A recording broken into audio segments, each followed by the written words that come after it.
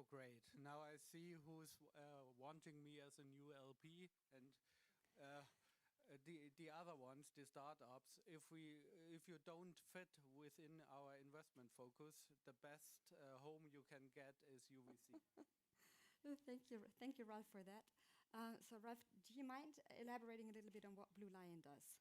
Yes, Blue Line, first of all, is the single family office of the Scherkuber family. Some of you might know our Scherkuber group, since one of the four pillars of the group is the Paulaner Breweries group, and therefore we are best known. But we are also one of the biggest developers and real estate investors in Germany, with cities where we invest, especially in Munich, but also in Hamburg and in Berlin. And I'm a little bit surprised to hear that we are not sustainable, but maybe, Bernd, we will discuss this later on. I said we have four pillars of the Scherkuber Group. We also are investing in the hospitality sector. Some of you will know the Arabella Group, the Arabella Hotel Group.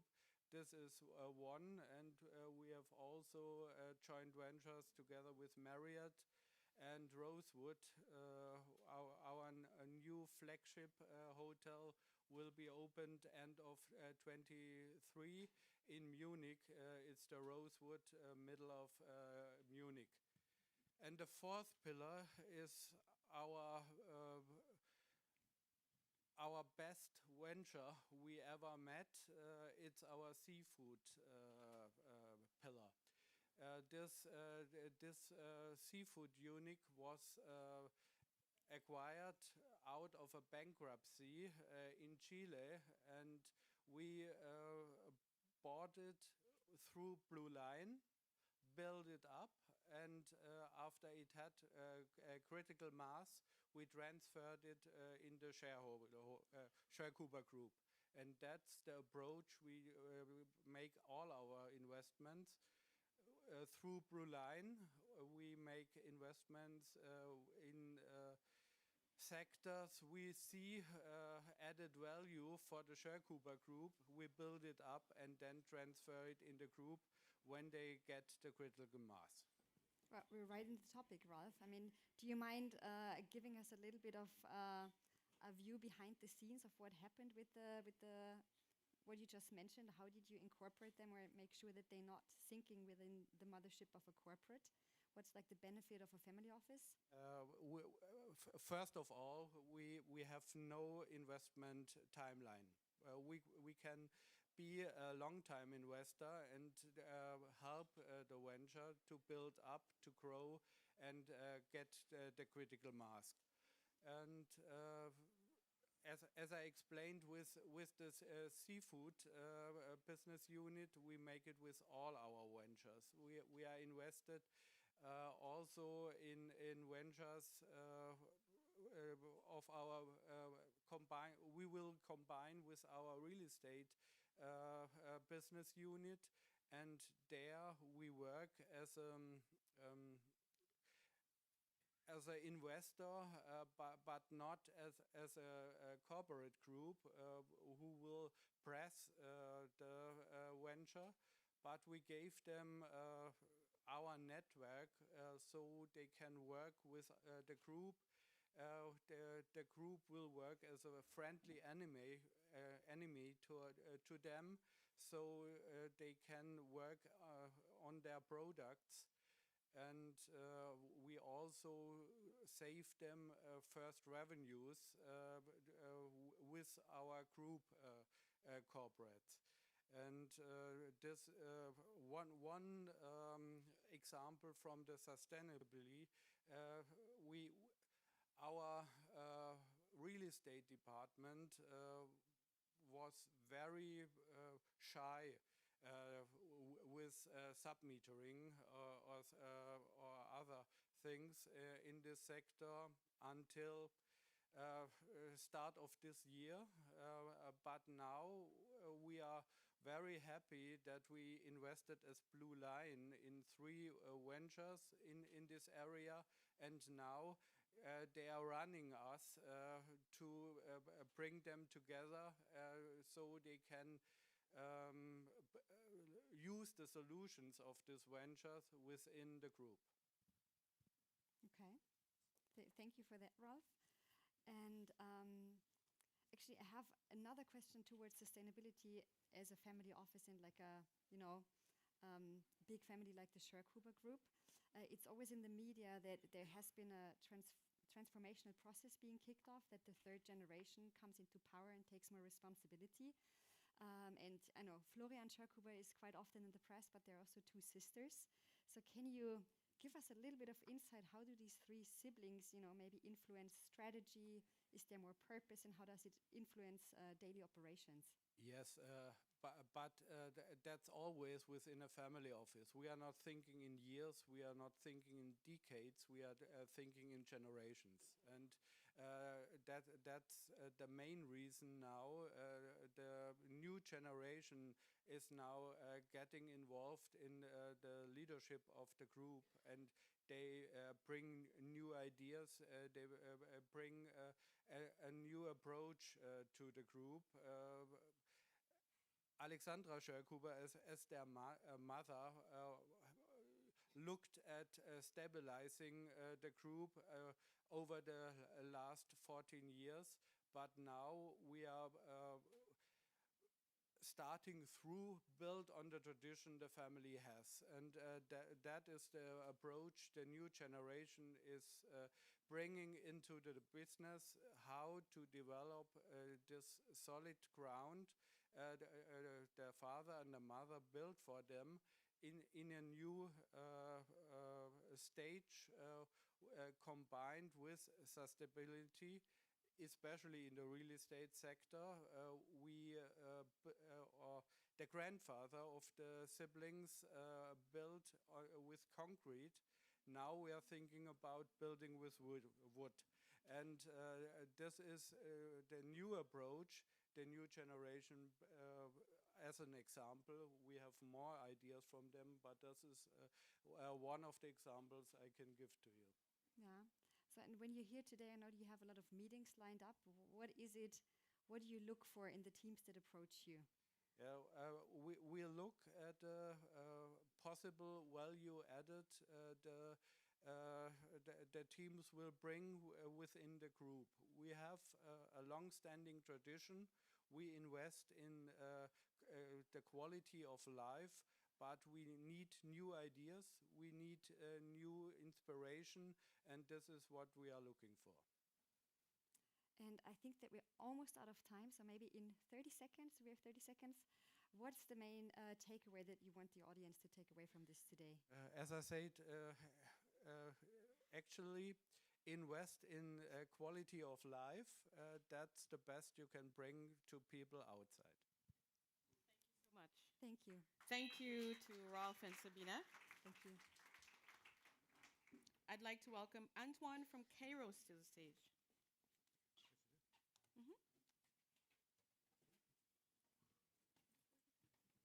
Good morning. Really happy to be here. Kairos is an environmental intelligence company that we created 6.5 years ago. We were formed in early 2016, just in the wake of the Paris Climate Conference, COP21, when the Paris Climate Agreement was signed. And we were struck at the time that countries were ready to commit to climate abatement strategies and goals, but didn't have the means to do that, to deliver, to implement their agreement, because they were lacking the metrics, the measurements, the data to guide climate action. So we set out to tap new sources of technology, new sources of information, to produce the kind of data that we felt was indispensable to achieve meaningful climate abatement targets, to deliver on climate goals. And today we have a fairly significant menu of products which fall in basically 3 main categories. One of the categories is climate impact, that is the measurement of the climate footprint of economic activity. We measure essentially emissions, including methane and carbon, CO2, and we measure in real time, using mostly satellite imaging, carbon sequestration through nature-based solutions, through basically forestry assets. We also measure climate risks, which is the risk exposure to extreme weather events like flooding or wildfires. And I'll get into that in a bit more detail in a second. And finally, we keep track of the energy transition itself, and we address transition risks. And that is essentially monitoring the deployment of new sources of energy, such as solar and wind, as well as the minerals needed for the electric transformation.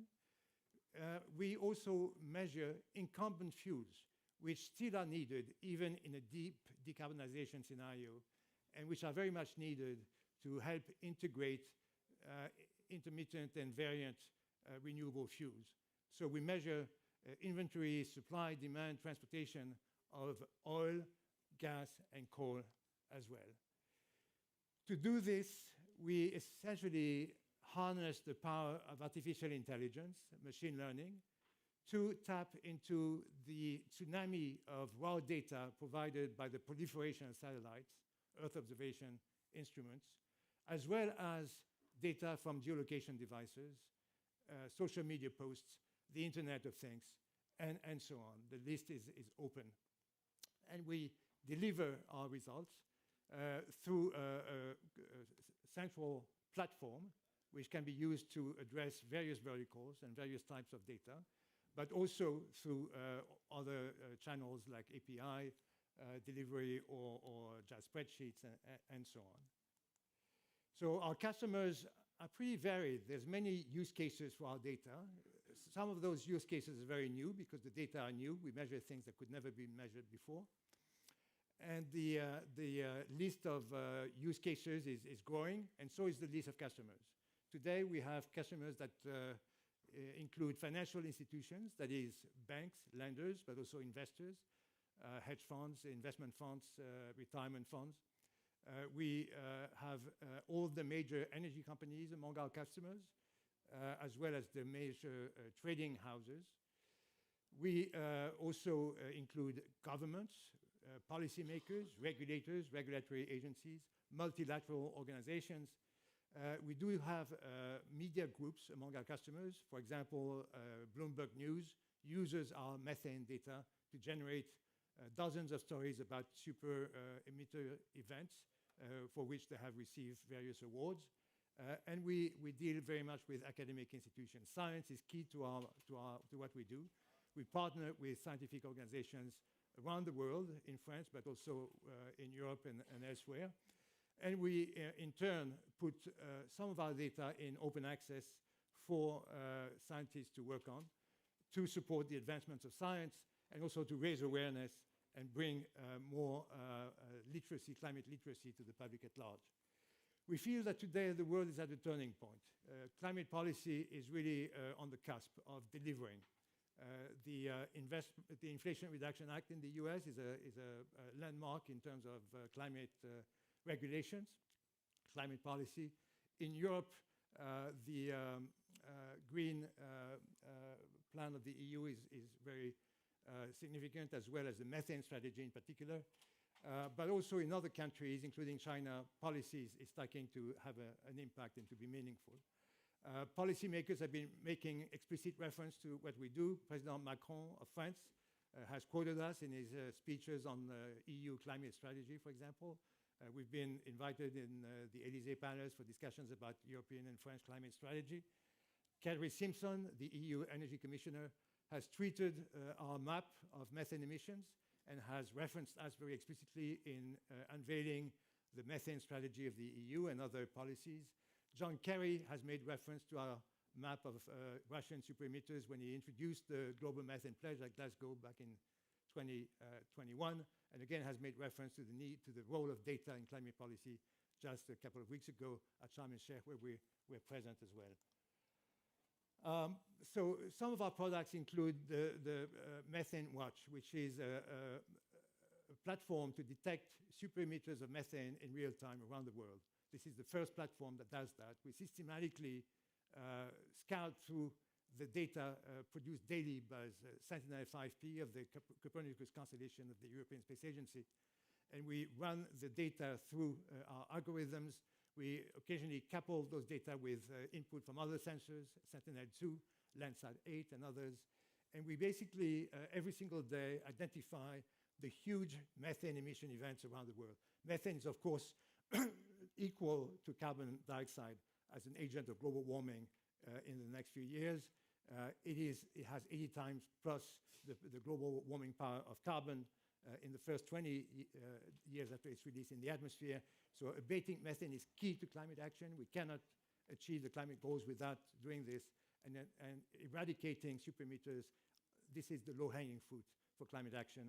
And this is what our platform makes possible. We also measure methane emissions at the basin level, including not just super emitters, but all sorts of emissions from the energy sector, as well as other sectors of activity. We also measure carbon dioxide. So we have a platform that tracks carbon emissions also in real time on a daily basis. This is key to help the carbon market grow. And we, for example, in the EU, we are able to assess in real time demand for carbon credits by tracking emissions from all the regulated sectors in the EU. Transportation, both ground and aviation, as well as electricity generation and industry from high-emitting sectors like cement and steel. This is something we do in the EU. We also do it in the US, in China, as well as now Japan and India, and we're starting to apply this capacity to other geographies as well. In terms of climate risks, as I mentioned, we monitor in real time the exposure of geographies to climate risks, including wildfires and flooding. And we do this using an algorithm and a model that combines more than 20 indicators to assess very precisely the risk of extreme weather events. Once an event happens, this platform can monitor the event in real time and can also assess the damages with a lot of granularity, again in real time, which is very useful for parametric insurance and for assessing premia for insurance companies and so on. Greenwashing is one of the key challenges of climate action, and there's been a few scandals in the carbon asset industry, exposing green carbon projects that were deemed to be worthless. Our technology monitors forestry assets as well. We monitor the height of the canopy, the diversity of species, the density of foliage, and the exact carbon content embedded in forestry assets, again in real time, in a non-intrusive way. And this helps developers extract more value from their projects. This reduces the huge risk that currently exists in climate assets, and that can really help jumpstart the development of nature-based solutions as a way to reach the climate goals. Finally, monitoring the climate risk is a key issue, the transition risks. We assess the development of solar farms in real time.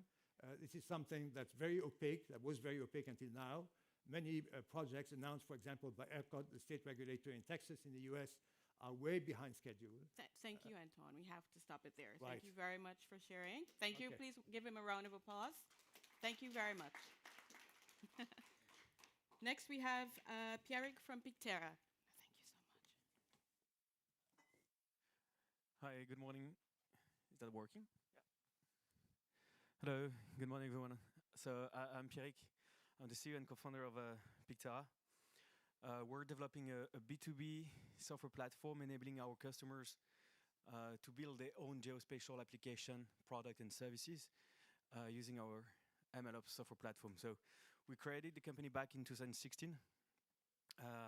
So far, we've raised 9 million-ish through 3 different funding rounds. We just closed the Series A round last week. It's pretty fresh. Just saying a few words on our vision. I think it's more than a vision now because we've been around for a few years. we have the conviction that every company in the next decade will become a geospatial-driven business.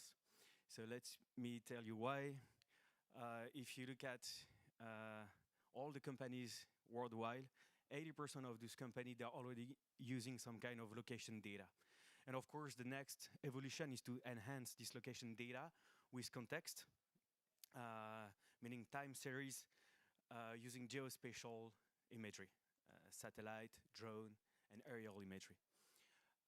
There is a powerful trend that is happening right now within the geospatial industry that is going around what we can call the commoditization of geospatial imagery. Just to give you, like few numbers, in 10 years, the price of satellite imagery has gone down by 6x, but also the spatial resolution of the data has improved drastically. So just to give you an example, when we started a few years ago, the best resolution available was around 1 meter. Now you can get satellite imagery at 30 centimeter resolution. And also the temporal resolution is also definitely way better than it used to be. So you can get, nowadays, you can get an image, like several images per day of the same location on Earth. And the next evolution will be to have almost like a live stream of very high resolution imagery coming back from space to Earth.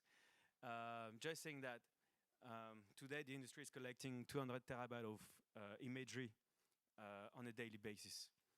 So the market that we're addressing, worth approximately 300 billion, is made of three segments: the Earth observation segment, GS and spatial analytics, and finally MLOps. So Picta is really like kind of going after those three different segments. Where do we position ourselves within the value chain? Apologize for this slide, that's a bit technical. But let's say that if we look at the what we call the upstream part of the value chain, which is made of all the imagery providers, Planet, Maxar, Airbus, and so on, that are basically building, launching, and then operating the satellite to collect the imagery. This is what we call the upstream. Then there is the downstream part of the value chain, which is about like building products, services, application, leveraging geospatial imagery. And Picta, we stand like strategically in between the downstream and the upstream parts. With what we call the geospatial MLOps. So our job is to make the development of application services relying on a deep learning algorithm, frictionless, fast, cost efficient. Just to give you an idea of how it looks from a user and a customer perspective, so we can ingest, the platform, the software platform can work with any type of Earth observation data, satellite, aerial, and then our customers, they will train and deploy and manage their own algorithms that are eventually used to detect object patterns or detect changes within satellite imagery.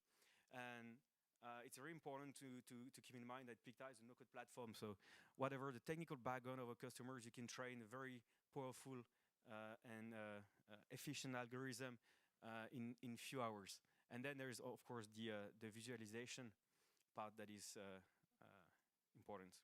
So our job is really to kind of, support, companies to become geospatially driven, and we're enabling new use cases among across different industries. So, FMCG start to get some really interesting traction, mining, construction, and civil engineering. So it's gonna be big. Just a few examples of the type of customer that we have and what they're doing with Pictera.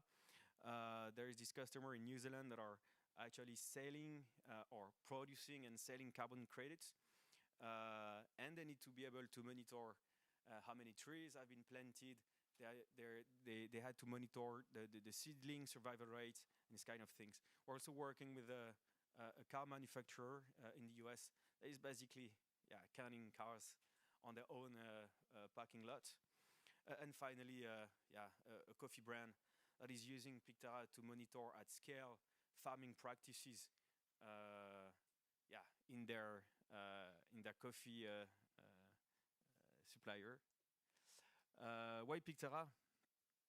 That's a bit time to show off. So we believe, it's not a belief, but we're 90% less expensive than any other services on the market.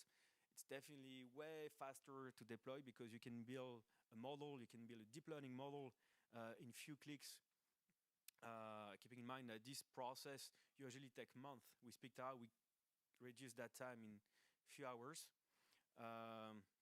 Also, you probably have heard about this, the training data challenges when it comes to AI, because an algorithm needs to be trained.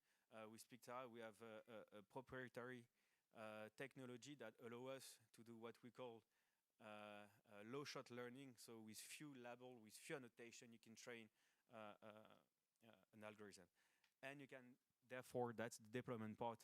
You can deploy the algorithm that you have created at a country scale, and it will take few hours because we also provide the processing infrastructure to do so. Looking at how the business is growing, so we're in kind of an interesting growth here. Gonna end up the year with this quite interesting multiple in our AR. We're serving around 100 of customers worldwide, and we've been asked to do this exercise, but we believe that a quarter of our customer base is participating to reducing the carbon emission. And that's it. Thank you very much. Before you run off, our next speaker here from Day1 Networks. There you are. Okay. Thank you very much. You're welcome. Pierrick. Please welcome our next speaker, Day1 Networks. Karsten. Hi. Well, my topic is about ultra-early detection of wildfires. Day1 is about connecting the natural world with technology and protecting it, in particular the forest. We're an impact for profit, so our main objective is to protect the environment, but to do that profitably at the same time. So we always do both. We've chosen wildfires as the main objective initially because there's so much impact as well as so much business potential at the same time. So it's a low-hanging fruit with massive impact. Most people don't know that wildfires cause between 6 and 8 billion tons of CO2 emissions. That's about 20% of the global emissions worldwide, about the same amount the entire traffic puts into the air each year. So if we can reduce wildfires, we might have more impact than electrification of traffic. And that's actually our mission. In particular, because 80% of wildfires are caused by human activity. So there's something we cause, means also we can stop it. A huge impact on biodiversity, which we can stop by preventing wildfires. We're losing more than 3 billion animals in wildfires. And fortunately, ironically, you can say wildfires are also a huge financial problem with more than 140 billion damages globally. And counting. Now, fortunately, I'd say, because that enables companies like Day1 to create a profitable business model, protecting the environment and making money at the same time. So obviously, there is a huge problem. It needs to be addressed. And fortunately, there are many companies and products and services being looked at. There are satellites looking down from space by NASA, by ESA. There are even startups doing own satellites for detecting fires. And that's all good. There are cameras. There must be like 50 camera companies that detect wildfires with optical systems. And they all make sense because there is no single silver bullet that will solve this massive problem. Now, what we want to do is we want to complement these optical and satellites and cameras with something we call ultra-early detection of wildfires. We want to detect fires in the first 60 minutes after someone throws a cigarette, when the fire is still small during the smoldering phase, and therefore enabling the firefighters to extinguish a fire when it's still small and easy to extinguish, whereas optical systems often take hours or even days sometimes to detect a fire, and the fire is often too big to be extinguished at all. So time is really of the essence. What we've created is a product we call SilverNet. Silver is Latin for forest, and net is the network. So we're building a network in the forest, and we're putting sensors into that very forest to protect it. Since we're a hardware company, I actually brought hardware. So this is one of our sensors. We're manufacturing 10,000 units this month, scheduled to do 230,000 units next year. We've just placed a purchase order for the hardware for this. We've received purchase orders for 7,000 units already. We're planning to run 230,000 next year to really cover large areas with this. This is like a digital nose we place into the forest, and it can smell a fire using built-in machine learning to prevent false positives. So we can detect a fire and distinguish it from a diesel truck driving by. Now the problem in the forest is you cannot connect anywhere, right? You remember when you go into the forest, no mobile network. Now we create a network in the forest. For that we have our gateways, again solar powered, which we place into the forest into a large scale mesh network, enabling digitalization of the forest environment. So we're like the AT&T of the forest, if you want, with a killer application to protect it from wildfires. We also have a cloud-based application where we're doing the device management and monitoring and alerting. A key thing from a technological perspective and USP, and we're trying to protect the hell out of it with patents, is our large-scale mesh network. So we create very large-scale solar-powered, off-grid telecommunications networks in the forest, which is the first because nobody does that. We found a business model and a product and technology that enables very large-scale IoT network infrastructure specifically designed for the forest. Of course, everybody asks, well, how many sensors do you need? And our products are really cheap. We sell them at 48 euro a sensor. And yes, we need a lot of them. We need about 1 per hectare, which means a lot if you've got a country like Germany, about 11 million hectares of forest. But we don't need to put a sensor into every hectare because 80% of wildfires are started by humans. So we only need to put sensors where there are humans, like along a road, for example, where people throw a cigarette or do other stupid things. So that reduces the number of sensors we need dramatically while retaining effectiveness of the system. We're focusing obviously on ultra early detection of fires. That's a clear, unique value proposition, I think. We get much faster, we can prevent the damages and the issues arising from it, but we want to do more. We want to do health and growth monitoring to actually become the digital backbone of the forest, to protect the forest, to measure it while it grows, detect soil moisture, detect chainsaws. So we can do much more once you have a digital network infrastructure in the forest, and that's what we want to do in the roadmap moving forward. We're selling the hardware through resellers in a reseller infrastructure. So we've got about 15 resellers globally in Europe and the US, selling them for about 48 euro. And then we've got an ARR with an annual revenue for accessing the cloud platform and maintenance and support. We're selling to private forestry, to municipalities, and to utility companies because, you know, electricity companies, power line transmissions create a lot of fire and really damaging ones. And we've got about 15 customers so far, pre-orders for about 7,000 units of the 10,000 manufactured this year. And we just yesterday received a purchase order from CAL FIRE, which is huge for us because that's the honeypot where we need to go in California, the fire department effectively. Our target this year is we're just starting to sell the product, about 400,000 revenues this year, about 4 million euros revenue next year. We're selling through resellers and aiming for profitability in 2024. We just closed a Series A round in 2020, about 10 million euro. So we've got funds to grow and build with our 30 people located in Berlin. We still have firepower with authorized capital, so if there are investors that will still want to join the party, please speak to me. We're growing and we've got a huge potential ahead of us.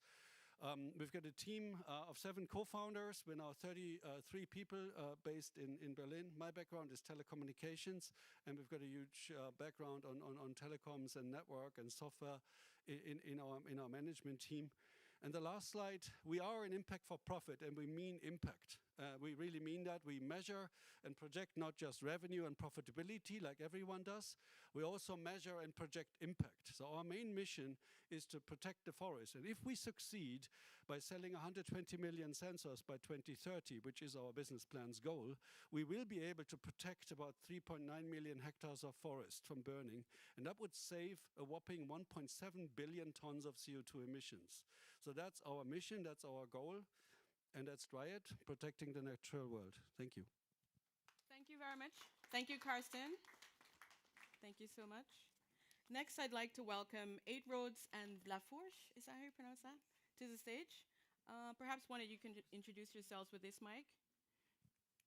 Hey guys, I'm Michael with 8Roads Ventures. global venture capital firm focused on investing in scale-ups. I'm part of our London team focused on European investments, and then we have teams in India, Japan, China, and the US.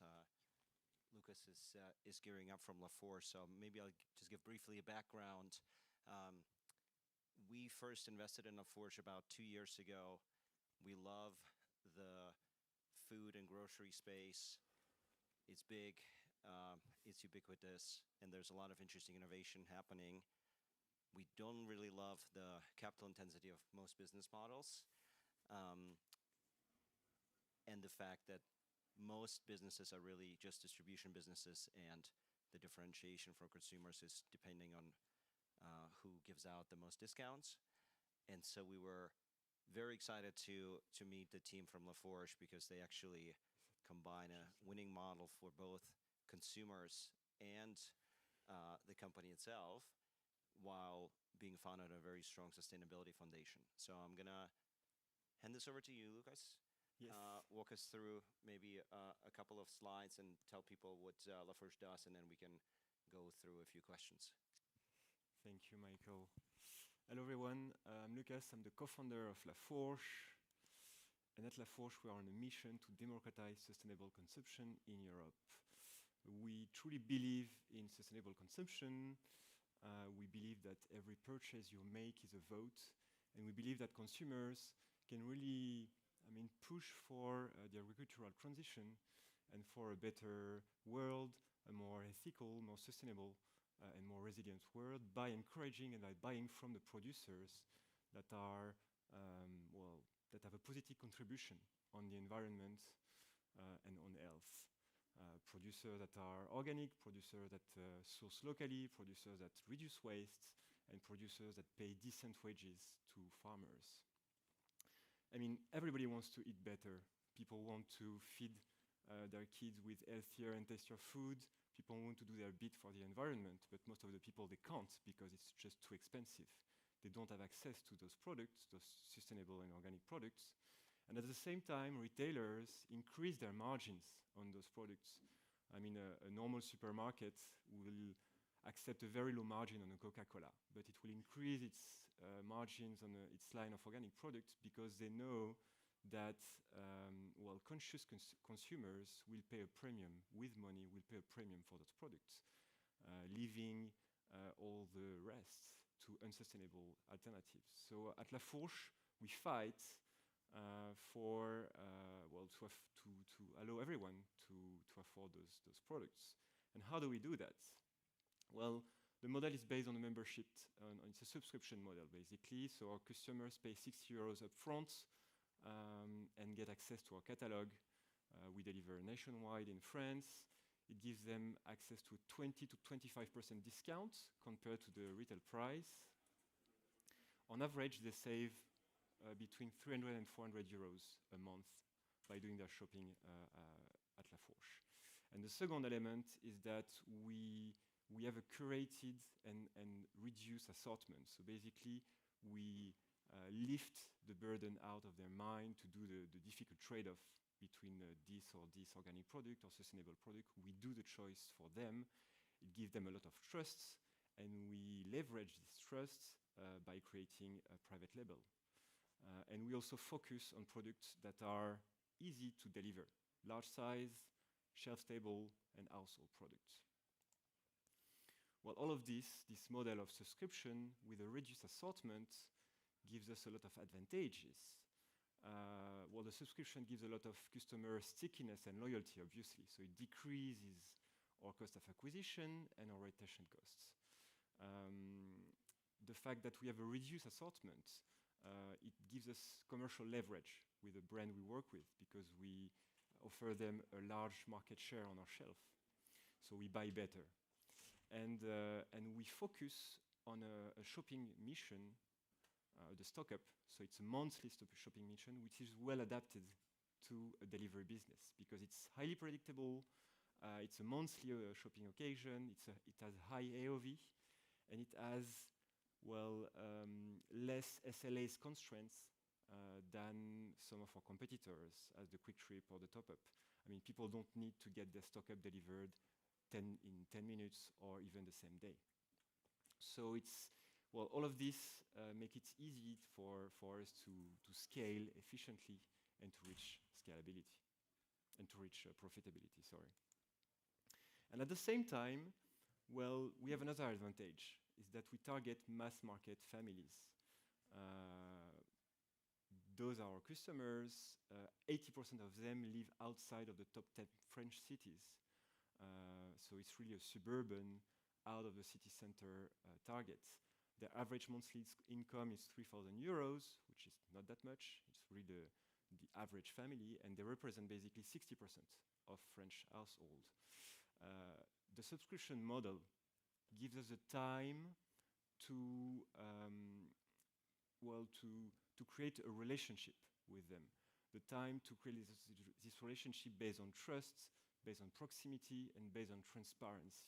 And in return, they love us. We have a 66 NPS, 4.8 Trustpilot score, and they also do trust our brand. I mean, 30% market share on our own products, while it only represents 5% of the assortment. Well, the model is working. We have a strong and profitable growth. We went from 9,000 members to 70,000 members in 3 years, sent 320,000 orders in 2022, and we're also best in class in retention. I mean, the usual retention for e-grocery, the year 1 retention is 30%, meal kits is 20%. At La Fourche, we have a 65 retention after a year. The year 2 and the year 3 retention is also very high, above 70%. Well, let's talk a little bit about ESG, because that's why we are here. We truly have a systemic approach on ESG. I'm going to take only 4 examples. The first one is a focus on our private label brand. It's the first European brand that is co-created with the customers based on price and environmental impact. So what does it mean? Basically, for each one of the 180 products that we created, we launched a questionnaire. So we are asking our members to answer questions about the main features of the products. The origin, the composition, the type of agriculture, is it traditional or a bit more industrialized? The type of packaging, etc., etc. So they vote, and for each one of their votes, they see live on the website the price varying, but also the carbon footprint.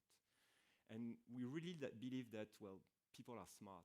When you give them full transparency and you explain to them what are the consequences of their choices, well, they do opt for the better option, taking into account, obviously, their wallets, but also their environmental impact. We have 2,000 people answering on average to those questionnaires, so it's a pretty big success, and we launch 180 products. Another focus, another example on transparency. I don't know if you heard about that. It's the EcoScore logo. It's the first environmental footprint indicator that was launched in Europe. We created it with 10 other companies and NGOs.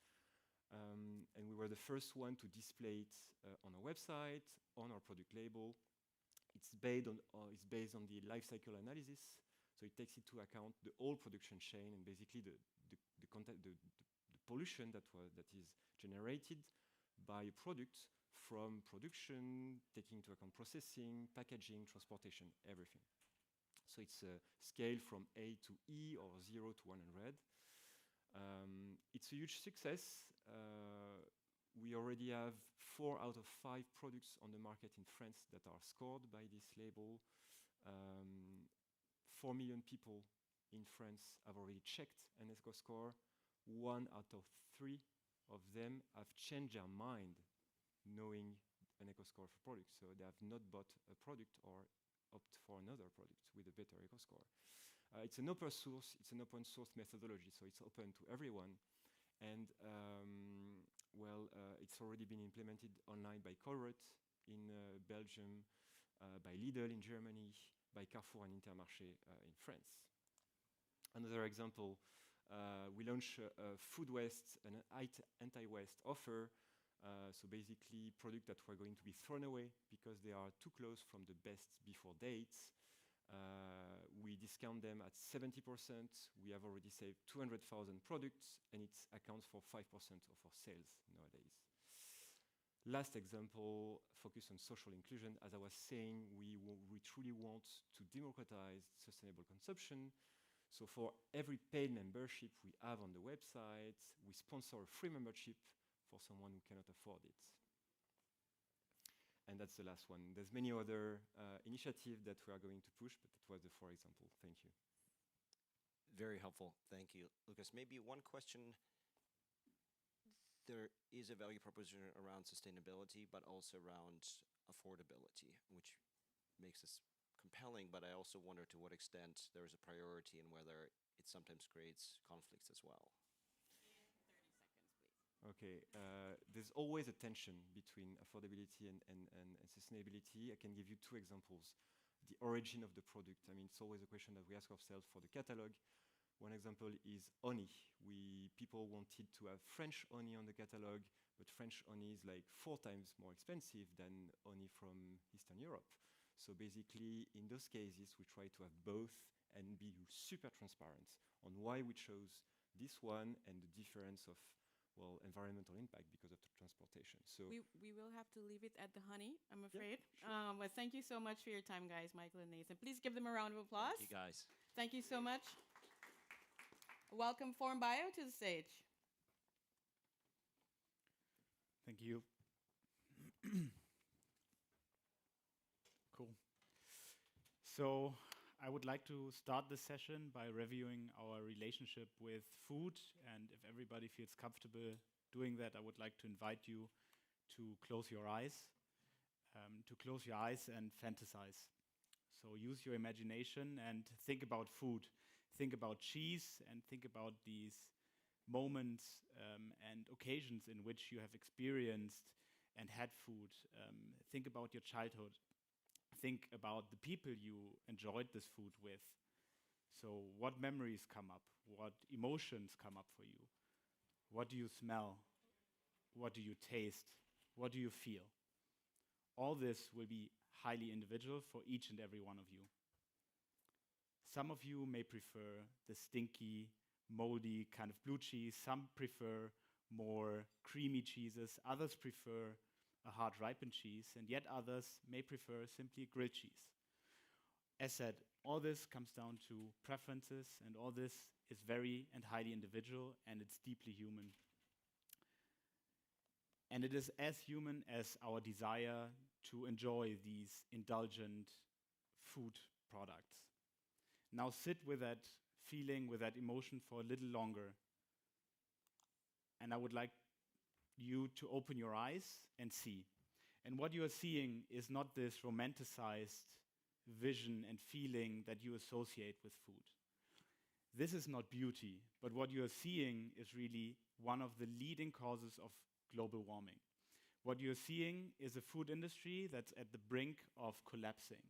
We've just experienced one of the driest, hottest summers of all time around the globe.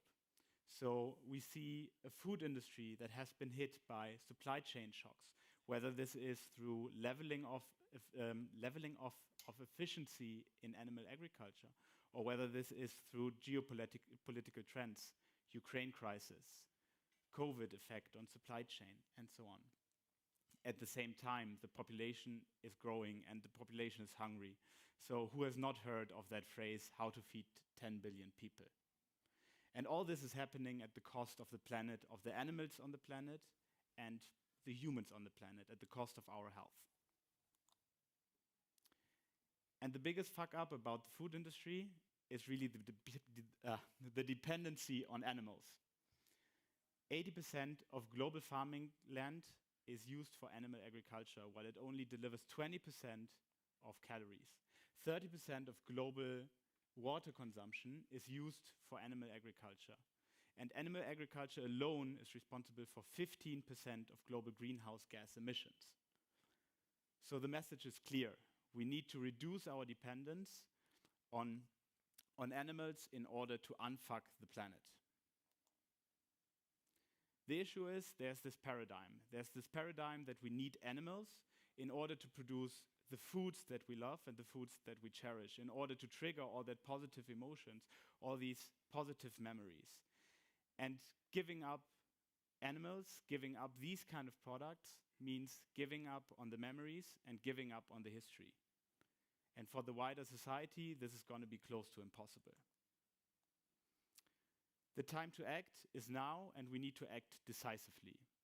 So the dairy industry, it's alone is emitting 4% of global greenhouse gas emissions. If you compare that to the aviation and shipping industry, that is more than both combined. So we need to break up with industrial dairy, and we need to break up with that paradigm that we need animals in order to produce the food products that we love. But how are we going to do it? And the solution is the microorganisms. So instead of cranking cows into cages, taking the calves away and feeding them with South American soy, we teach microorganisms to do the jobs of cows.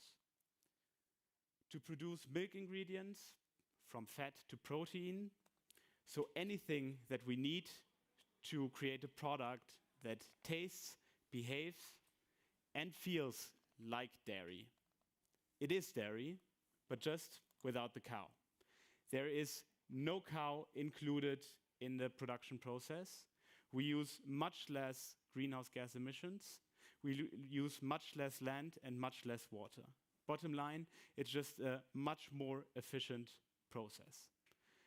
Now, this is not a future fantasy or things we are dreaming of, things we are imagining, but this is already a reality today. And if this video plays, then you can see what the reality actually looks like.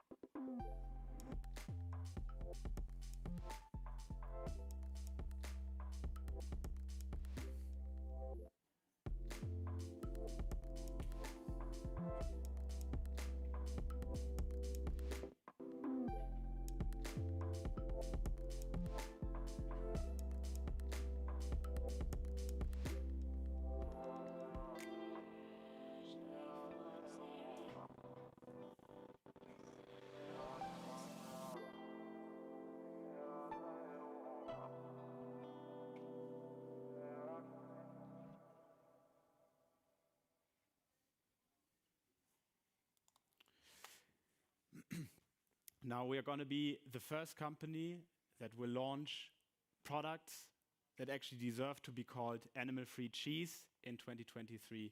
We are going to launch a wide variety of products, anything from a fresh cream cheese to like an aged and ripened hardened cheese, to anything that is molded like a white soft cheese or a blue cheese.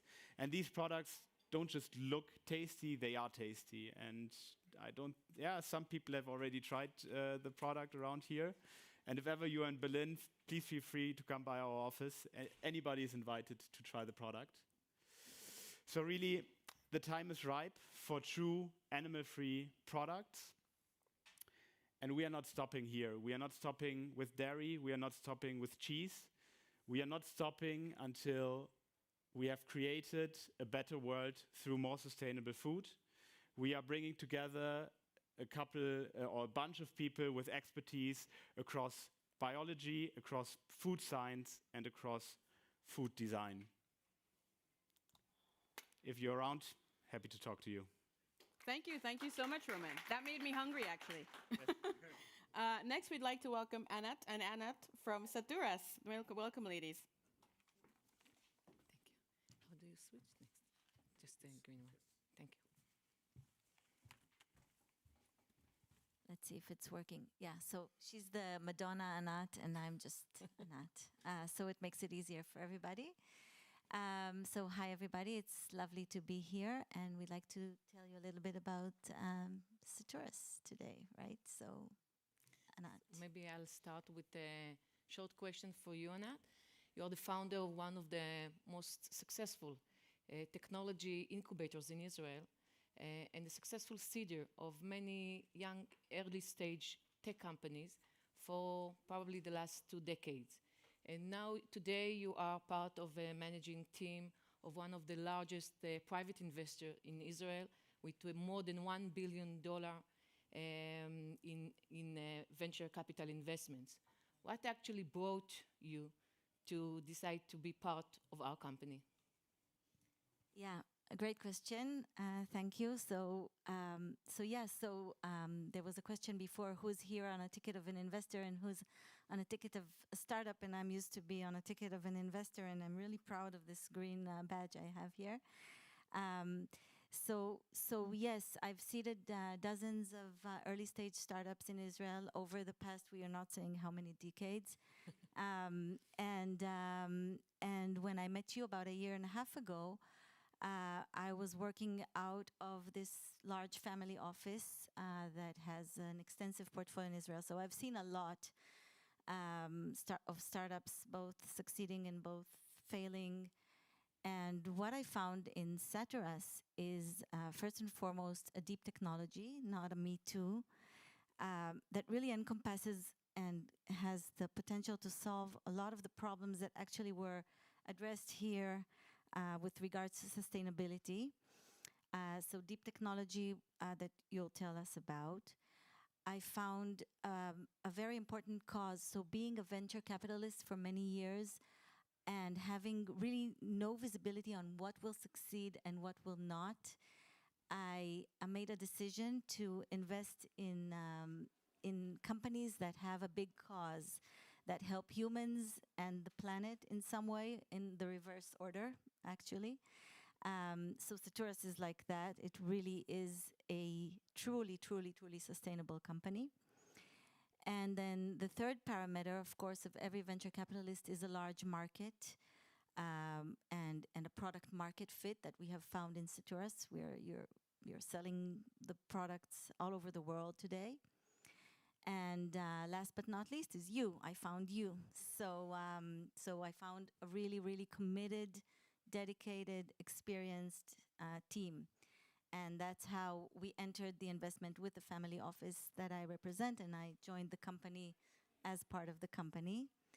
And maybe now it will be your turn to tell us, you were a CEO of a large company, Veolia, which is a multinational, and you were the CEO of that company. And then all of a sudden, from your big position, you decided to found a company out of nothing, and you've been leading it for the past 10 years, maybe a little more. Who's counting?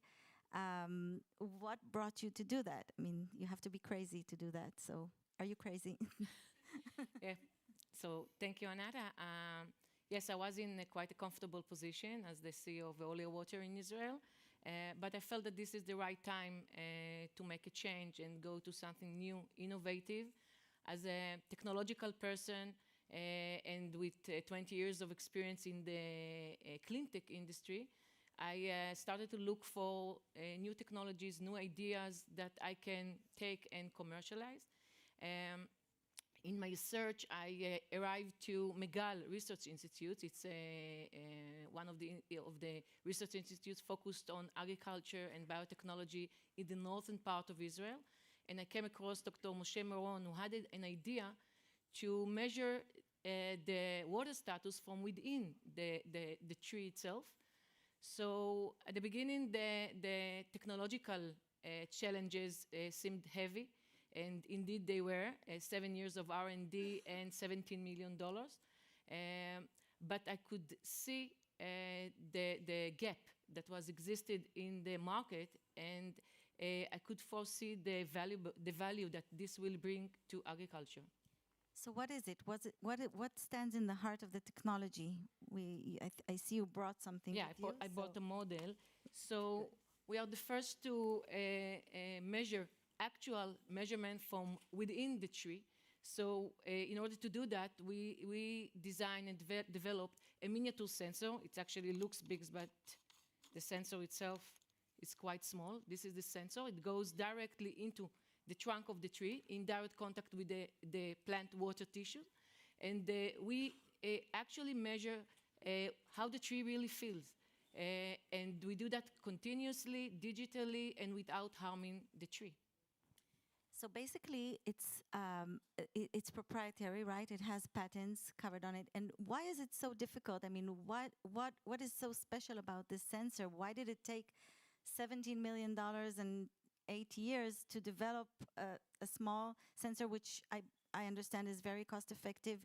You want to put it on representative trees and in different crops, right? And then therefore help farmers and growers and large corporates like Mondelez and others who were mentioned here earlier manage their crops. So what's the specialty about it? Why is it so special, and why is it so encompassing? Why can it give all the solutions in one system. All in one?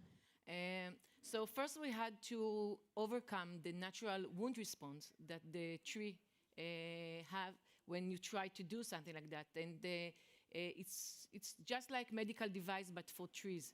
So we developed some techniques to do that. And then it's a system. We collect multi-source data, weather data, soil data, and others.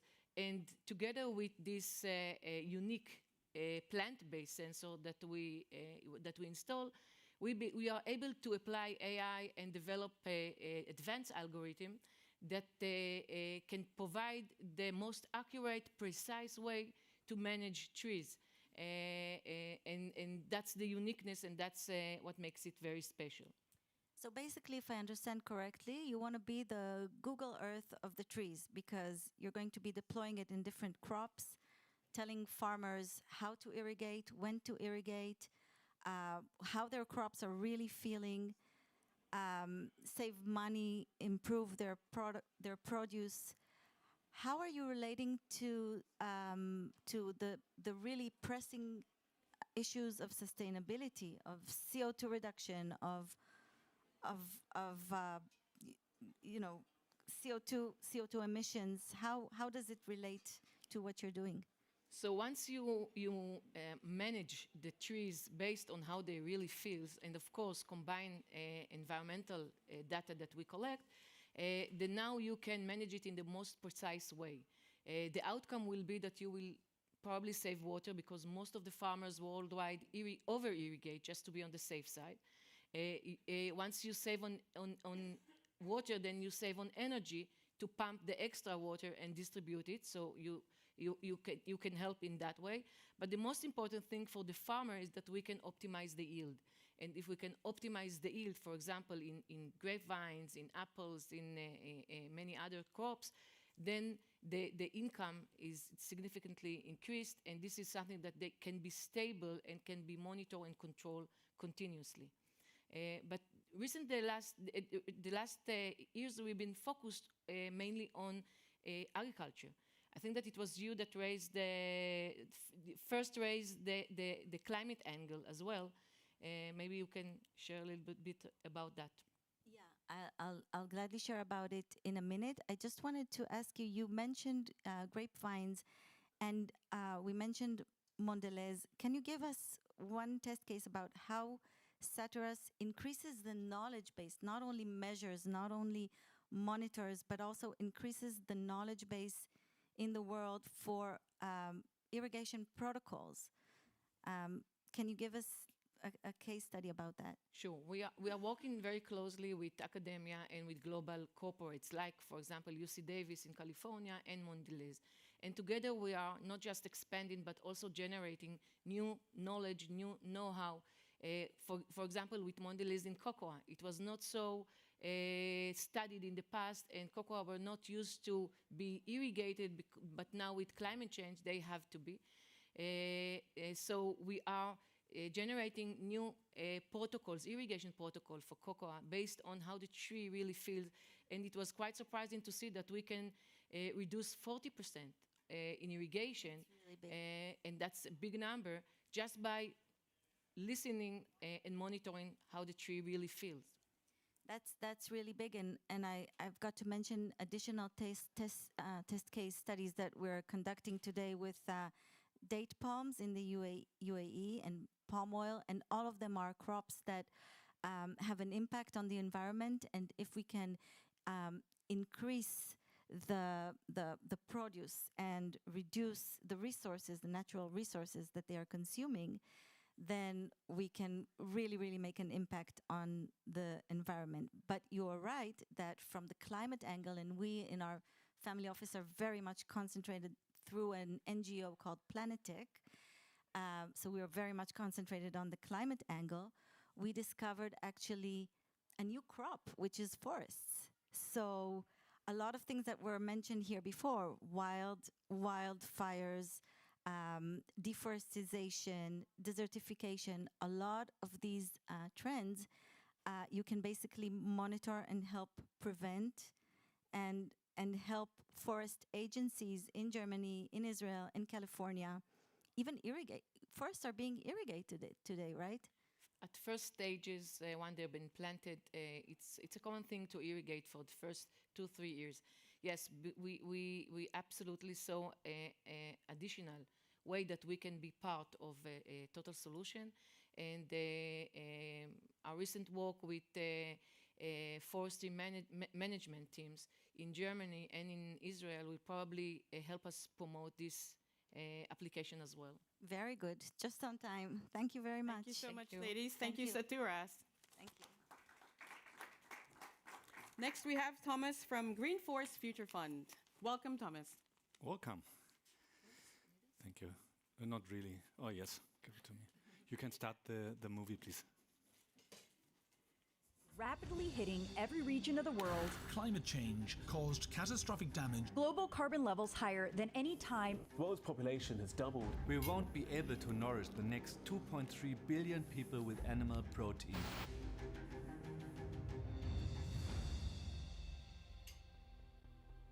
At Greenforce, we are working on providing the protein supply for the future. The conventional food industry consumes huge amounts of water, land, and is responsible for 26% of the global greenhouse gas emissions. Plant-based food therefore holds great potential.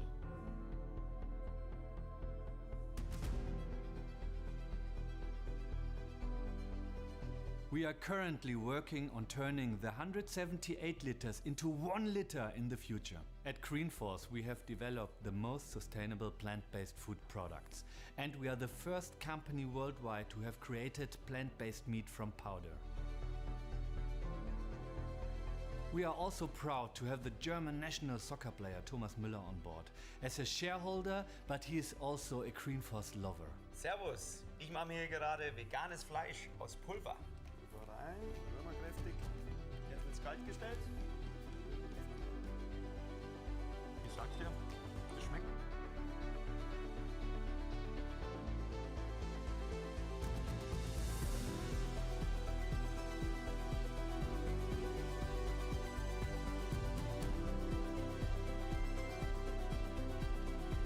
We have expanded our range to include fresh products. One of our latest innovations in this category is a fresh vegan egg.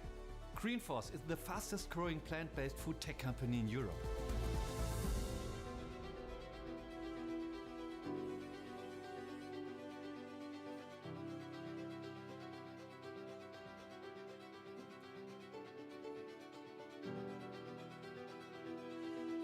We are ready to provide enough protein for the next generation.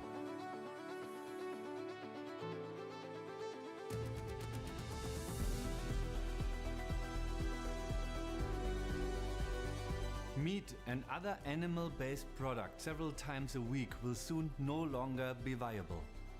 It should go back to being a treat that we enjoy consciously, inspiringly, and, you know, in my words, bring back the Sunday roast.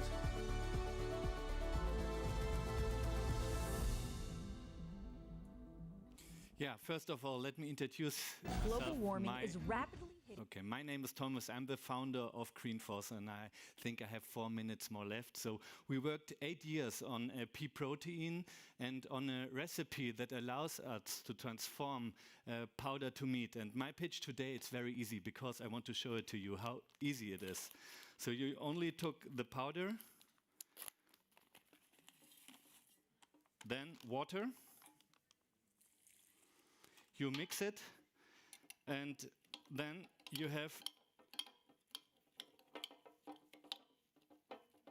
like minced meat for a burger. It's so easy. Last year we sell 1 million packages in Germany. We are in 8 countries, and we developed the most sustainable plant-based food in the world. And the best on my pitch is that you can try the product. Thank you very much.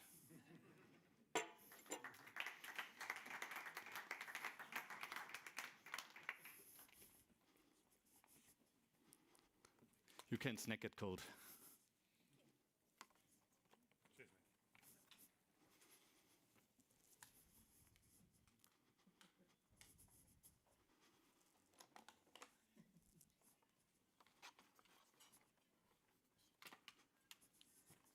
So I'm finished.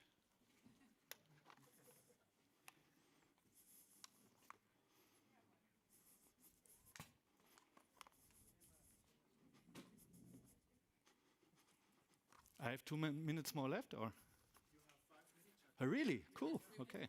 Please.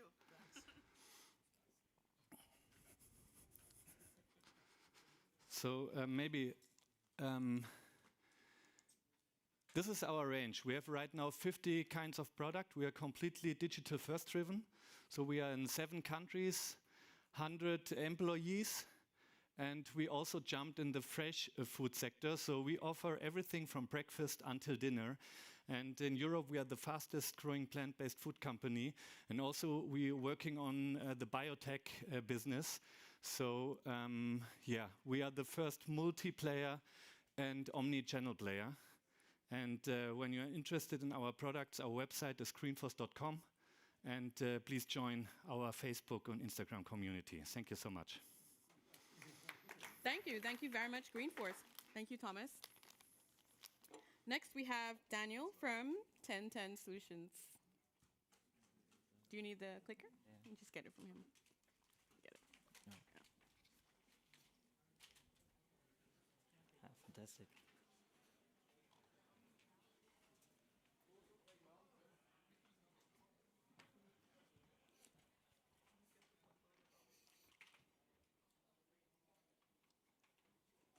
Hi, I'm Daniel, co-founder of 1010 Solutions.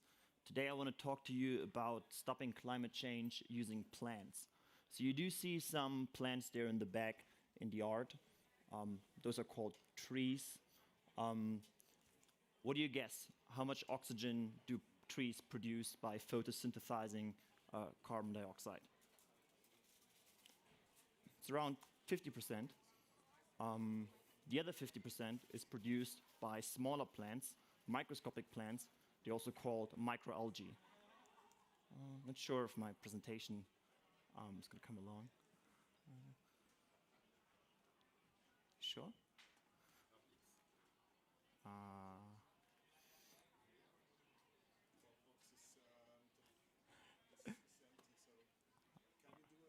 Sure.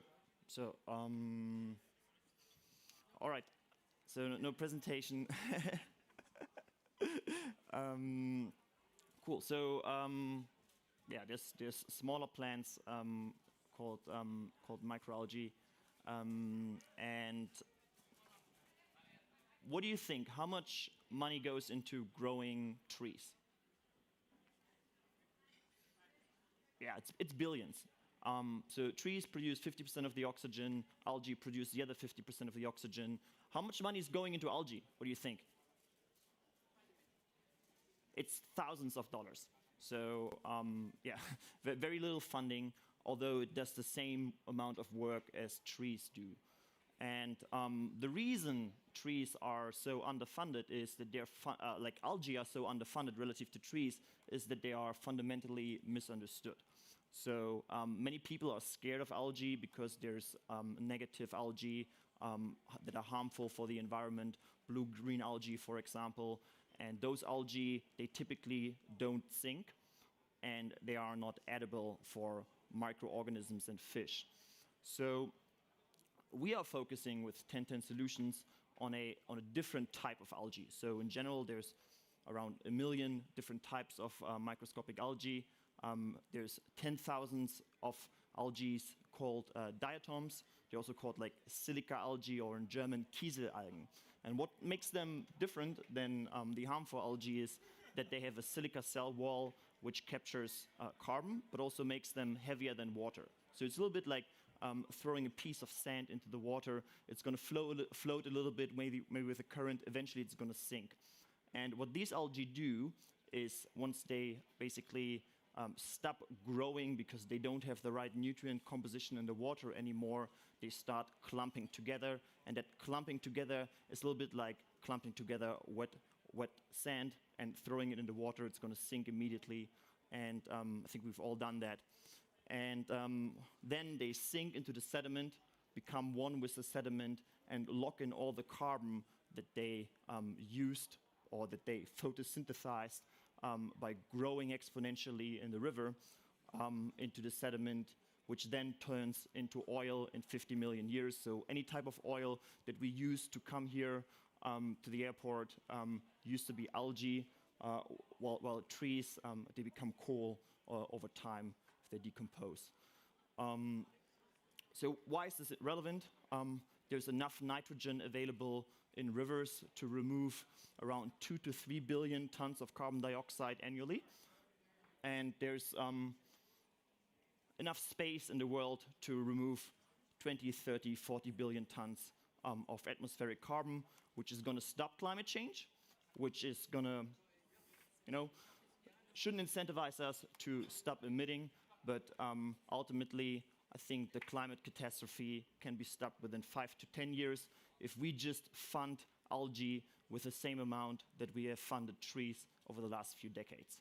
So my company is doing that already. We operate in very long and very polluted rivers that flow very slowly in India, in Pakistan, in Bangladesh, in Argentina, and Mexico. And we've removed more carbon there than the entire direct air capture category combined, at a price lower than any other competitor. Production price less than $5. Probably we can get that down to 50 cents over time. We can scale this. There's, again, around 60 million tons of excess nitrogen available to grow the right kind of algae, the beneficial algae. And if we just follow that path, in 5 to 10 years, climate change is done.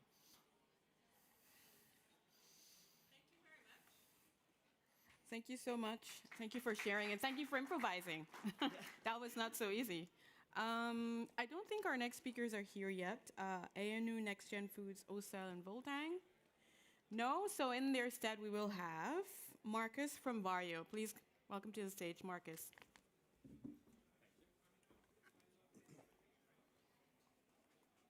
Do you want to use a handheld mic? It's quicker. Second. Do you want to use a handheld? It's quicker. No? I don't know. I can bring this up. Okay.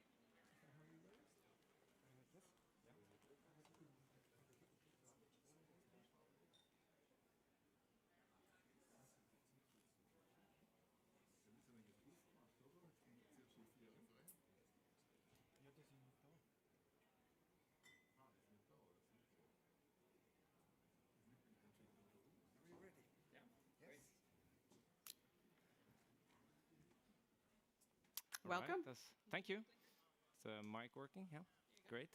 Thank you. Hello, everyone.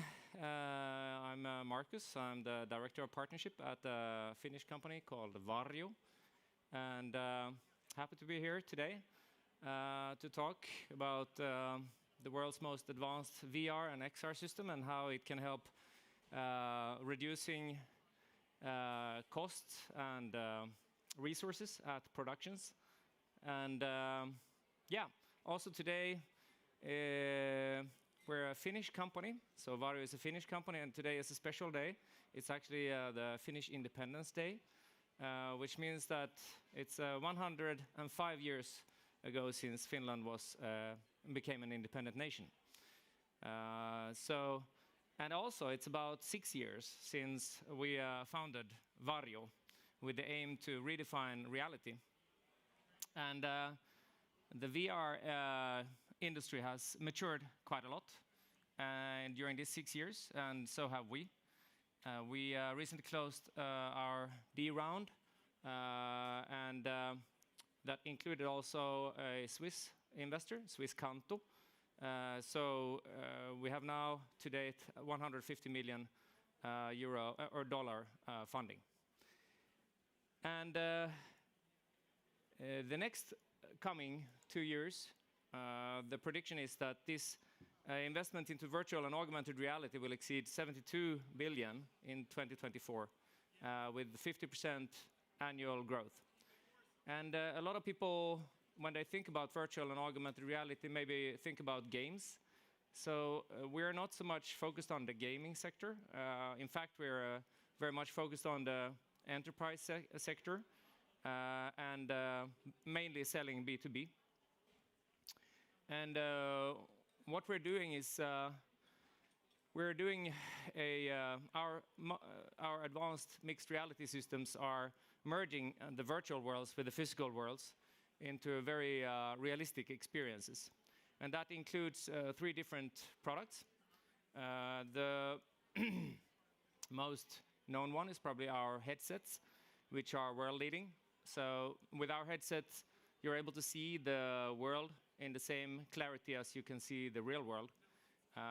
That's using a human eye resolution screen, so it has the same resolution as your eyes can see. And they also feature mixed reality cameras that makes it possible for you to see the real world. The second category of products is our reality cloud, which allows you to do rendering of complex data in the cloud and basically meet and collaborate with others in the cloud, and offloading the heavy rendering that you need on a PC to happening in the cloud. The third one is a service that lets you teleport into virtually into a real location. It could be, for example, a meeting room like here, or any other physical location. So the headsets that we produce, you have the range of them here. On the left side, we have the VR3, which is featuring our human eye resolution screen. It has also built-in hand tracking. And in the middle, we have the XR3, which is the flagship product. This one is featuring the same display technology as the VR3. So it has human eye resolution, but it also has 2 cameras in the front that can capture the real world in very high resolution. And the third one is the Aero. The Aero is meant as a entry segment for B2C. It's our first step into a B2C segment, and it's targeting flight simulator enthusiasts. So the VR3 is targeting around $5,000, XR3 is around $8,000, and the Aero is around $2,000. And these high-resolution screens is really what is needed for when you want to see clarity. So, for example, we're selling a lot of devices for pilot training, so that you don't have to fly a real plane and train. You can actually more efficiently train in virtual reality than you do with a real plane, because you can practice the maneuvers over and over again. And here you see the sharpness in our headset that is compared to a Valve Index headset on the right and our headset on the left. These are shot from inside the headset, so you can clearly see that you can read the text and read all the numbers and dials that you need to pilot the plane. The second feature of our headset that I mentioned earlier is the mixed reality functionality. That is the cameras in the front of the headset. This is really quite different from what's known in the world outside of Vario. Like if you think about augmented reality headset, normally they're optical see-through. So that means that you have a glass that you see through, and then you project something on the screen. So that typically gives something like the picture on the left side, something with limited field of view and quite semi-transparent. Whereas it's in our case with the XR3, the object is clearly there. It's fully opaque, and you can see the reflections and the lines in the car. And to be able to do this, we have a number of patents, about 100 patents already in these families and counting. So one is the area of human eye resolution and optical systems, where we have a lot of patents. Second is the eye tracking algorithms. So we built our own eye tracking that is needed for high resolution rendering, where you basically have a high resolution area which moves where you're looking. So we built in eye tracking inside our headset ourselves. The third one is the mixed reality systems, which is using video pass-through with very low latencies, down to 20 millisecond latency. And then fourth one is the IP around cloud rendering and transportation of high amounts of data. We're selling already in 40 markets, and we're growing. We have our headquarters in Helsinki. And you can see some of our value-added resellers here and some of our partners. And these are two examples on the customer verticals that we work with. We are basically 12 out of 15 top aviation companies in the world are using Vario's headset already, and the rest of them are Chinese. And in the car segment, we have 15 out of 20 top automotive companies in the world are using our headset as a gold standard in their design work, and the rest of them are Chinese. It's because we are not selling in China.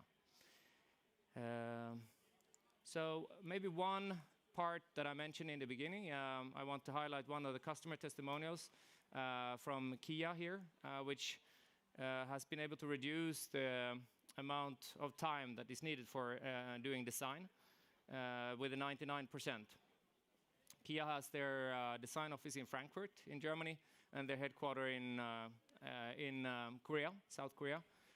And instead of flying people from the design office to headquarters, they're now able to kind of collaborate in a shared environment in virtual reality, take decisions, point at things that they want to annotate, and make consensus by meeting in virtually.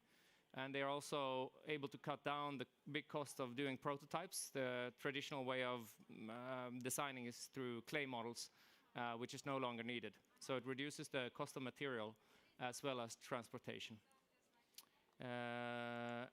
That's what I had to say. So thank you so much for listening, and I take some questions if you have. Thank you very much. Thanks. Does anyone have some questions? Or I think we can take one question. No? I have a question. What are your competitors? What's the competitive environment like for your headset? We are traditionally in the flight segment. We are competing against dome simulators, so traditional big domes where we are a very cost-efficient competitor.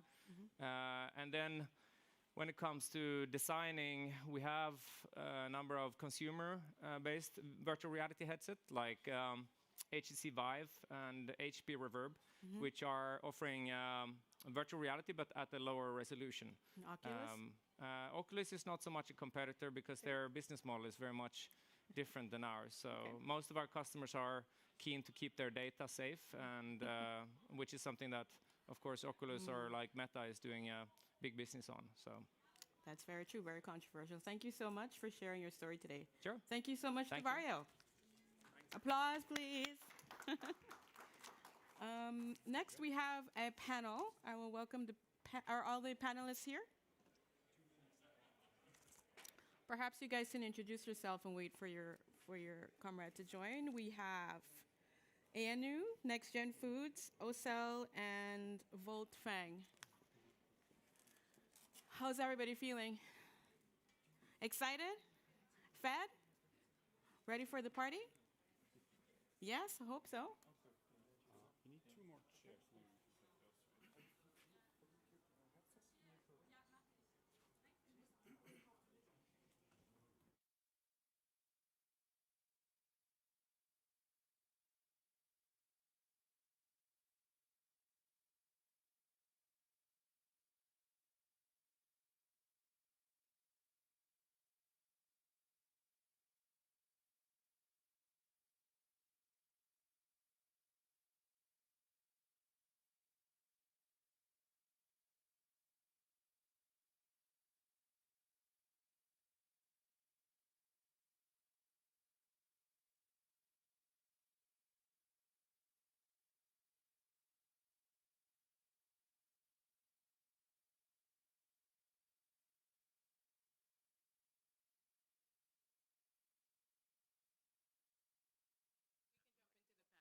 Everyone, my name is Mark.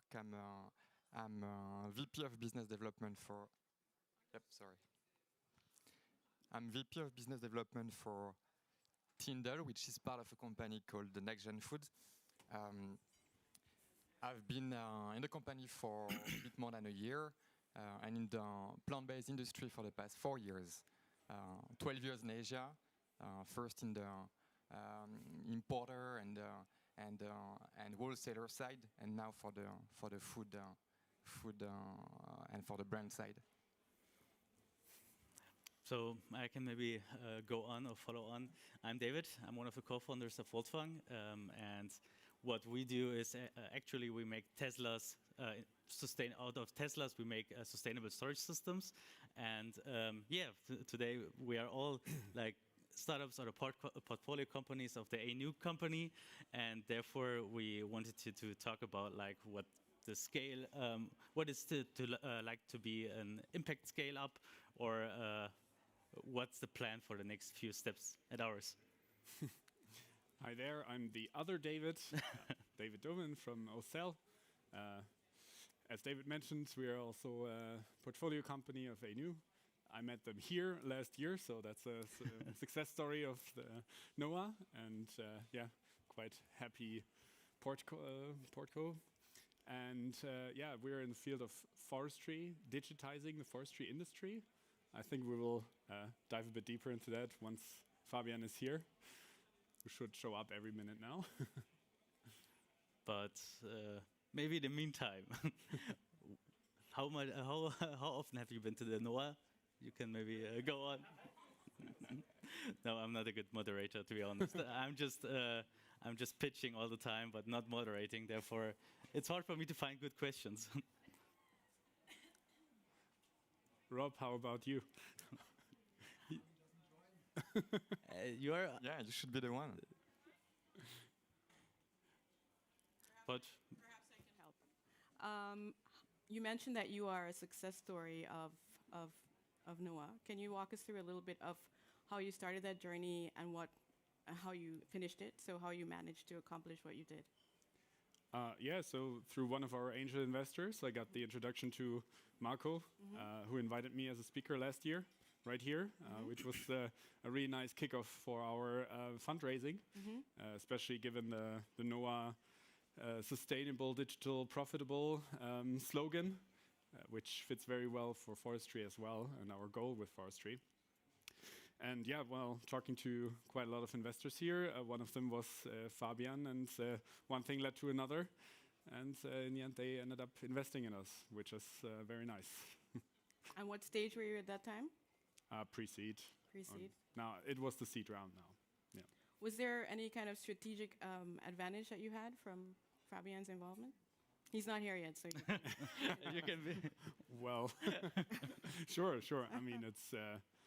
I mean, obviously the money is very helpful, but beyond money, it's really good to have the network connection to introductions to further investors in later rounds, and they especially help with ESG reporting internally, externally as a value add there. And I see them as a very valuable investor. All right. We already know probably some of in which direction the questions will be. Here he is. Oh, here. Here's Fabian. Round of applause, everybody. Thank you for joining us. Hi, grüß dich. Alles gut? Maybe the mic. Well, that was a flying start. Hello, everyone, and I'm Fabian. Sorry for running late. I see we have 5 minutes left, but I'm on time, actually. No, you have some time. It's fine. 9 minutes left. No, I mean, warm welcome, Mark, David, and David, here representing energy storage, alternative proteins, and also sustainable forestry. And it's our pleasure to talk about challenges of scaling climate tech in 2023. And while we want to hear a little bit about your roadmaps and also the challenges that you're facing ahead, be it on the execution on the tech side, or be it also on the financing environment, we all have witnessed now 6 quarters of declining funding volume in the tech ecosystem on a global scale and also in Europe, by and large. On the other hand, we have seen a basically continuous demand upshift for climate, for impact-related products that in an additional and interlocked way generate net positive outcomes on the environmental, partially also on the social side. And these are 2 major contradicting trends that we believe will also largely dominate the 2023 market environments. And we've just, for our quarterly investors call at ANU, the impact fund that my brother, myself, 2 female partners, and a team of 12 people in Berlin operate. For our quarterly investors call at ANU, we've just been looking into the numbers a couple of days ago. And evidence is that while on a quarter, when you compare quarter on a year-over-year basis, while fintech, commerce, also digital health has been down 30, 40, 55% in funding volume year over year, we have seen a strong resilience, especially of climate tech funding, which has basically been largely flat and in some quarters even growing year over year. And I think, that's evidence for the positive or for the tailwinds we have in our sector, while the macro environment couldn't be more distressed and is probably comparable to what we've been seeing in 2008, 2009. And that's kind of setting the stage. So that being said, let me please hand over literally this mic to you to give here we go to give a quick round of both personal introductions, but also please share with the audience not only the problem you are tackling, but also the solutions, the products you are building, and potentially even how you personally related to it, was your personal journey that got you there. Sure. Please go ahead, David. Of course, yeah. So, as I mentioned, I'm David. I'm one of the co-founders at Volkswagen. And what problem or challenge we are solving is that we are right now in an energy crisis. Therefore, there are a lot of small and medium companies who have to fear to operate their businesses because energy bills are getting up. And also, they are not sure whether they will receive energy or not, because there is the possibility of blackouts. And therefore, what they need to do is be more decentralized, be more independent from their energy provider. And what they can do is to build solar panels on the roof, and also to store or make the energy which is produced by the solar panels accessible all the time by using energy storage systems, battery storage systems. And these are really expensive, and also the availability is not there. And you need a lot of resources for them. And therefore, we built up Volkswagen, which pre-qualifies electric vehicle batteries after their first life. So for example, a Tesla Model S, after 10 years, we take them, we pre-qualify them into stationary storage systems, which are also sustainable because we reuse these batteries. And I don't know how long I took my introduction. But time's up. Yeah, time's up. Sure. No, I mean, we'll get back to you and sure. the Wolfgang story in a second. But please, Mark, give us an update on where you are with NextGen and especially with Tyndall, your flagship product. Thanks, Fabian. Hi, everyone. So I was mentioning Tyndall is a plant-based food company. It's a quite young company. We've been on the market for only 20 months for now.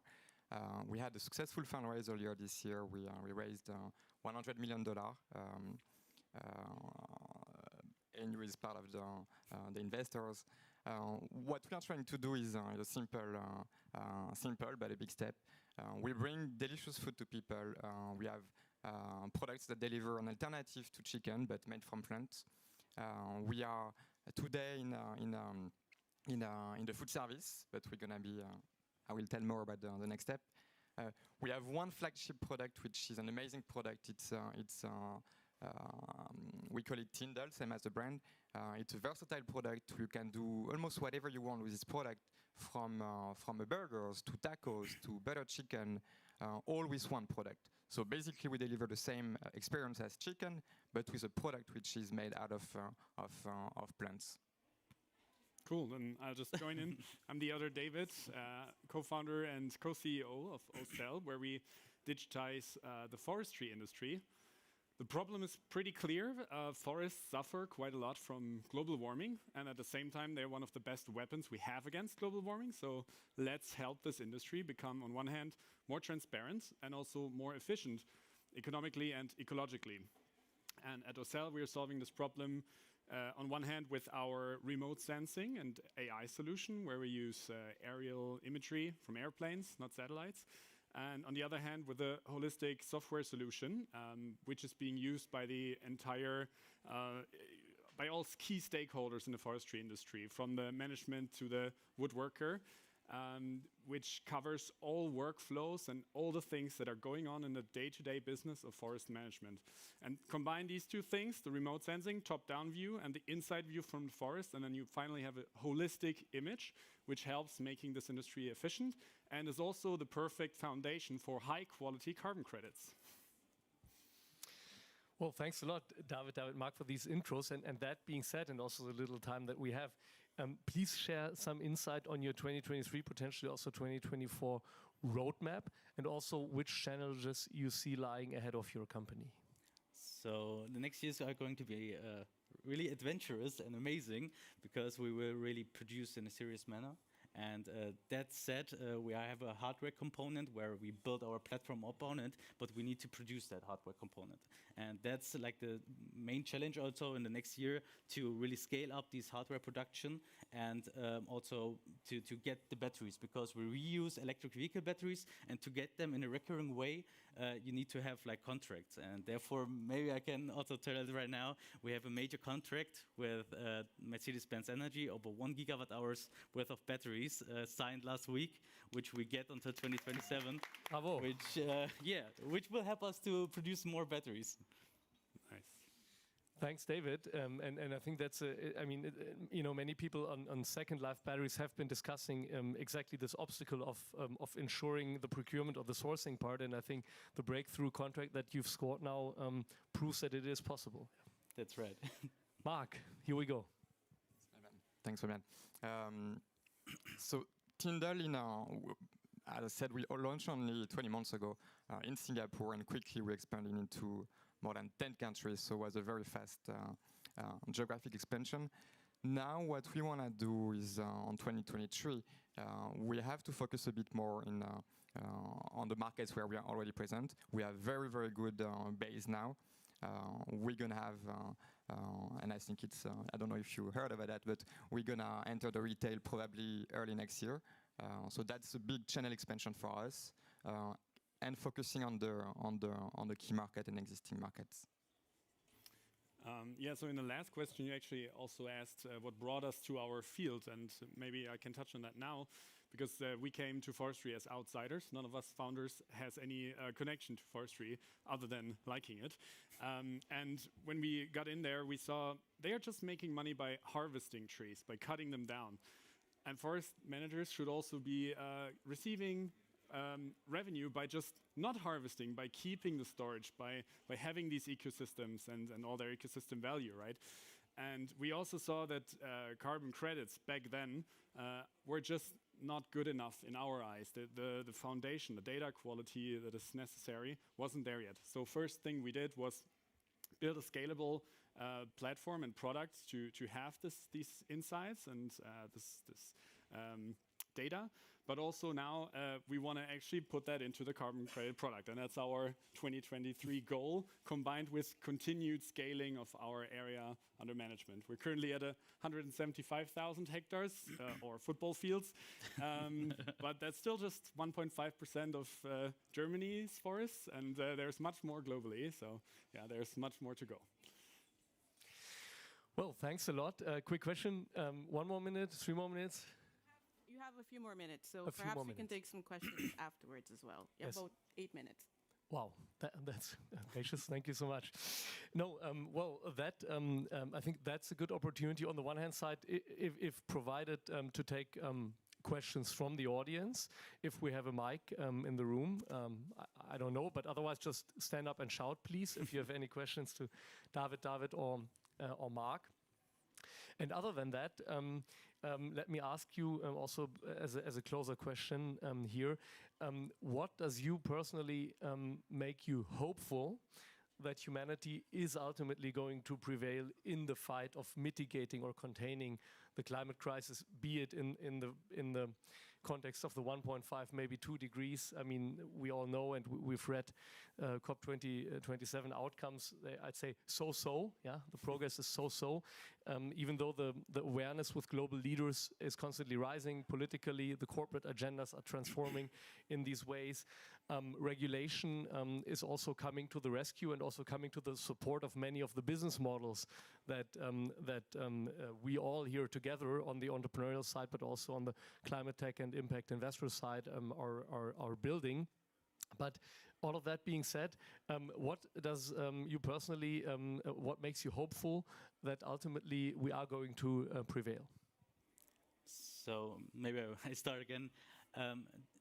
2 things, like I see in the last few years, or in the last 2 years, I saw so many people being in that space, starting from my friends to my colleagues and all to all of our employees who really are pursuing for these kind of purpose in their life. They don't want to earn, like, they want to have a good living, make a good living, but they want to have something meaningful in their life. And that meaningful thing is to really build something which matters.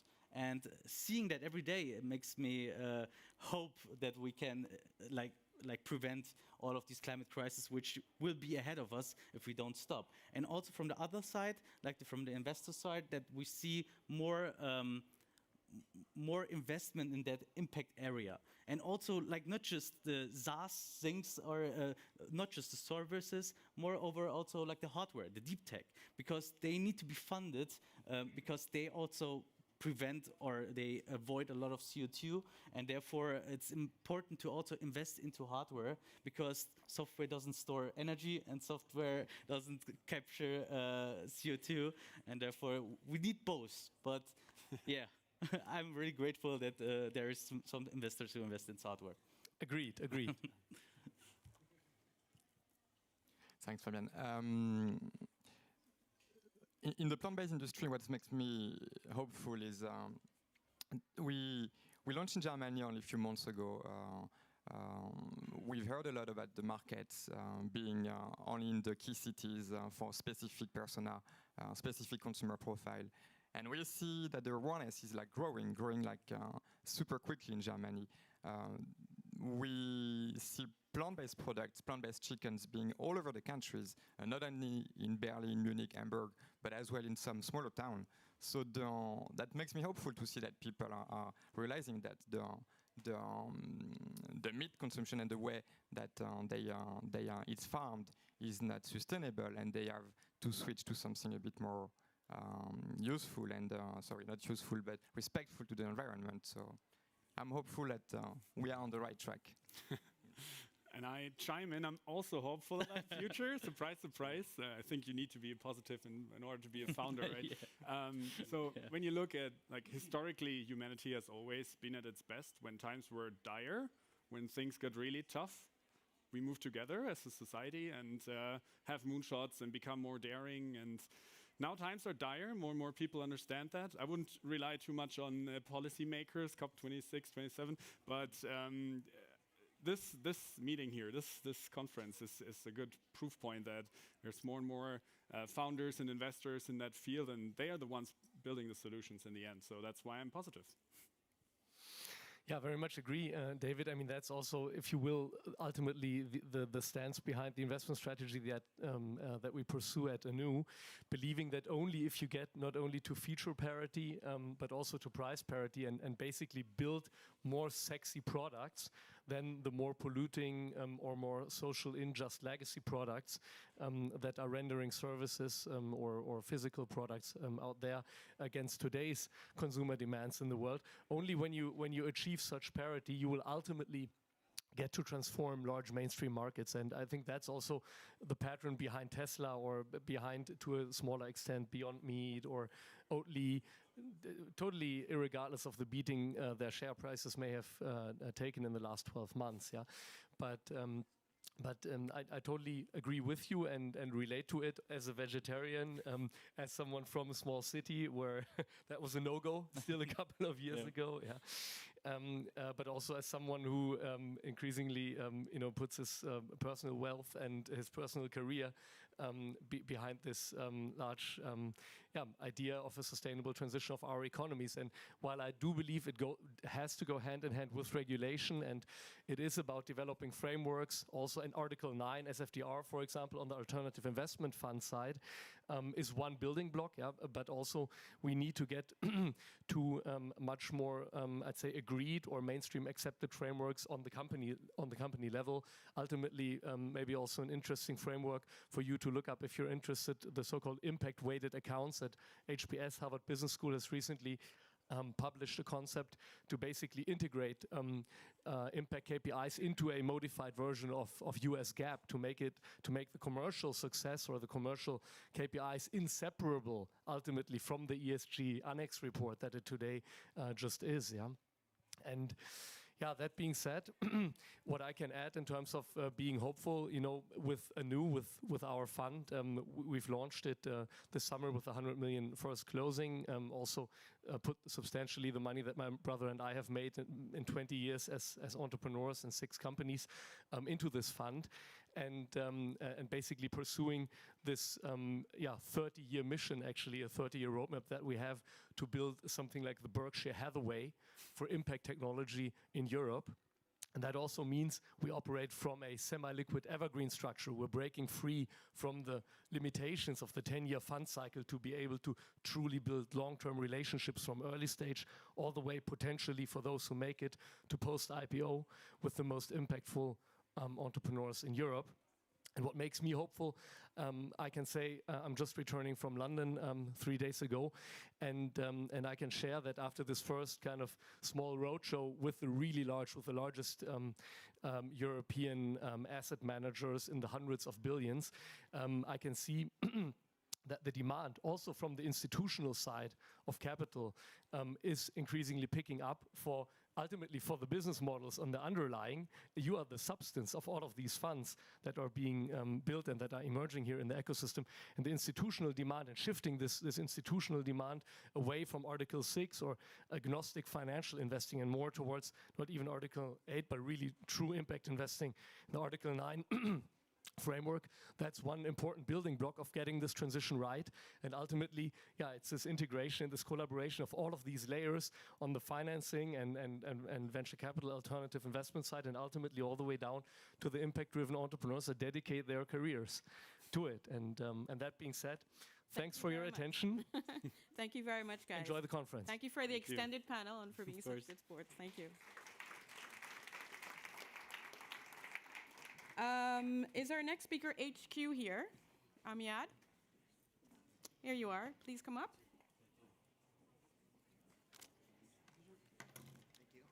Do you mind using a handheld mic, or do you need a headset?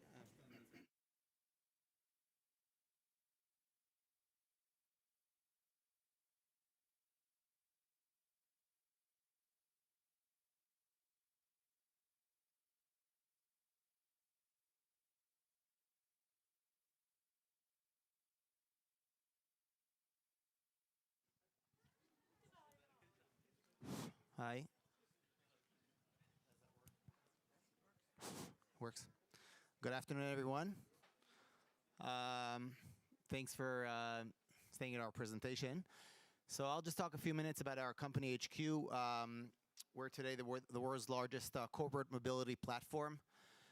Basically, think about it as a sustainability platform like what Uber for Business or Lyft or Bolt or other companies in the space are. And we'll share a few minutes about the company and what we're up to. So basically, as we discussed, we today work with the world's largest corporations, companies like Goldman Sachs and Citibank and Credit Suisse and UBS and Deutsche Bank and many, many other companies in which we basically manage, optimize, and transfer millions of employees worldwide through our system. If you look at an opportunity today, people have multiple options. People are used to have an app, ride with their app, have many options from Get to Uber to ETG to Via to multiple other options. While the corporate space is really becoming a mess. So imagine I'm a big bank. I have 30, 40,000 employees. I handle approximately between 1 and 1.5 million receipts a year that I have to reimburse people. We don't know the quality of service. We don't know the optimization. And we spend a lot of money on different providers in hundreds of cities worldwide. This is where we come in. And basically, we're the largest connector platform. We have hundreds of providers that are connected into our system. And with an optimization engine, we're basically analyzing and basically farming out rides to hundreds of providers in over 1,000 cities worldwide today. Everything is done on optimization platform. So imagine I'm a manager of a company. Basically, you see the entire employee. Lisa leaves New York, goes to San Francisco, and from there to London, and from there to Singapore. There are approximately 7 touch points of ground transportation in those areas. It's becoming very expensive to choose, to validate, to ensure each and every point of them, and we're the glue that connects all of them together. We announced the big partnership with Lyft and Bolt, and others are coming. And are connecting to the stuff. We do not own the vehicles ourselves, but rather we're the software layer on top of it, powering corporate ground mobility worldwide. We can talk about the different aspects of the health. So after COVID, obviously COVID was a very tough 2 years. In those 2 years, we've seen a tremendous decline of people not going to work. People were stuck at home and not coming back to work. We're today at 85% capacity of 2019. So this conference is a good evidence of it. The world has come back. The world has come back in many ways, and in some sectors, it's actually bigger than 2019. Some are still slow to recover. So I'll give you an example. In the US, for instance, law firms are still slow to recover. A lot of partners are working from home, and they got used to it over the last 2 years. Banks and financial institutions are all back in full speed. Actually in higher numbers than in 2019. The other side of the business is really the corporate shuttles. So to really save on sustainability and to optimize, we developed algorithms that basically know to pick up people and corporates and their employees from their home to work in an optimization layer. So imagine there are 62 people in the region that have to get to our headquarters or to different areas. Our algorithms know in real time where those people are, how to optimize the route, and we use vehicles. Although it says their HQ, it's not really our vehicle. It's like Uber or Lyft. It's a driver with, it's a company with these vehicles, and we optimize in real time the information to pick them up. We have big clients like Astra, like Bloomberg, like others that are using the platform. Basically everything that has to do with ground mobility.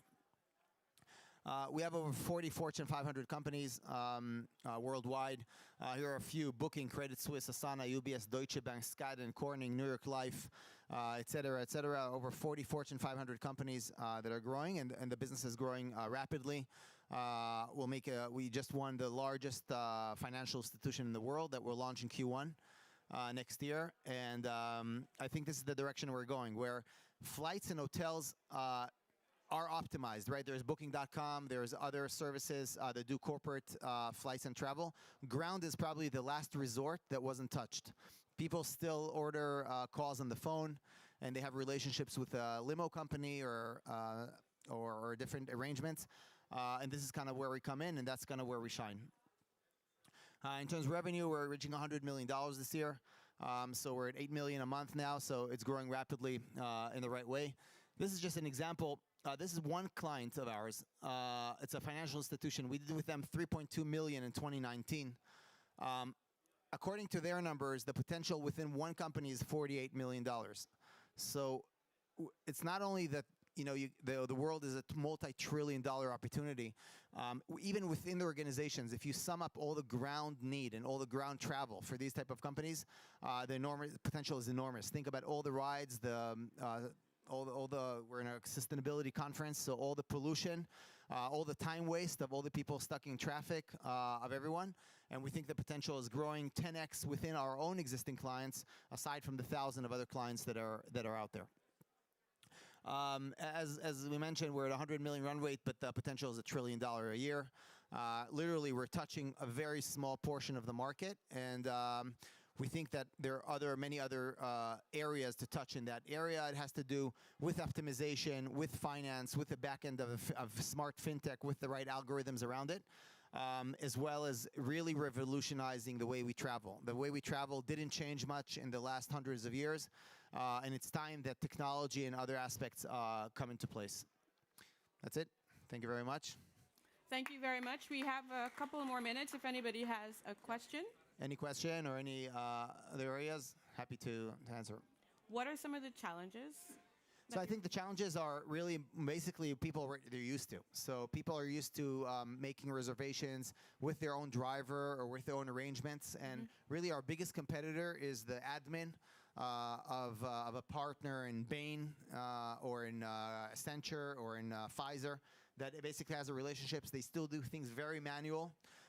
And that's kind of where we compete. We own 80% of the financial institutions in the world use us. The 20% that do not use us are either because they provided an in-house solution that they created themselves, a lot of R&D, a lot of software development, or things that are still done manually. We have a client now that we're entering.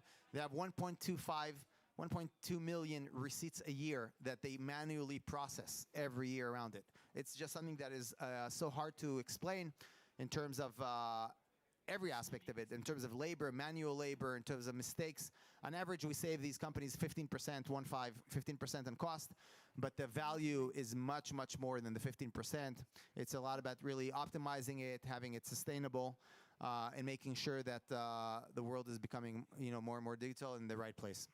Are you raising any funding currently? Not raising right now. We raised last year. We have money for the next 2 years, so we're good. Well done. Thank you so much. Thank you very much. Thank you, HQ. Thank you very much. Next, we have Jerome from Good Carbon. Welcome, Jerome. Thank you. I think he's good. Yeah? Should be good now? Yeah. That's the clicker, I guess. So, good afternoon, everyone. My name is Jerome. I'm one of 2 co-founders of Good Carbon. So we are a pre-seed company from Berlin. We founded in June last year, and our purpose is relatively simple. We want to restore nature. And we are offering a nature as a service platform for companies to take long-term action. And long-term action essentially means to get active on 3 fronts at once. Number 1, to fight climate warming. Number 2, to stop the loss of nature. And number 3, to counterbalance the inequality of global income. And only nature can really fix those 3 problems at once. Nature is a massive decarbonization source. It can decarbon almost 10 billion tons of CO2 and thereby decarbonize the atmosphere. But it's the only asset class which can also protect and restore biodiversity, which is an equally big problem. And number 3, if done correctly, if we restore nature, soil, forest, and the oceans properly, we can also yield an income for local communities, especially in the global south, where communities are impacted most by the consequences of climate warming. And the good news is that more than 4,000 companies are taking and have made commitments and pledges to take actions against climate warming, driven by the expectations of capital markets, driven by expectations of customers and suppliers alike. And many of these companies have committed to take action by rebuilding nature. by restoring nature and our precious ecosystems. And the market potential for that is estimated around $30 billion by 2030, which is essentially in 8 years' time already. But let me show you how the big guys are doing it. So the Apples of this world are moving away from short-term climate action towards proactive long-term climate action. So they are devoting millions and millions to set up their own projects, to set up their own funds, to restore nature in a conscious manner. Why do they do this? Because they face 3 challenges which are more particular. Number one, prices for voluntary carbon credits in the space of nature are going to rise if you believe in it's basically all the predictions say this. Number two, there is a shortage in volume. There is a reputational risk, and we have seen greenwashing scandals throughout the industry. And number three, and that's one of the most important drivers, there is increasing regulation, which asks companies, for example, in the European taxonomy, to provide more transparency on what kind of climate action they are taking. So you can't get away from just doing anything. You need to essentially do a conscious climate action in the future. However, there are 3 challenges which are attached to taking this conscious long-term climate action. Number one, availability of projects is scarce, and to get access to those projects is difficult. Number two, typically it involves a high minimum investment by project. So you speak about 1,000 hectares minimum, which obviously leads to a big cluster risk for those companies. And number three, typically those companies, they are not in the business of nature, right? So they lack the operations and they also lack the knowledge to run those projects successfully. What we offer through our Nature as a Service proposition is an ability for all companies to take long-term climate action in a low risk and high ease of implementation setting. And Nature as a Service essentially means 3 elements. Number one, we provide companies with access to high quality projects which are vetted by us, and we'll speak about that. Number two, we make nature which is very inaccessible to invest and clunky at times. We make it investable easily by tokenizing nature and building financial products on top.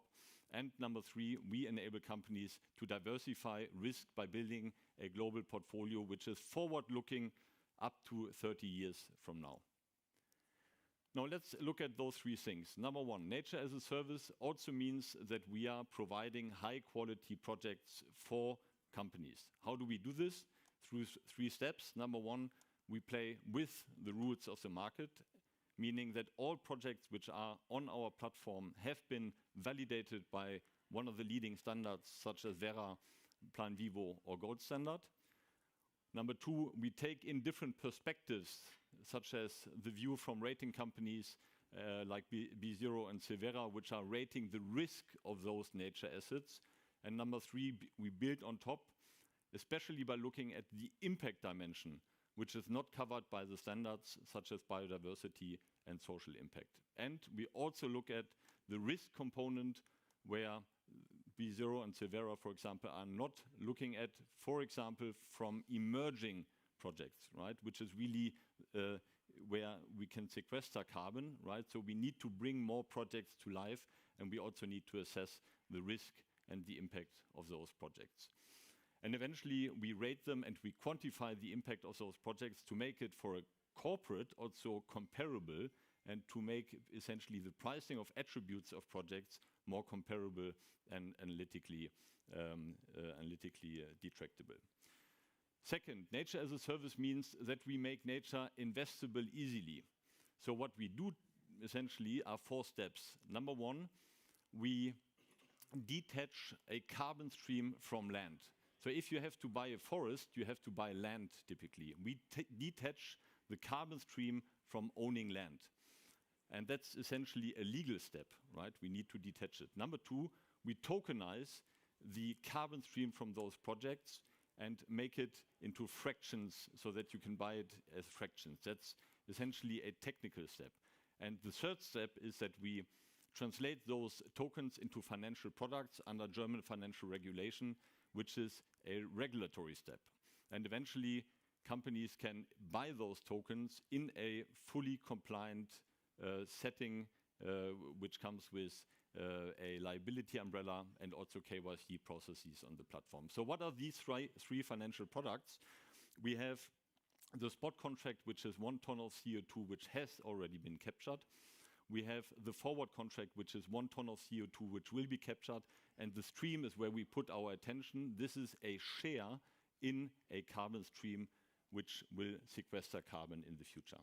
Now let's look at the use case. Let's look at the use case for companies.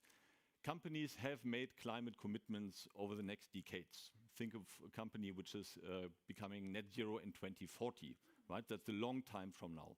And what most companies know is that they can't get there by reducing only. They need compensation to essentially achieve net zero. And that's essentially the curve, which you see, the black curve, right? It's a bit fluctuating because it's scope 1 and 2 and then scope 3, but they need carbon credits. This curve is uncertain, but they know that there will be a base load which is required. And that's what we enable companies to contract already today by buying a carbon stream for the next 20 years through our stream product. For the next 3 to 5 years, they can buy, once the curve gets clearer in terms of shape, they can buy a forward contract. So they can contract today and get delivery in the future. And whatever remains is on a spot level.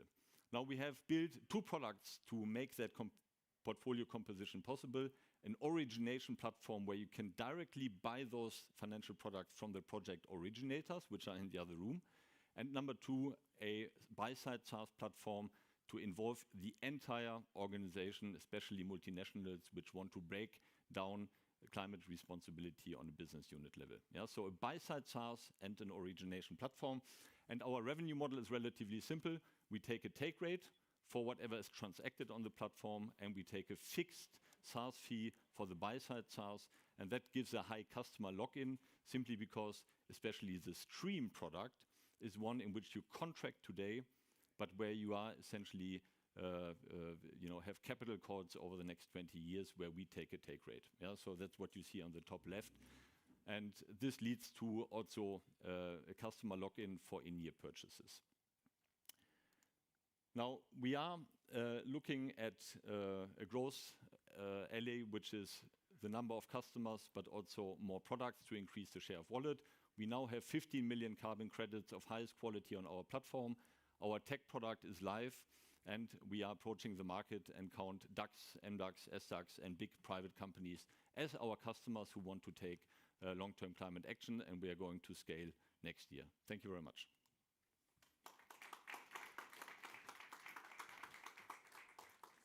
Thank you.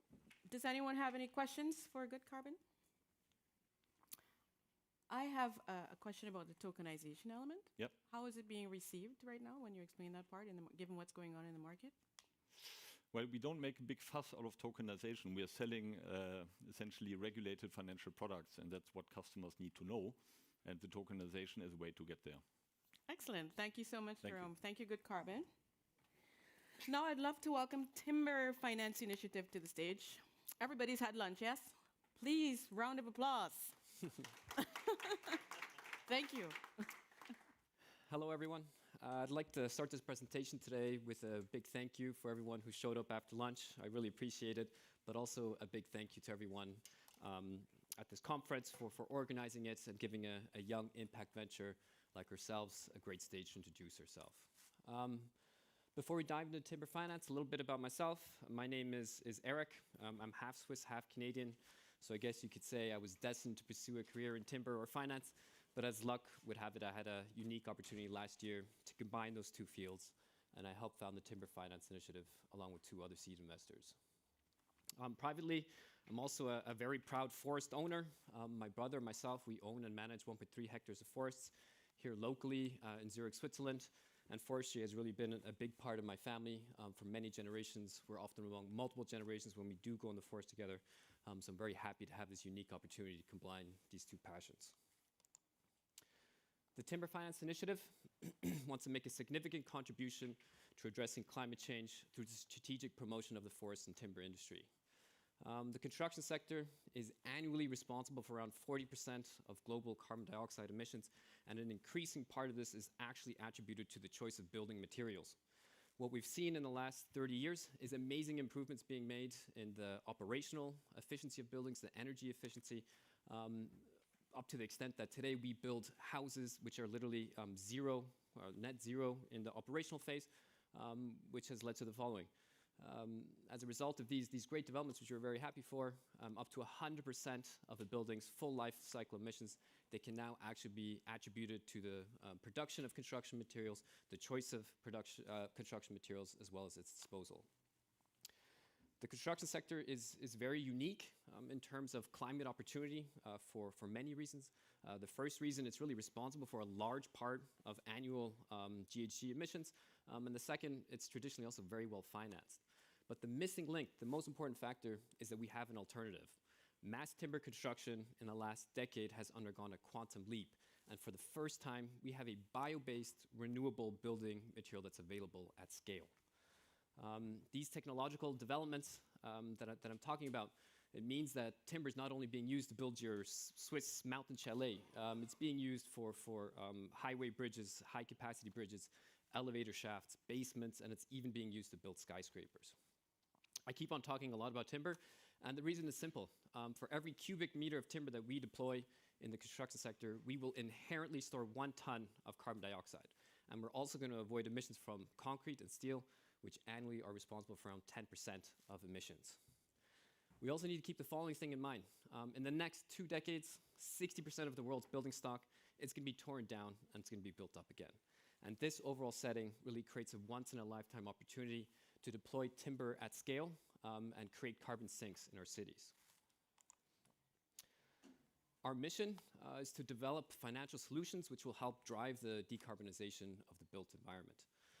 On the finance side, we're developing and marketing financial products which will unlock sustainable investment opportunities for investors, but also measurable climate impact. Long-term aim is really to develop and launch a financial product for every asset class. The first thing we've developed is the Timber Finance Index, and the more products are to follow, a timber private equity fund, a timber carbon removal fund, as well as a timber-based mortgage. On the carbon side, we're also quite active.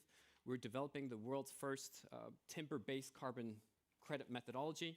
We're going to help establish mass timber as a negative emissions technology. This methodology will enable stakeholders for the first time to accurately quantify, to certify, and ultimately monetize the value of this carbon which is stored in timber buildings. And the reason why we're doing all this is quite simple. This is an underlying belief that this combination of sustainably managed forests and timber construction, that this is the most scalable, cost-efficient, negative emissions technology. Our first product, the Timber Finance Index, we developed this index for a very simple reason. We had an investment hypothesis to test. Internally, we often speak of a timber turnaround, which has characterized timber markets dating back to 2020. And the underlying assumption was that these favorable technological developments, these regulatory changes, these societal changes, that they've left a measurable growth impact, not only in timber private markets, but also in the listed timber equity space. Our index, the Timber Finance Carbon Capture and Storage Index, it tracks 30 leading listed equities from Europe and North America, which operate in this forest to frame value chain. And what differentiates our index from others is that we have a very specific focus. We focused on these producers of engineered timber. And engineered timber is this material which enables us to build skyscrapers and store carbon dioxide in the built environment long term. Our index performance, we tracked it against a basket of other indices. We tracked it against the Swiss Market Index, the MSCI, as well as 3 existing forest and timber indices on the market. And what you see is quite simple. Since September 2017 to March 2020, there's no significant out or underperformance. But since March 2020, there's a significant and permanent decoupling in outperformance. We identified 2 performance drivers. The first was the strong increase in lumber prices in 2020. Lumber prices, they've normalized around their 5-year averages right now, but the outperformance has really remained resilient. And the second performance driver that we were able to identify was a significant increase in the carbon removal certificates. And this is really quite remarkable because it allows us to conclude that the specific focus on engineered timber, the storage of carbon dioxide in our buildings, that this has led to a lasting outperformance not only to the SMI, but to thematically similar products in the forest and timber space, which primarily invest into short-lived forest products, such as the production of pulp and paper. Our second area of business is in carbon solutions. We're developing the first mass timber carbon removal methodology under internationally leading climate standards. And basically, why we're doing this is because carbon removal is key. If you read the most recent climate reports, two things become evidently clear. Number one, the need for immediate action, and the second is the need for cost-efficient, scalable negative emissions technology, removals. If we're going to make good on our net zero commitments, removal is essential. Avoidance, reduction is also important along the way, but we need these removals in a transition to a net zero society. Carbon removal solutions that are out there already, I'm sure you know all of these, but what's interesting to see that we've been able to identify mass timber carbon capture and storage, that we can effectively deploy this technology for prices as low as $25 per ton, and we can reach an annual capacity of up to 2 gigatons per annum. To put this in a slightly different context, the Potsdam Institute for Climate Research has recently published the following: a transition to timber cities by the year 2100. This would avoid 100 billion tons of emissions, which represents approximately 10% of the carbon budget required in the 2-degree scenario. Our timber carbon certificates, they have impact on two sides of this forest-to-frame value chain. Firstly, on the demand side, we're going to be creating a financial incentive to build with timber. And this is extremely important because we're going to be able to influence the choice of building materials. Just a little side note, this financial incentive is specifically important because the typical timber building is still marginally more expensive than a concrete or steel building, and these additional revenues are essential to help create an effective demand-side stimulus. On the supply side, we want to activate revenue streams from the voluntary carbon market, and these additional revenue streams, they're really essential for the implementation of sustainable forest management practices. Our forests, they feel the effects of climate change today, whether we believe it or not, and we need these additional revenue streams to make our forests more climate resilient, more biodiverse, to ensure access to this resource long term, but also to ensure that we have a habitat for millions of plants and animals. Our markets, our finance solutions, our carbon solutions, they're going to be benefiting from macro trends. On the finance side, we will be benefiting from the increase in timber construction rates. It's expected that the number of mass timber buildings in the US will be doubling every 2 years and reach 24,000 units by 2034. This significant and long-lasting growth, it's going to create diversified investment opportunities for investors along the entire forest-to-frame value chain, but it's also going to unlock measurable climate impact. On the carbon side, we will be benefiting from the growth of the voluntary carbon market. What we see there is significant growth, year on year, 250%, and we expect the traded volume on offset markets to reach 300 billion by 2050. What will be driving that growth is scalable, cost-efficient carbon removal, but also this solution will be driving also, net zero for institutional clients. Thank you. Thank you. We have 1 more minute, so I have a question. What is the pace of replenishment versus construction? Yeah, it's interesting what we've been able to model with our index. We have 30 leading listed equities in that, and basically these companies, they own forest, they manage forest, they use it in sawmill, secondary, tertiary production, and they're using about 33% of the annual growth. Okay. So basically, you could do this every year, on and on and on again. Thank you. Thank you very much. Thank you to Timber Finance. We don't have any more time for questions. You can catch them outside. Welcome to our next speaker, Ed, from Space Intelligence. Welcome, Ed.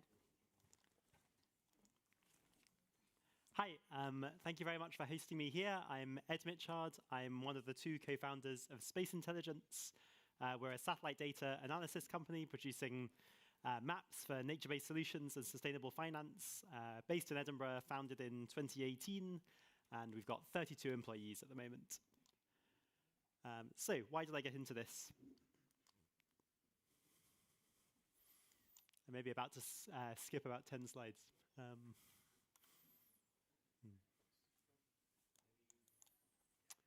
Sorry, my clicker isn't working. I can't make it go next. Thank you.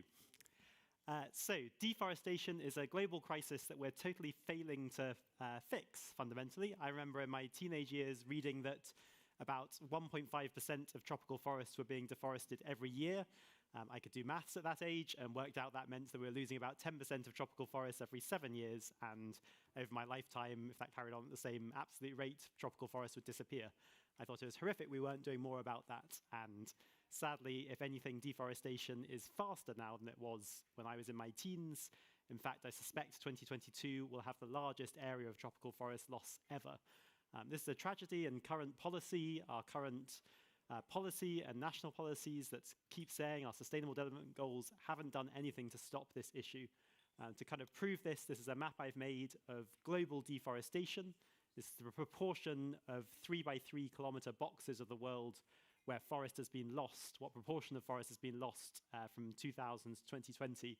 And you clearly don't need any country boundaries or continental boundaries to see all the world continents lit up, and you see these big belts of loss, particularly around tropical forests and northern forests. So there are many different types of solutions that are needed. The one I decided to focus on was using satellite data to improve the mapping of forest deforestation, but also the quality of forests, their biodiversity and their carbon storage, and the stage before deforestation, which is forest degradation, where some trees are taken out, but the total forest isn't cleared. Because if you can see where degradation is happening, you can often stop it before deforestation happens. I did this in an academic background for about 15 years. I've measured about 12,000 trees by hand in, I think, 12 different tropical countries. And I've published about 80 scientific papers about better ways of mapping forests. But that wasn't making much difference, which is why I founded the company in 2018. And we produced products to look at two different areas, really. We work on nature-based solutions. These are where carbon credits, carbon offsets are bought in order to stop the loss of, stop this deforestation in forests and peatland areas, and to a lesser extent to restore areas that have already been lost. As previous speakers have said, this is a rapidly growing market. We reckon the total addressable market purely for monitoring nature-based solutions projects was about 320 million in 2021 and could be 40 billion by 2040, assuming growth rates meet the pledges that companies have put in place, and about 15% of project budgets are spent on monitoring. So this is a big growth area for our company, and we believe we provide the highest quality maps to help power the nature-based solutions market. But that's not going to solve the problem. There is no way that all of the tropics is going to be put into nature-based solutions projects, because there are limitations in the way carbon offsets can work. They have to prove an additional protection for an area that you just can't do everywhere. We're going to have too many people demanding carbon offsets compared to real projects that will exist. So I'm very hopeful about sustainable finance. This is already a much bigger market. In theory, this was 5 billion in 2021, was put into sustainable bonds and green finance. A lot of this is sustainability-linked debt. For example, government of Uruguay recently entered into a green bond where the coupon on that bond, the interest rate they pay, varies depending on how well they do at stopping deforestation or restoring their native forest. There's going to be a lot more of these projects, and I have real hope that they provide finance to keep current forests standing. There's also data related to ESG, supply chains and compliance, recent EU law on avoiding deforestation in supply chains of many products that I think will help. But lots of these financial institutions are willing to accept kind of PDF reports from companies saying, ticking a box saying we have zero deforestationists in our supply chain. And I want to show those companies that they should be using satellite data from independent providers to put the trust into those markets. So who are we? We are 32 people currently. We had 2 new starts on Monday, so I think I've got that right. We're based in Edinburgh. We have 8 PhDs, graduates who are experts in using satellite data to map forests. Many of those I used to supervise in my role as a professor at the University of Edinburgh, so there's a close link there. And most of the rest of the team are data scientists and computer engineers who are building our ability to map these products at very large scale using terabytes of satellite data. We've we're a profitable company. We already provide data to the countries in green across this map, so mostly in the tropics, but also a bit outside the tropics in those other areas of deforestation, including at home, where we've mapped all of the UK and Scotland and provide those data to the governments. Our team have also got great experience of measuring trees and doing conservation projects across other countries. Those are the ones in yellow on this map. We can't talk about all our clients because some of them want to keep their investments in nature-based solutions a bit secret, but these are clients we can talk about, which include major purchasers of carbon offsets, including those oil majors and major NGOs. So we have two main products. One is Carbon Mapper, which gives the value of carbon, the amount of carbon stored in every 20 by 20 meter pixel across an area. Forest carbon is very variable in space. So you might have 2 hectares of tropical forests next door to each other. One might have 100 tons of carbon and one might have 350. And using kind of conventional mapping, you would just see those both as tropical forest and maybe give them the same value. But in fact, they've got quite different amounts of carbon. So we take advantage of the loads of free and open satellite data sets that there are now. There are approximately 3,000 Earth observation satellites in orbit, and that's increasing every year. We think this data has historically been greatly underused by the world, essentially. Loads of this data just goes into archives and is never opened and used. This is because it's difficult to combine lots of different types of satellite data. We've developed a good way of doing this over the last few years. So we use our field data sets with LiDAR data from planes and from space, from optical satellite data and radar satellite data to make maps of forest carbon and track them through time so that we can see the growth in forests as well as forest degradation. This product has been used by real projects. For example, this is an avoided degradation project in Peru, certified under the VCS standard, that's using our Carbon Mapper product to generate its carbon offsets. We also produce a product called Habitat Mapper, which is a land cover mapping product, which we do over very large scales to map deforestation, regrowth, other changes. We're doing this across whole countries to set baselines for avoided deforestation projects.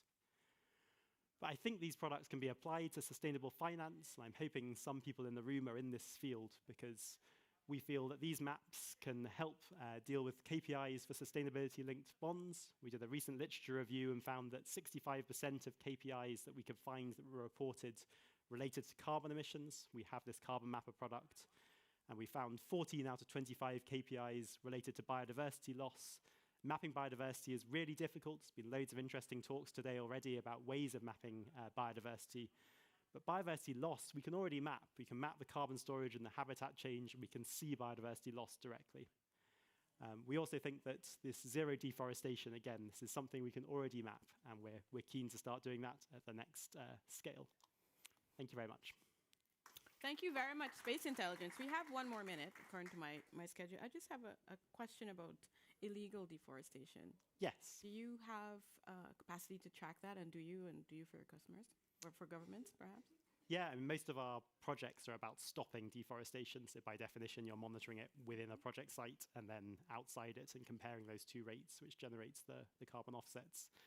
Whether or not it's illegal is not something we can see from a satellite. You need data from the ground or from what's allowed to do to ascertain that. But yes, that's definitely something we can map. Excellent. Thank you very much, Ed, from Space Intelligence. Thank you. Next, we have Jappe from Maersk Growth and Henrik from Aglicel. Welcome to Jappe and to Henrik. We only have a video. Thanks. Round of applause, please. Got to give you guys shots. We have a short video. They have a video.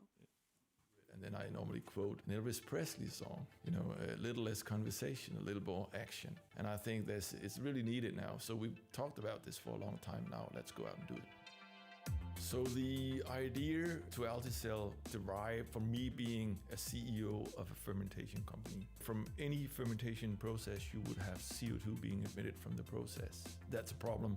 You need to find a solution. How can we develop a concept that would make it easy for me as a CEO of a company with a CO2 challenge to get rid of that CO2 and make a profit at the same time?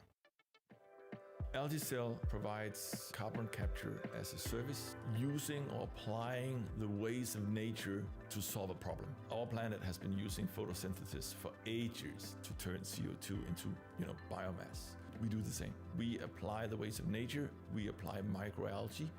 They can pick up the carbon, and then the carbon is converted into a biomass that can be used for feed and food products. So this is a technology that is super compact, built into a 40-foot standard shipping container. So you can imagine that you can have a lot of these containers stacked and packed right next to where you have the CO2 point emission.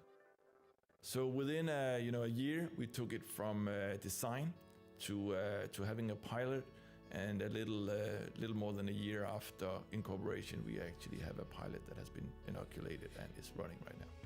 So one of the big goals or ambitions with this is, of course, to make a huge difference. Speed is of the essence here. We cannot wait forever to create these solutions for the green transition. Within a very short time frame, we'll get thousands of containers deployed. Being part of BII, even though I'm more than a second-time founder by now, getting into a network such as the one that BII provides is also extremely helpful, to the extent that they are bringing in a lot of people that know a lot of stuff about doing this, and that simply just adds to our pace. So experience, good people, good tech, and being part of a network that can help you is just providing you with a lot of extra pace. Super. Nice video, Henrik. Well done. First of all, welcome to this fireside chat with Henrik, the CEO and founder of AlgaCell. Then a big thanks to the NOAH team and Marco for keeping focus on impact investing. So, starting off here, I've spent the last 15 years in venture capital, the past 5 as a CVC, seen quite a lot of upturns and downturns. And especially in the downturn side of things, we need to adapt our investment strategy. What is different this time around is that we have a planet to save that basically puts us in a situation where we need to take a little bit more chances. As mentioned, here with me on stage, I have my longtime friend Henrik, serial entrepreneur that I've personally invested in 2 times. Henrik, can you share a little bit more on yourself? Yeah, just my background is within industrial biotech, so I scaled a company, a sustainable, non-land-based protein company called UniBio, and made a partly exit last year in May, and since then I've founded AlgaCell, and now spending most of my time to the company to which you've just been introduced. So we are here to talk about carbon capture company. Henrik, in the video, you start out by saying, I would like to see a little less conversation, a little bit more action. Can you elaborate on what you mean by that? Yeah, sure. So I think it's also captured by the phrase on the slide on the main stage. We don't have time.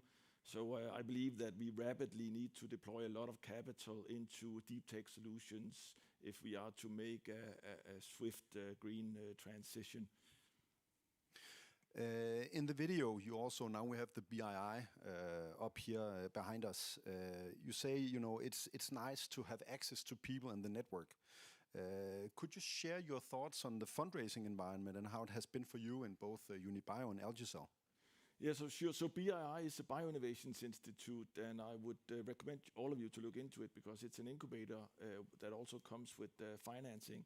So a company such as AlgaCell benefited from getting some convertible loan notes at a time where we were not fundable, and the entire process of being part of BII, which has been founded by the NOAH22 Foundation in Denmark, is to make the company fundable and grow the company within a very short time frame. So that is highly beneficial for a company such as AlgaCell. And also from a little bit from my UniBio perspective, I think it's quite difficult to raise capital for companies that require a lot of capex investments. At least from a Danish perspective, that has been a challenge, and I think a little bit of disruption to the business as usual model, where we maybe could look into venture investing, deploy more money earlier, would be beneficial, I think. Thank you for that, Henrik.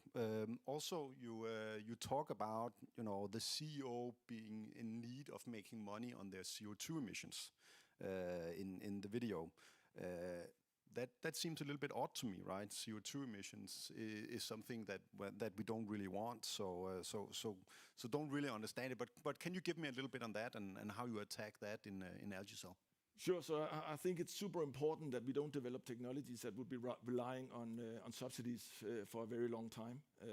We cannot afford having another windmill industry that needs to be subsidized for many years before it becomes profitable. So I sincerely believe in technology and business models where you can quite quickly come to a point where it's profitable. And part of our business model is to share any revenue from our process with the client that has a CO2 challenge. So the entire idea and concept is to send that money back so we fairly quickly can see a return on having a CO2 resource. I sincerely believe in that biogenic or green CO2 will become a valuable resource in the future, especially now when we are deploying so much capital into this space. Thank you for sharing that. Henrik, you are wrapping up your latest financing round here before the Christmas. What kind of investors are you looking for in your next round? Yeah, I think the easy answer to that question would be, any type of investor that holds that works within the energy space. We need a lot of energy from our process, but also investors that are active within the feed and food space would be interesting for us. Definitely investors that have the network and can open doors for the company is super important. But in the end, it also comes down to investors that share they need to share our values, right, and believe in the team and the tech. And here, shortly wrapping up, I started in venture 15 years ago, and I saw some of the first climate investors out there, right? A lot of money was deployed and wasted into to algae technology. Why do you believe that has changed now? Yeah, so that's true. So a long time back, there was a big focus on algae and especially what algae could do within biofuels. I think this time around, you have a market out there, so you have a market demand for the derivative products being the feed and food. So the market is already there and well established. And now it's a matter of creating the right tech, the tech that gives you the productivity that you need for it to become feasible. And I think that we have the solution for that. Yeah, it has definitely been wonderful to see the tech in action. I saw that with my son for the first time a month ago in Copenhagen. So anybody that wants to see that in action, please fly to Copenhagen, and I know Henrik will set aside some coffee time for you. And that's it for us. You have 2 more minutes. Does anybody have any questions? One from the back.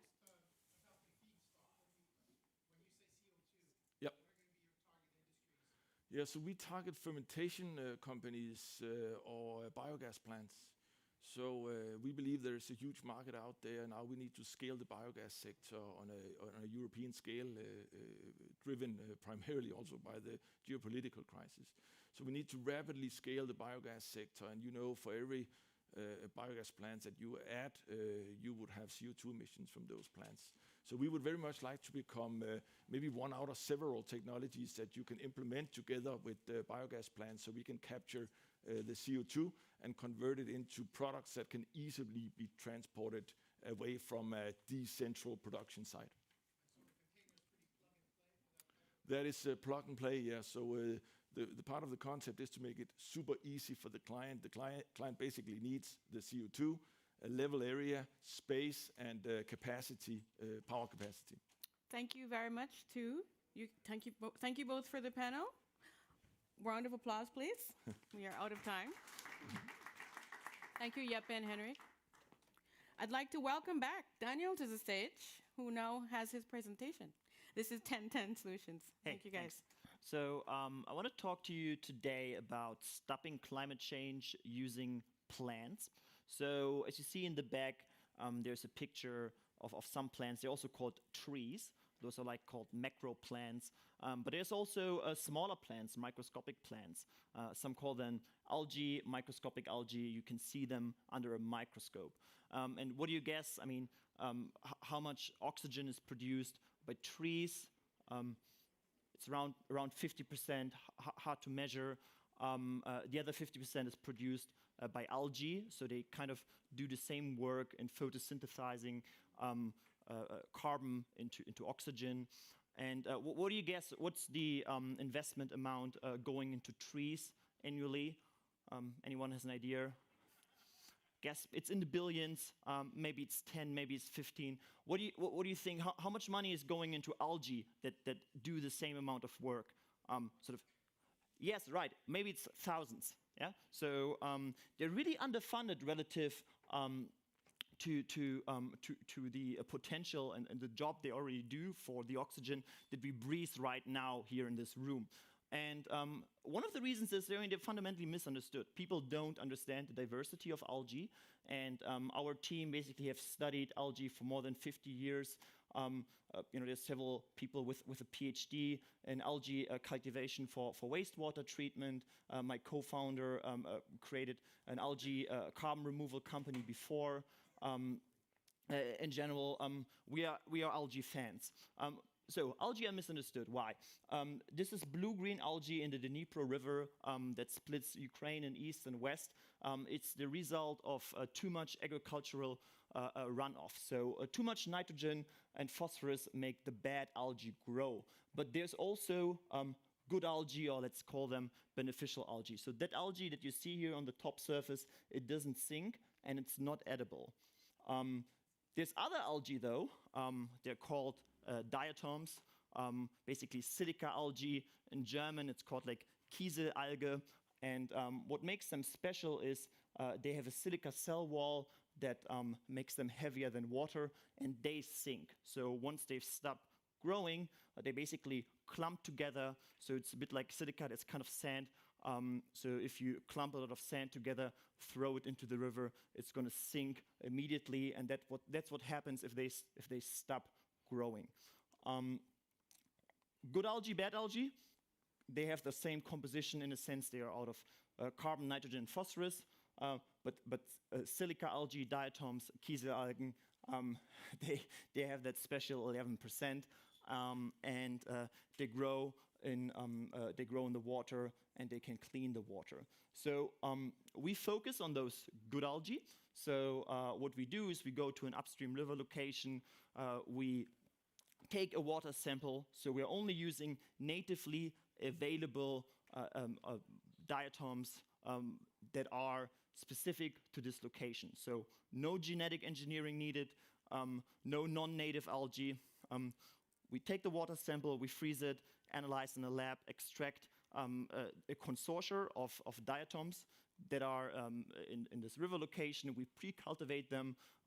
We basically create a custom micronutrient that is bio-exclusive to these algae. We inoculate them into the river.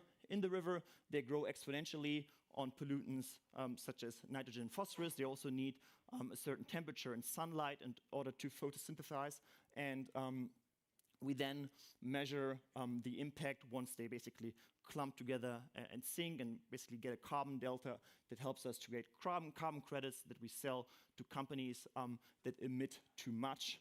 So basically, the carbon delta, that's sort of the top layer, pre-bloom to post-bloom delta, kind of the same thing that a tree does if they photosynthesize and with their roots push a little bit of carbon into the soil.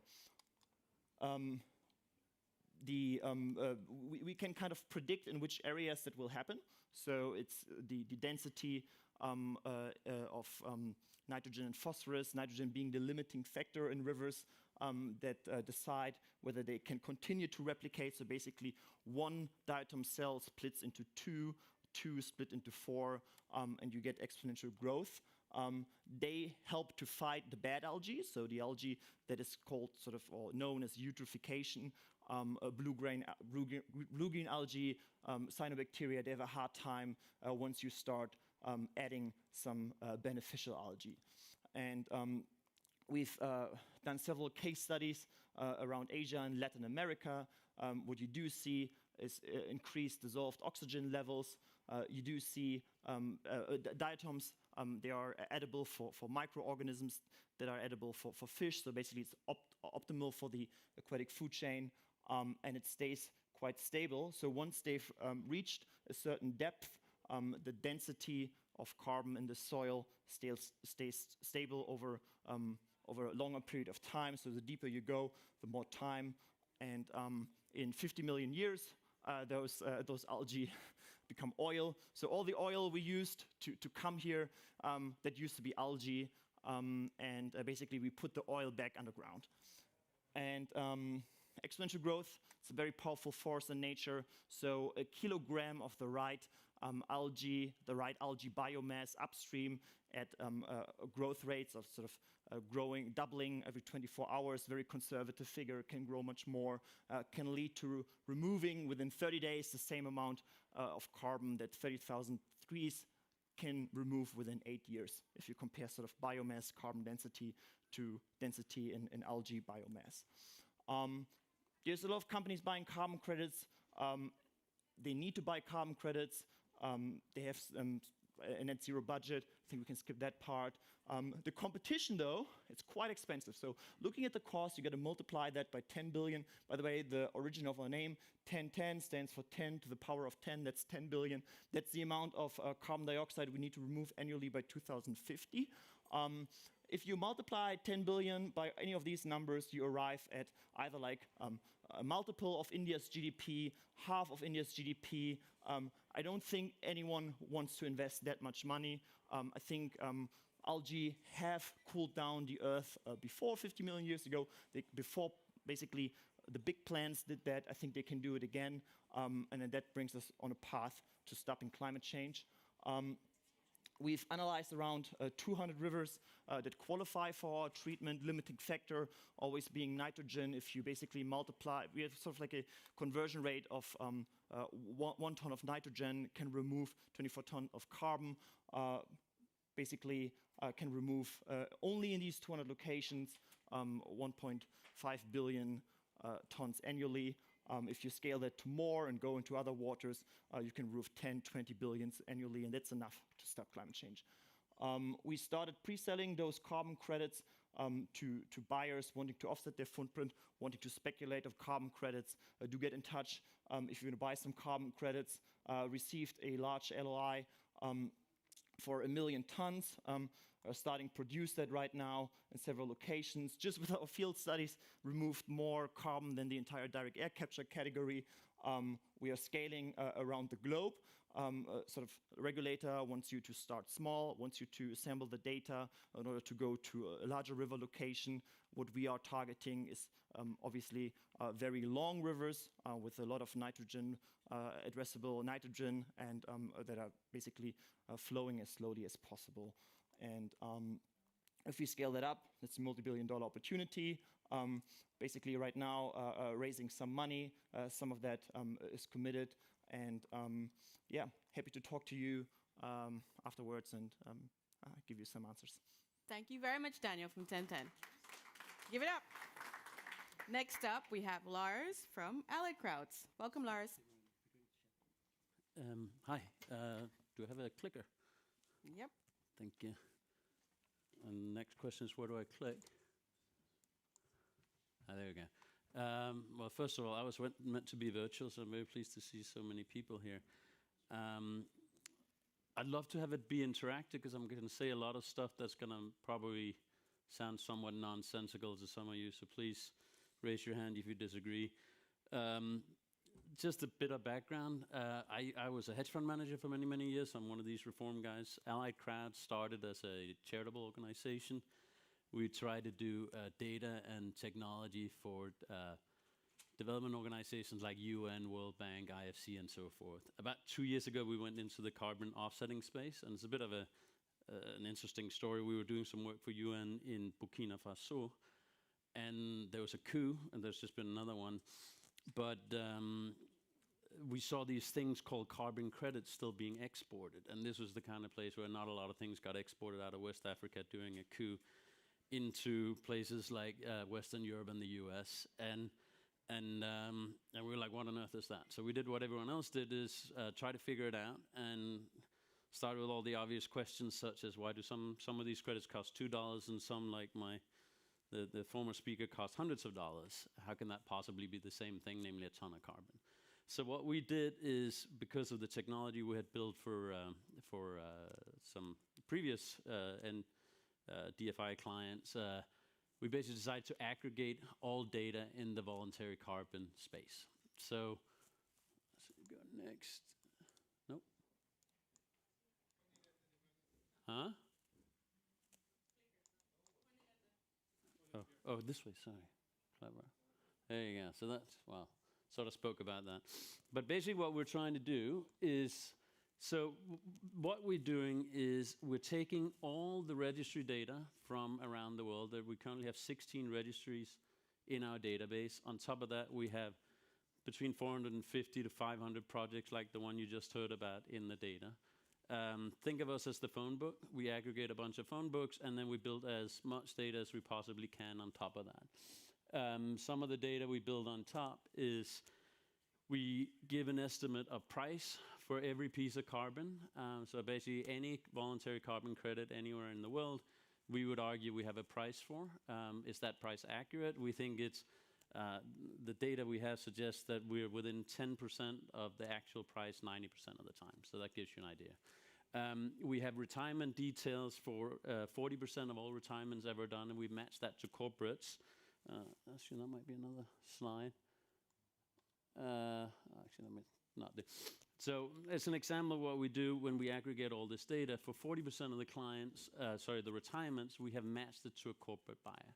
What that practically means is that, I don't know how many of you guys have actually retired a carbon credit, but the way you did it historically, you went to the registry site. In the old days, it was a fax. Now that you have you'll have an account, and you type in what do you want to say in the retirement account. Now, 60% of the time, it'll say the name of the broker, or it won't say anything.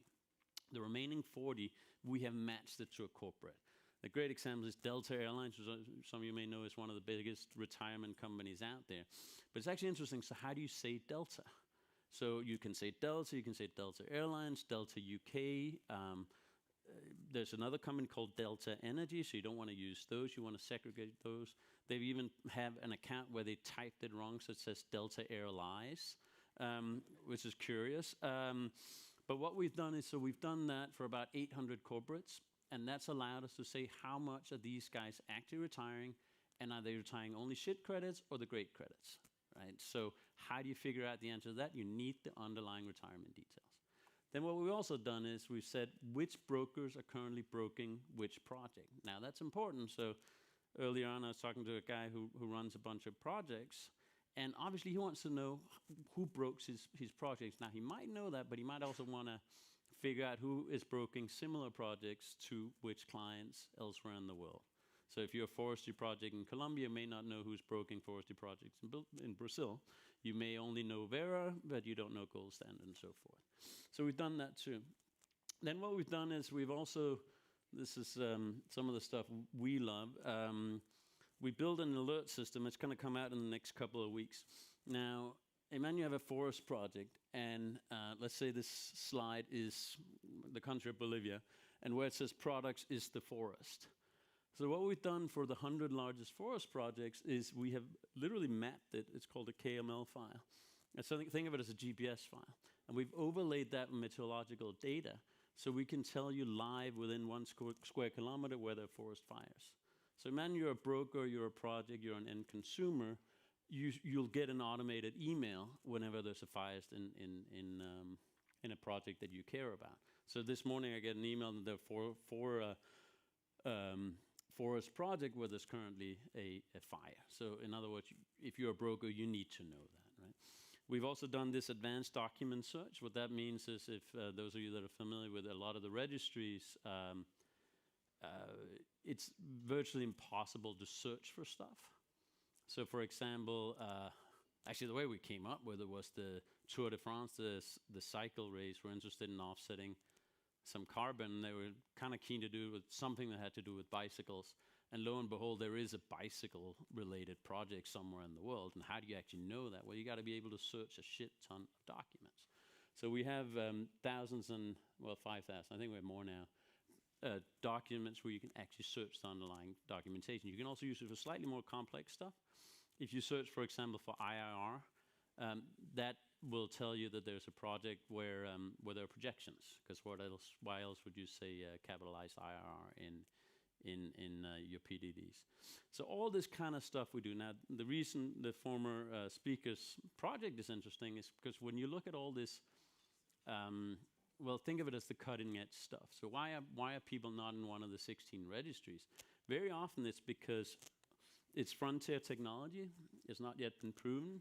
The methodologies haven't yet been created and so forth. So we started aggregating those credits also. The reason that's important is because if you're a buyer of those credits, if you think about it right now, the way it works is you might say, for example, if you're Starbucks and you want to go carbon neutral, you go buy a ton of credits. Sorry, that's a bad phrase. You buy a lot of credits. Now you're Cafe Nero and you do the same. Right now, there's really no way of measuring how much was spent by those two companies. So this comes back a little bit to the buyer stuff I was talking about earlier. And we can now document who has spent what on which credits. The reason that's important is you can no longer get away with buying shit credits. But similarly, if you buy the super high-end credits, like the ones you just heard about, they can cost hundreds of dollars or thousands of dollars in some cases. But as a corporate, what's your incentive to do that? If all you're trying to do is to say, we are the coffee chain that's carbon neutral, right? You need some sort of an incentive to do that. And we're trying to give that to the various buyers around the world by actually pointing out the ones that are buying the high-quality credits. Actually, I wonder, does anyone have a wild guess who the best buyer out there is? So the buyer that is defined as the one that has spent most money per ton of carbon. So it's Stripe. The payment company is one. Microsoft is fantastic. Airbus is fantastic. I could give you a million guesses. You'd never get the fourth one. It's a Swedish bank called Swedbank. So some of you run carbon projects, go talk to Swedbank. Why not? All this data, that's what we do. We'll keep piling data on top. We sell subscriptions to our data, and I'd encourage you guys to give it a dry run. And then, yeah, any questions, by the way? Huh? Yeah, go ahead, sir. No?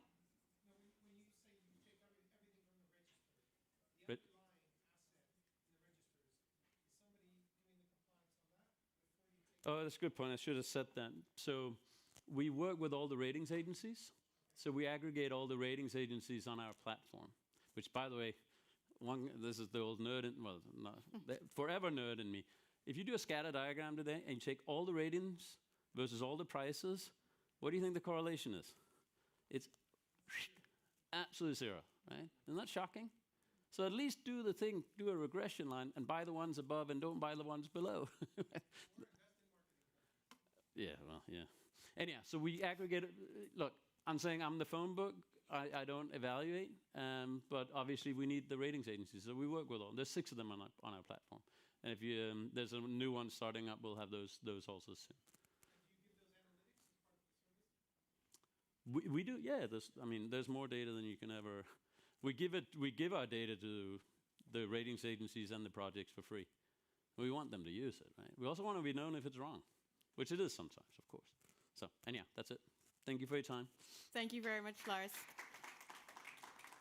I should probably get to the end of the presentation, shouldn't I? Next up, we have Net Zero, Axel Renault. Welcome, Axel. I'm going to get the clicker. Hello, everyone. I'm Axel Renault. I'm the CEO of Net Zero, and we're going to be talking about carbon removal, and we're going to be talking about agriculture. Just very quickly, most of you will know about that. We have a big problem. We need to halve our emissions in the next 8 years and halve them again, every 10 years. And even with that, we still will emit 5 to 10 gigatons of CO2 every year. And to be net zero in 2050, we need to remove those. 5 to 10 gigatons, it's same order of magnitude as the amount of oil and gas that is extracted every year. So we need to build a set of industries, because there's not just one carbon removal solution, that's as big, in a way, as the oil and gas industry combined. We're going to be talking about the green part here and how biochar can contribute to that. So Net Zero, we're a climate venture. We specialize in long-term carbon removal. And basically the model is to turn agricultural residues that have captured carbon when they were growing, extract the carbon from there, and stabilize it over hundreds of years. We operate a very unique model that works in tropical developing countries, because there's huge amount of biomass and no valorization scheme for this biomass. So actually, this helps get at a very low cost, if not zero cost, feedstock from which we can extract the carbon. And this model is validated. We have full-scale production running in Cameroon and will run as of Q1 next year in Brazil. And we won numerous awards on our model, and we want to scale to build a highly scalable model. So how does it work? And I think that's it's an interesting twist to carbon removal. So biochar, it looks a bit like charcoal powder. It's pure carbon that's been extracted from biomass, heating it at very high temperature, not using energy because it just uses the energy of the biomass. And on the one hand, this is a solution that is validated by IPCC to remove carbon over very long duration.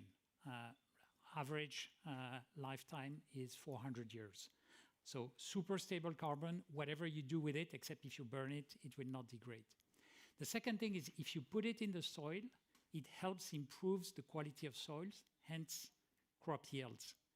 It helps retain water, it helps retain nutrients, and so reduce usage of fertilizers.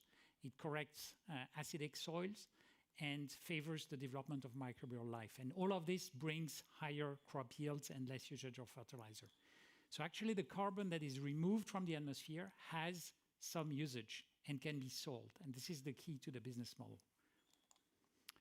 We operate a model that is very circular. So we get feedstock from local farms in the form of agricultural residues. We run that into our plant, and we bring back to the fields where we got the biomass, we bring the biochar. So farmers do a kind of exchange, biomass for biochar. And in the production process generates heat. Part of that heat is used in the process, but there's extra heat, so we generate electricity, and so you can bring back electricity also to local communities.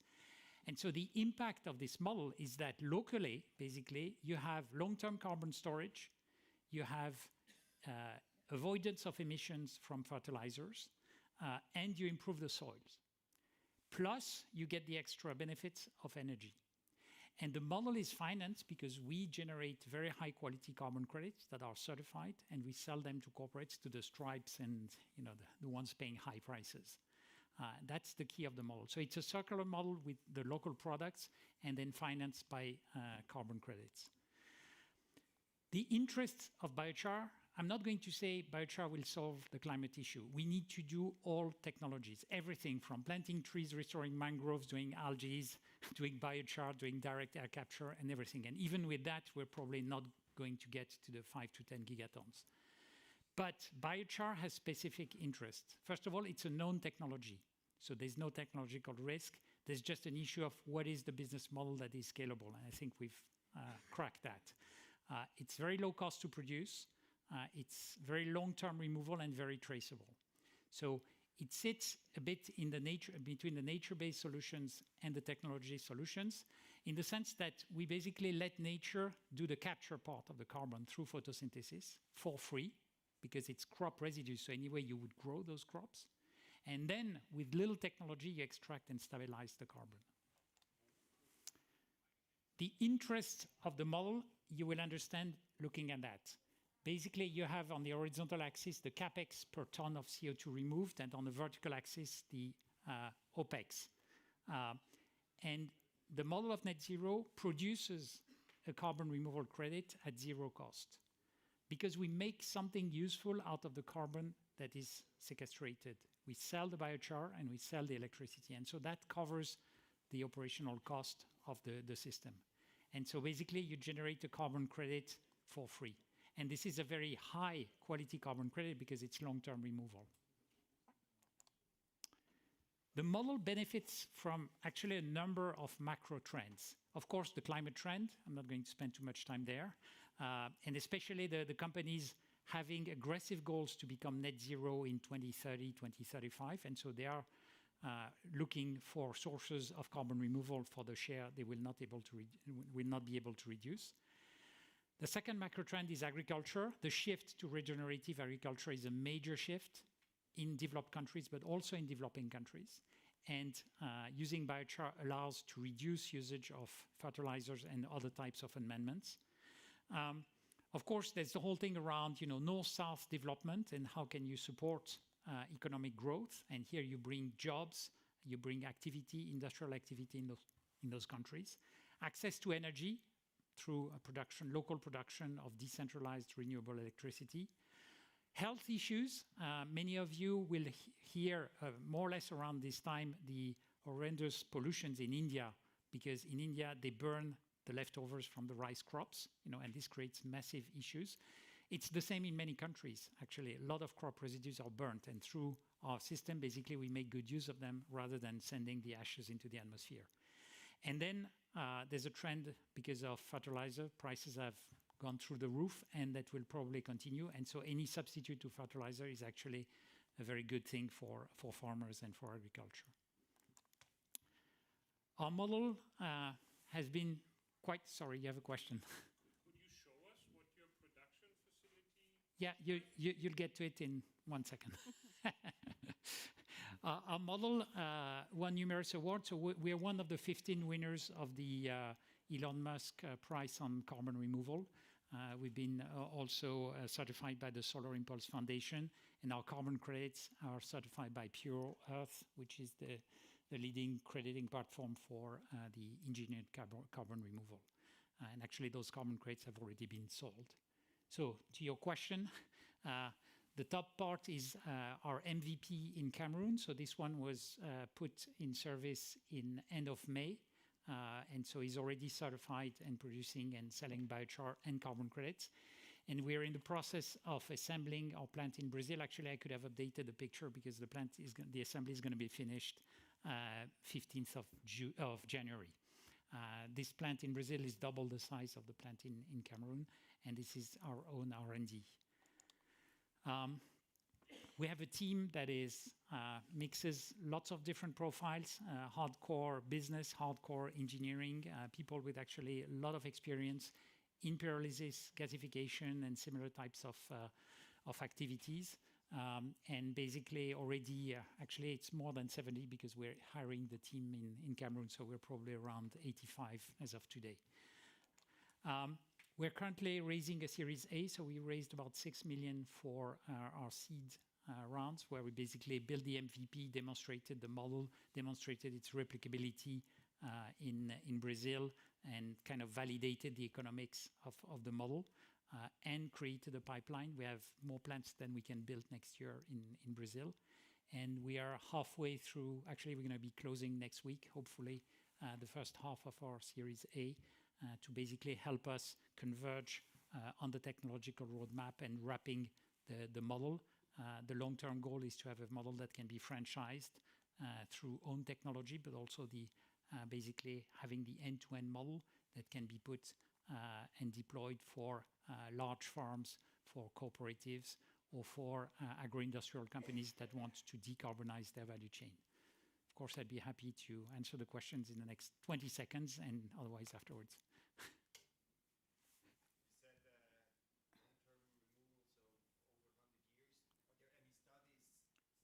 Yeah.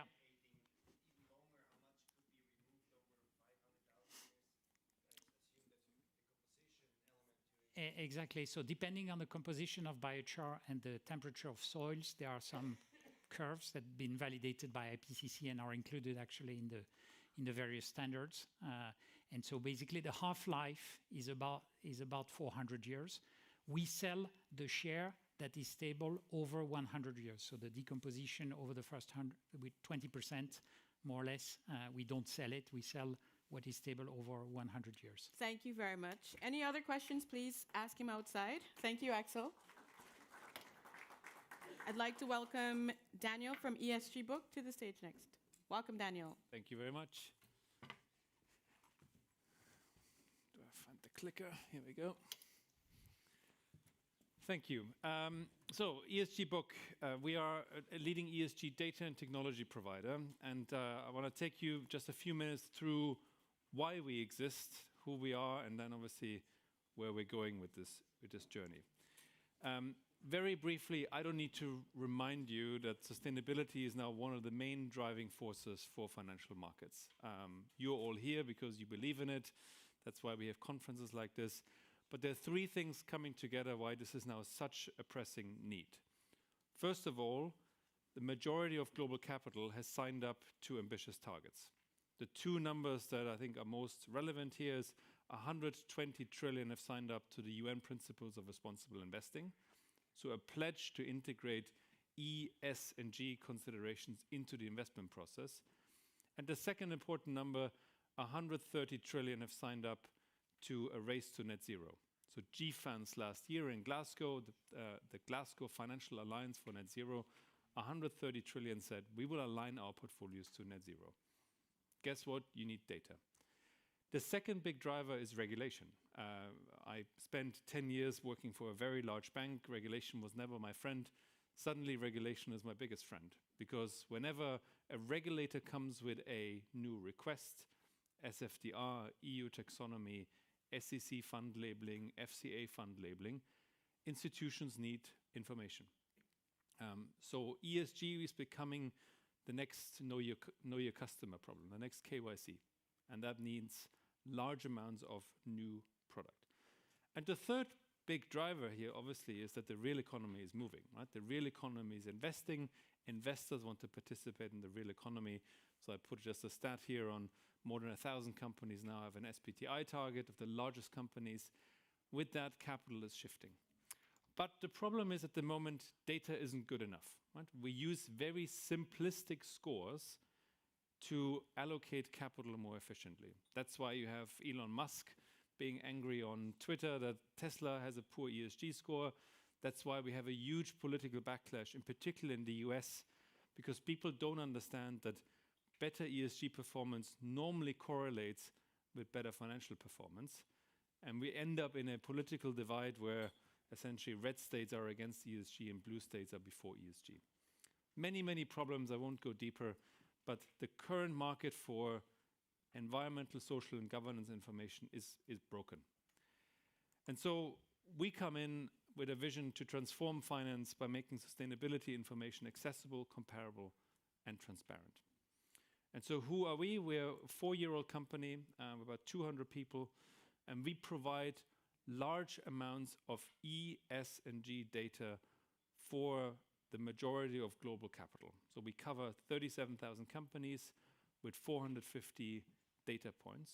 So we can tell you the water consumption of Coca-Cola, the number of women on the board of Sony, the carbon footprint, scope 1, 2, and 3 of BHP Billiton.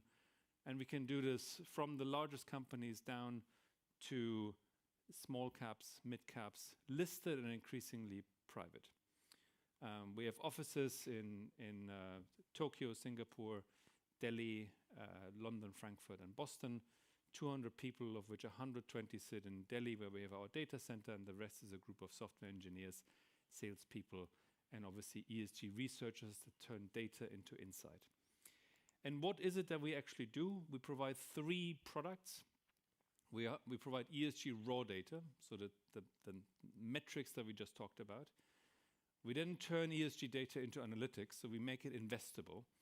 So if you want an index that is climate aligned, if you want a screening product to screen out controversial activities, or if you want regulatory alignment solutions, we provide that. And the third thing that we do, we have a SaaS solution. So if you don't just want to consume a data feed, we also do the work for you as a workhorse. And you see on the right-hand side the type of use cases that then they apply to. We either help large investors create new products. So how do you make data investable? So if you want to have a climate-aligned strategy, an ESG improver strategy, we would create this. We help companies with reporting, so client engagement reporting, State Street, Boni, but also Robinhood and eToro. So when you go in your eToro app, you now see the performance of your stock, but also the ESG profile of your stock. We do risk management and regulatory solutions, and we help companies understand how the financial market looks at them. So we broker essentially between investors and companies. And what does the platform do? The platform does 4 things for companies and for investors. We help investors manage large portfolios. So you can upload your entire portfolio, ISINs, CDOLs, 37,000 companies covered. We allow you to do deep dive analysis on an individual company. So we provide everything from high-level scores down to the source document. So we provide essentially a product that is very similar to what you're used to on a Bloomberg terminal for financial data, just that we do it for non-financial data. Everything from a score down to the document where the information comes from. We enable you to map between different frameworks because everybody is confused of the alphabet soup of ESG. Is it SASB, GRI, ISSB, TCFD? We have a tool that creates a mapping between all these different standards. And we then also allow companies to disclose against these different standards. So we are a platform that connects capital with the corporate side. Business-wise, we're 4 years old. We're growing about 250% year over year. Obviously, don't have the numbers here, but we're sort of nearing a 10 million ARR mark. We have about 10,000 users now on the platform. The platform is our latest edition, which we launched a year ago. So you've seen go from 0 to about 10,000 users in a year. And you see on the right-hand side, very high retention ratio. It's an ARR business, so we sell software licenses and data licenses to large financial institutions and companies. And so what's the ambition? And I put a question mark behind it because we still have to get there. But we want to be the leading ESG platform for financial markets and for CFOs. So we connect investors and CFOs in large companies, and we want to allocate or help the allocation of capital flows to more sustainable outcomes. Why are we different, or why are we better than some of the other players, especially the incumbents in the market? We have one of the largest coverages. So we cover essentially the entire financial market with data. We use a combination of human analysts and AI to get there. We make data comparable and transparent. So most people at the moment don't know how to make ESG data from company 1 to company B to actually comparable and consistent. That's a service that we provide. We do all of that in a cloud environment, API-enabled, integrated into all the major systems. So if you go on your Bloomberg terminal, we're there. We're on the Google Marketplace, on Snowflake. So we distribute through modern means.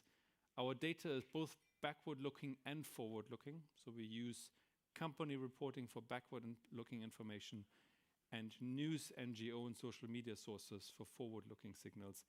And then finally, I think we have a very different vision of how we want to take it to market. If you look at it today, large data providers provide very opaque, human-driven ratings that nobody understands. It's hard to get under the detail. It's hard to really get into the substance. What we do is we give you a data solution, fully transparent, on a platform that is free for everyone. And then we obviously provide premium solution, but it's a highly transparent ecosystem that makes ESG data accessible, transparent, and comparable for everyone. That's the vision of ESG Book, 4 years old, in a good space to hopefully build a category leader in ESG data for financial investors. Long way to go, but very exciting journey. Thank you for the time. Thank you, Daniel. Thank you very much. Next, we have Mauro from Emmett-Wise and Thomas from Lightbird. Welcome, guys.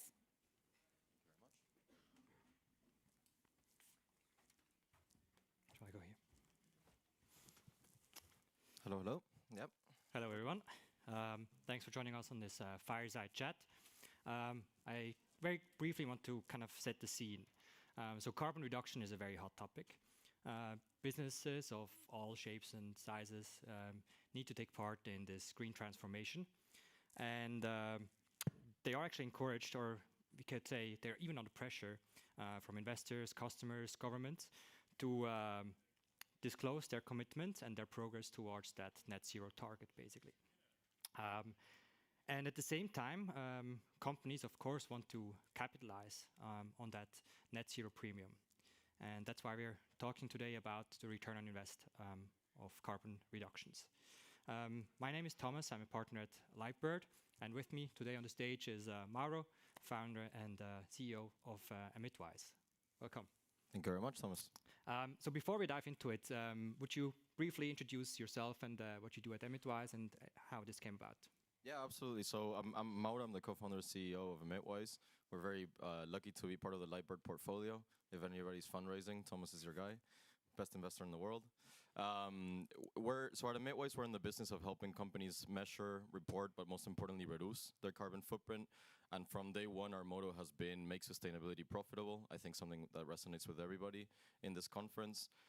We have some really amazing case studies. If you go on our website on emitwise.com/customers of how we've concretely helped companies, manufacturers, construction companies, food and beverage companies make money out of cutting their carbon footprint, whether by growing revenues or slashing operating costs, essentially. So that's what we try to do at Emitwise every day. And so when you're talking about the ROI, do you see any difference in how different types of companies actually can profit from like overarching sustainability strategies? Yeah, I think actually the type of return on investment that a company can get from sustainability is completely different depending on the type of business that you are, both in terms of your industry and who your customer is, and of course what sort of maturity and size of business you are. There's some really famous case studies of companies like the Unilevers of the world, where over the last decade they've seen most of their revenue growth come from their sustainable living brands. And that's because essentially what they've achieved to do is by offering products at the same price point but with additional sustainability credentials against their competitors like Kraft and Heinz, etc., they can essentially both gain sort of new customers as well as protect their existing revenues. So whereas if you look at a different approach like heavy industry, cement, steel manufacturers, it's typically just about, I'm getting taxed on my energy consumption and I am looking for ways to reduce my tax bill.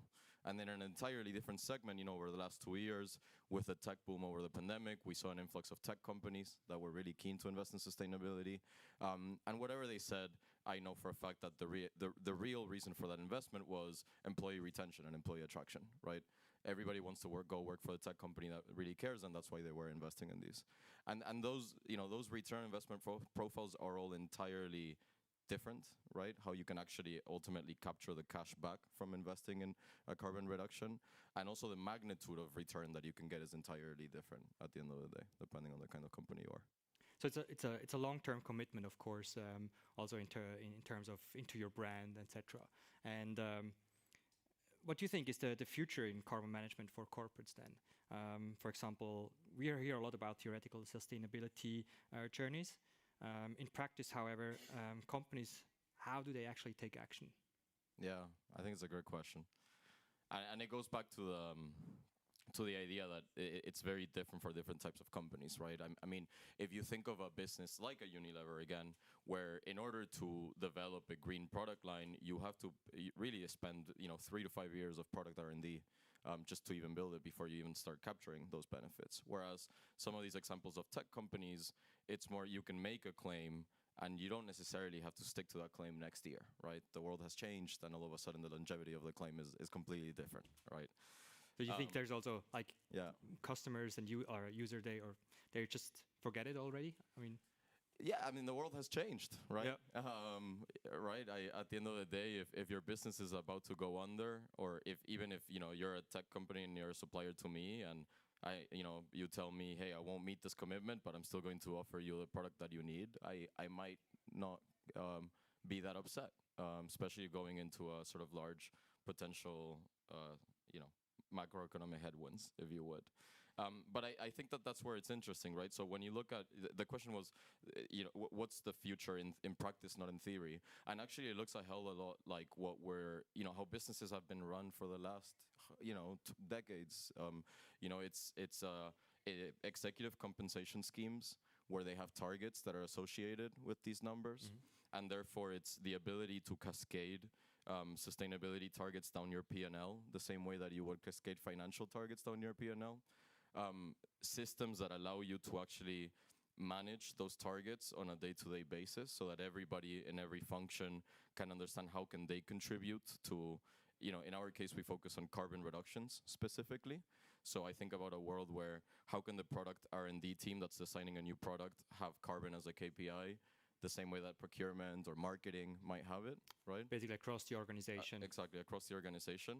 And then the final piece of that puzzle, because I've heard from a couple of board members of publicly listed companies who are already testing executive comp attached to targets. They say, well, yeah, but our executive meets those targets every single quarter, no problem, right? Yeah. And it's because there's still a lot of number fudging. And so the final element is that you have to have a system that is auditable, assured, reliable, that is, that where you can't fudge the numbers because somebody changed the number on a spreadsheet, right? I think that the future of sustainability looks a hell of a lot like the way that companies today manage their core targets and their core performance, basically. Like any other KPI. Like any other KPI. Yeah, that's the idea. And you mentioned that different type of companies need basically different or have different types of profits they can get from sustainability strategies. But do you also think that different type of companies need different type of solutions, basically, both on the software but also on the way to decarbonize then the whole organization? Yeah, absolutely. And I think like my perspective of this world is basically that I believe that there will be sort of this underlying data platform / ecosystem that will power a lot of point solutions for specific verticals and niches. So, logistics, for example, is interesting. You look at exciting growing companies like Convoy, where it makes a lot of sense for those guys to go and help decarbonize the entire logistics industry and to pull an API of carbon data powering that. Whereas if you look at to give sort of left of field example, like in the finance sector, you're going to need to be able to have really reliable data around the emissions with your associated with your balance sheet, right? And again, that looks like a separate software solution. And then when you think about how do you actually enable reductions, again, those solutions are entirely different, right? So for logistics, it could be a simple marketplace where you can choose a greener vehicle fleet, right? Whereas for finance solutions, there's actually a lot more politics and stakeholder management and right information to the right people, et cetera, et cetera. So, but the exciting and interesting thing is that this is definitely all underpinned by the same data, which is basically a data set that says what is the carbon footprint precisely of every single thing, a product and service in the world, essentially. Yeah. And so, given your manufacturing focus, why do you think that's the right focus for you? You mentioned logistics, financial industries. Yeah. You're focusing on manufacturing. Yeah. Well, look, the bulk of the carbon footprint of the world is on the physical goods, right? When you look around this room, it's the chairs, it's this microphone, it's the screens. Actually, the light consumption is probably less than 2 or 3% of the carbon footprint of all of us sitting here right now, even when you amortize it for all of the events that are going to happen in this room over the next few years. And so at EmitWise, not only do we really care about climate change, and therefore we think we should focus on the parts of the economy that will most help fight climate change, but actually it's just a smart business decision. The most money in the world in meeting net zero will be invested in the areas of the economy that have the most carbon footprint. It's pretty straightforward from that point of view. Yeah. So we think it's good for business and good for the planet.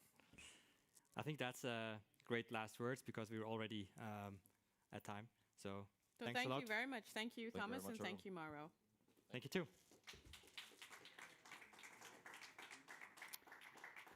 I'd like to welcome next Philip from Climatic to the stage.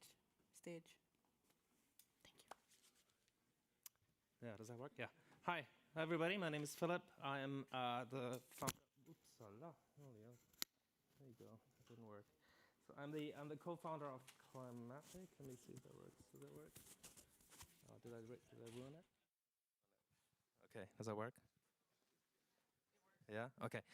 All right. Okay. So hi, everybody. My name is Philip. I'm the co-founder of Climatic. We are a solution that provides embedded carbon intelligence. What that means is that we mostly work with product managers and developers. Our observation or our product is that developers use us to embed or build sustainability capabilities into their own product with our stack and our tool set. So we're not, a bit like, not like Emtwise or others, we're not a carbon accounting solution. We only build a backend. We don't have a front end, so we're a headless solution. And as such, we have like a modular approach, if you like, of different modules that you can integrate and build your own solution on top. It's very much a tech play. We do this because, according to our observation, is that developers struggle really to develop carbon solutions at the minute, and that's because most of the tech stack, the way we see it, is missing. So companies in particular that do carbon accounting and carbon reporting currently do this manually. It's mostly an Excel operation and some use some software, but by and large, it's manually collecting the data, manually cleaning it. And if you figure that out, the climate science is complex. It's actually, you have to make a lot of judgment calls for this. You don't necessarily know what data to use in what region, and it's not always clear, especially if you want your report to be audit-proof. And lastly, even if you solve all this, progress is somewhat slow, right? You're operating in a silo, data is not necessarily interoperable, and it's hard to scale. So that's what we are looking at to fix. So you see on the right here is our stack, of the way we look at this. So we have an underlying database of scientific data, mostly emission factors, some product carbon footprints, and then we make this available in an API. And between that, we highlight a lot of, we do a lot of computation. So we do a lot of abstraction work to take real-life data, consumption data, and automatically map it against these emission factors to then automatically calculate the carbon emissions as they happen in real time. We make that stack available to anyone who wants to use it. So a number of different solutions. I'll show you a few in a minute. And it's really kind of like an emission science as a service solution built on a scalable infrastructure. So the way we look at this, and I said this earlier, is that in our view, most companies today do carbon accounting manually. So the consultants are as busy as they've ever been, and it costs quite a lot of money. It takes about 6 months to complete a single report. So you take 6 months, do a lot of reporting. At the end, you get a report, then you get a breather, and then you start with the next report. And in our view, that doesn't really drive decarbonization. And so there's a lot of platforms now evolving that are really a separate tool where you can track your progress against net zero. And I think that works for a number of use cases, but for some, especially large and very complex organizations, you want the carbon metrics be embedded in software that you use every day. So, for example, SAP, Salesforce, any CRM system, office management, fleet management, etc. So where you make your decisions, you see not just cost, not just value, but you also see the emissions that this is causing. And that's what we mean by embedded carbon intelligence. We have a couple of use cases that how this works in practice. So we've done an integration with Celonis. Some of you are familiar with them. We're building sort of the carbon module in their system to help executives make these better decisions. We've also done integration with Stripe for one of the launch partners for their marketplace to show merchants what the product carbon footprint is of the products that they're selling. So that's sort of the solution. As a company, we've been around for a year and a half, 2 years almost. We have a pre-seed funding and a seed funding, so we're not necessarily raising money right now. These are some of the customers we work with. So we are currently scaling up the company with more and more enterprise use cases. This is the team. So most of the team, as I said, we don't have a front end, so we don't do consulting, we don't do sales. You see most of the people there work on climate science or engineering. So Mariam and Anastasia, for example, have both 5 years or 6 years of postdoc at MIT and the Potsdam Institute for Climate Impact Research. Pat used to be at The Guardian, head of product at The Guardian, a fairly senior team, and us, the 3 founders. And we're backed by a pretty large now scientific advisory board. There's literally some of the people are the who's who in this world. So Mike Berners-Lee, he's actually the brother of Tim Berners-Lee, which I kind of like, and he's one of the gurus in carbon accounting. In the UK, we have John Schellnhuber, who's the founder of the Potsdam Institute for Climate Impact Research, as well as some others, Bob Armstrong, head of MIT Energy. And they're kind of making sure that we really apply scientific rigor to what we do. So that's it. If you have any questions, I'll answer them. We have 5 minutes left. So does anybody have any questions? No? I have a question. Yeah. From a commercial perspective, how do the integrations work in terms of what you're doing? So we mainly sell an API, and it's either the API can be, from a commercial perspective, is either consumption driven, so essentially per API call, or flat fee, or a combination of the two. When I say flat fee, it's like a monthly or annual subscription. And have there been any challenges to your go-to-market or anything else? Well, there's always challenges, right? Yeah. Every startup. What? Yeah, Like I mean, what? sometimes I think the way we see the world is that we think enterprises in particular are going to build more and more of the solutions in-house. But a lot of people are figuring this stuff out now. So if you talk to people at an enterprise level, almost everybody's new in this role. Like everybody starts out, often people this is their second or third job inside the company. They're reading GHG protocol and they're figuring it out. So what they really need is consultants. And so they go to Ernst & Young, any of the big four, I think they're really, really busy. And they're not yet all thinking about automating all this. Companies who've been doing this for a while do. So we're pretty confident that this will happen.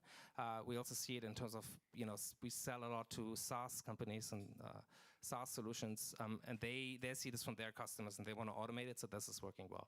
But it's still quite early in the market. So what's the competitive environment for you like? It's just a different positioning. I think if you want to build a solution, that's tailored to you, specific to you, we can accelerate that. If you want an off-the-shelf solution that guides you with a lot of things, then we're not the right fit. Great. Thank you very much. Yeah. Thank you. No more questions? Great. Thanks so much. Next, I'd like to welcome the Ames Foundation. Yeah, exactly. Welcome, guys. Thank you. Somebody need this one? Okay, will do. Soll ich das? Welcome to Jan and Leah. Thank you. All right. Imagine human mankind would be down to a population of 16,000. And now imagine every year 1,000, so almost the same amount as people are participants at this conference, would be killed simply due to your toenails used as a party truck at discos in Japan or China or anywhere else in Asia. This is exactly what happens to the rhino population in our world. My name is Leah. I'm one of the co-founders of the Amos Foundation. If you go one page, now imagine that, I don't know, if I look at the room, maybe the average age is 30. Like when you were born, since you were born, about 70% of the elephant population has been killed. And if that continues at this rate, we will not be able to show our kids elephants in the wild. My name is Jan. I'm one of the co-founders of the Amos Foundation. And we are on a mission to protect biodiversity in Africa. And we want to do that. And we want to show you today how we are approaching this. One ask up front, and you can take that throughout our presentation. We want to deploy technology. So if you work in conservation tech, get in touch. We want to use technology to make conservation work better. If you can connect us to investors, funding is always needed for this good cause.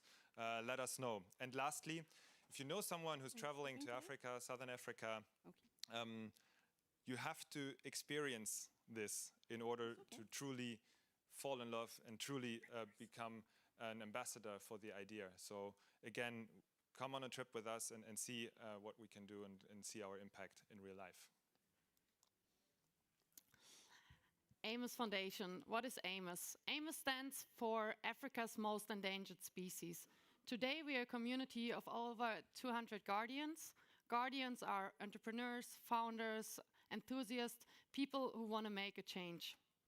Those people agreed on spending or donating on average 5,000 euros to our foundation per year.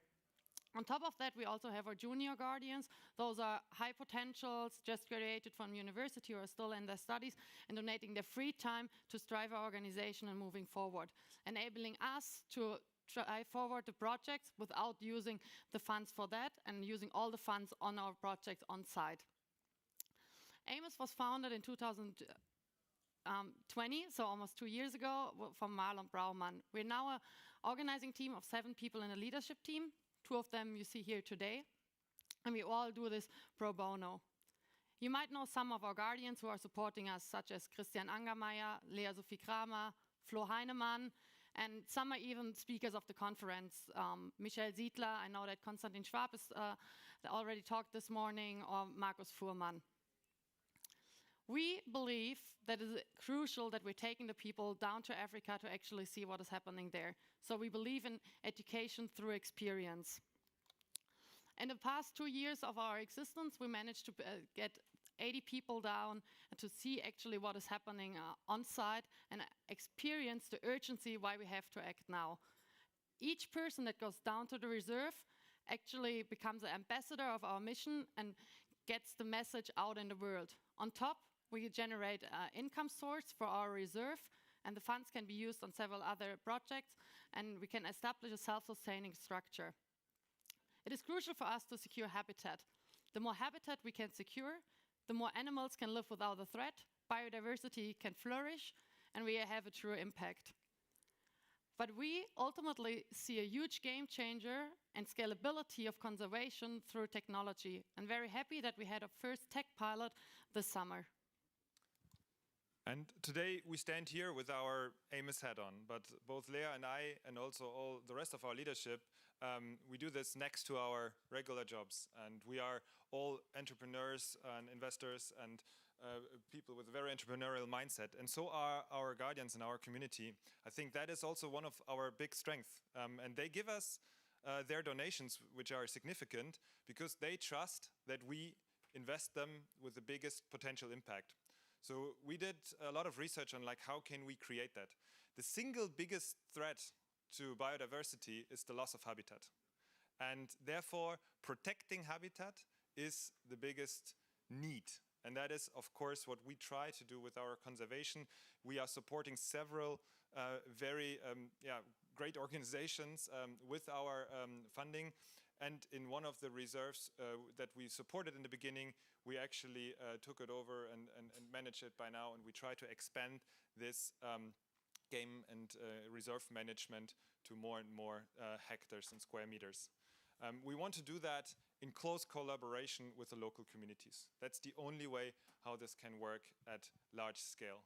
And we create jobs, we educate, we build, and we try to really make the conservation work beneficial for everyone who's around. Both of that is the foundation, but we believe that our biggest game changer, what we can bring to the game, is not the total amount of funds, because there are bigger organizations than us, but our network can deploy technology in a way that no other organization we have seen so far can do at this speed. And we want to really use technology as the game changer. And to make it visual, we want to create the most modern game reserve and show the world what is possible. What do we mean with that? Like one example, last year we used drones, like not the quadcopter drones, but real fast, high-end drones that can capture a large amount of hectares and range at a relatively short amount of time. So in concrete case, this was 20,000 hectares in about 3 to 4 hours. Why is this important? A, because size is typically really big, and if you compare this to what we have here. And second, if it's not done in 3 to 4 hours, the animals would move too much, and all of the imagery that we would capture is not accurate enough. And maybe even 3 to 4 hours can come down a bit, but that's already the best that was out there currently on the market. And through these images that go down to 3 centimeters accuracy, we can really identify the smallest animals down to nearly insect level and use AI and image recognition to analyze the biodiversity in this place. That has several application cases. A, we can count animals. Why is that important? It seems so simple, but it hasn't been done before. So far, counting works with pen and paper. And hunting quotas, everything is built upon this data. So if we are more accurate with that, we can actually save a lot of animals. But we can also take this to other levels. We could use this to identify intruders. We heard about rhinos and elephants. These are the icon species, but there are 800 more that are being endangered. But they are being hunted, and poaching is a big threat. And if we can use technology for anti-poaching work, we can also make that a safer place. And then lastly, I think we can build an infrastructure that really uses technology in a very sustainable way. So that's our plan for next year. On the one hand side, increasing our habitat, deploying more of these tech use cases, and also from a habitat fund perspective, we believe in the value of biodiversity. Carbon is a first thing, but biodiversity has a value in itself as well. And we want to create and raise a fund in the multi-million-dollar size that actually delivers a return. Not a VC-like return, but a real return. And because sometimes images are stronger than words, we've also brought a little video and hope that it technically works.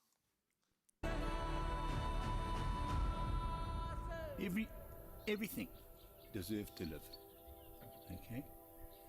Be it big, small, makes no difference. Insects, everything. Okay. Unfortunately, big tangible animals take top place because they're big and they're tangible.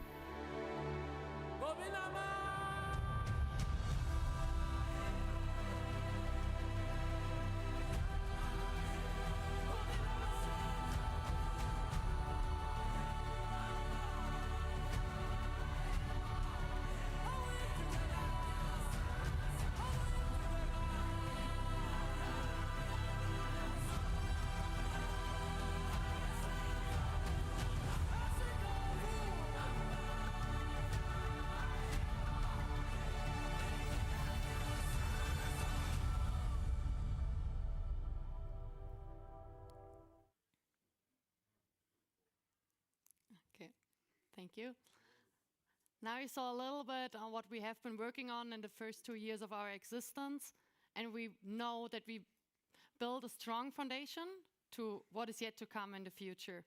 Because we are very motivated to protect wildlife, conserve biodiversity, and ultimately make Africa a safer place for animals.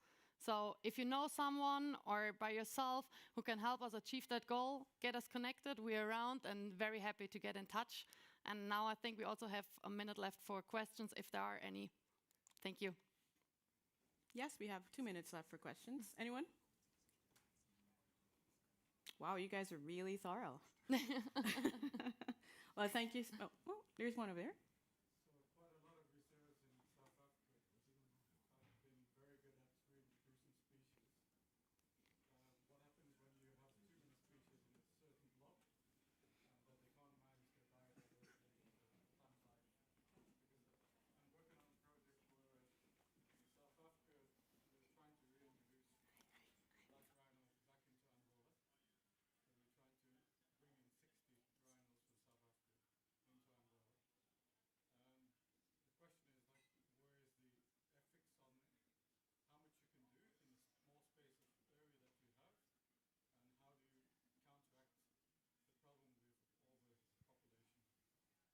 Sure. Yeah, maybe I can start, and you can. So there is a carrying capacity of a land, and there's a kind of an ideal balance of what the biodiversity is. So that is a fact. That is nature. So we try to balance that in a way that we're not, if we can avoid it, not hunting any animals, but we give them to other conservancies, to other areas, transport this, but also try to proactively manage this in the best possible way.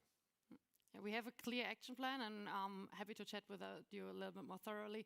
So if that happens, that we are exceeding the ECC, the ecological carrier capacity, what are the specific steps that we take? And the first one, obviously, relocation, if it is possible. And most matters is a question of funds, and that's why we are there, to generate the funds. Second one, it's operationally, and third one, like if animals actually can take it. There are some animals that are simply not suitable for a relocation, and then we decide like which one is possible and going that way. But in the first place, like I think it's kind of a luxury problem, and we're happy if we're facing that one.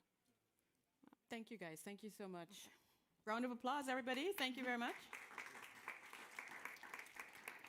So next we're supposed to have Cultivo. Is Cultivo here? Going once, going twice, no? C16 Biosciences?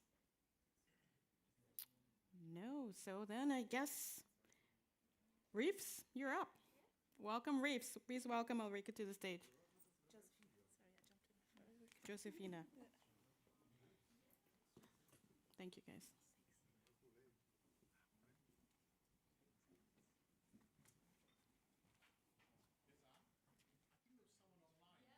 Oh. Wait 1 second. Was there somebody online? Wait. Can we get them back quickly? You guys should. Perhaps for the next session. We'll just let you go ahead. Reefs? Okay. Reefs.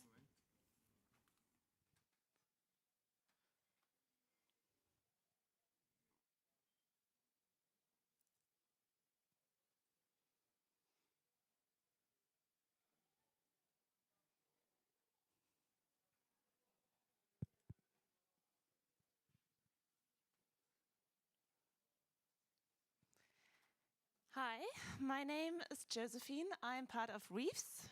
I am head of business development, and Reefs stands for We Thinking, We Building, and We Generating Coral Reefs. I think I forgot my clicker here.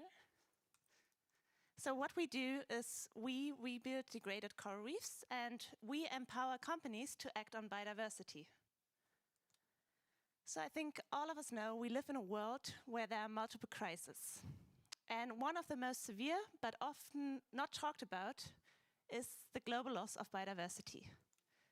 Today, over 41,000 species are threatened with extinction, and this not only has an impact on nature, but directly on our livelihoods, on the businesses and our economies. Because 55% of global GDP depend on high-functioning biodiversity. Companies face several biodiversity risks that are associated with the global loss of biodiversity. First of all, for companies that directly rely on biosphere services, such as clean water, pollination, or natural chemical compounds. Then there's, of course, the risk of loss of reputation if you don't act on biodiversity, meaning less customers, less talent, and less investment. And lastly, there are, simply put, regulations.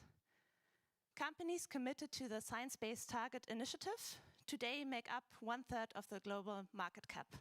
And this initiative, while it's focusing on carbon emissions today, is already thinking about introducing biodiversity targets by 2025.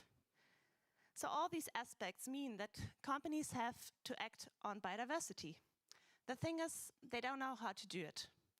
And that's why we at Reefs not only believe that it's necessary to make biodiversity targets mandatory, but also to show companies how they can act on them. Consumers demand actions from companies on biodiversity.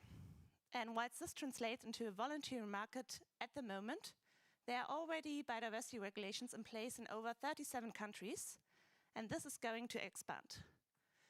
For the recent Biodiversity Barometer, 6,000 people have been surveyed from 6 different countries.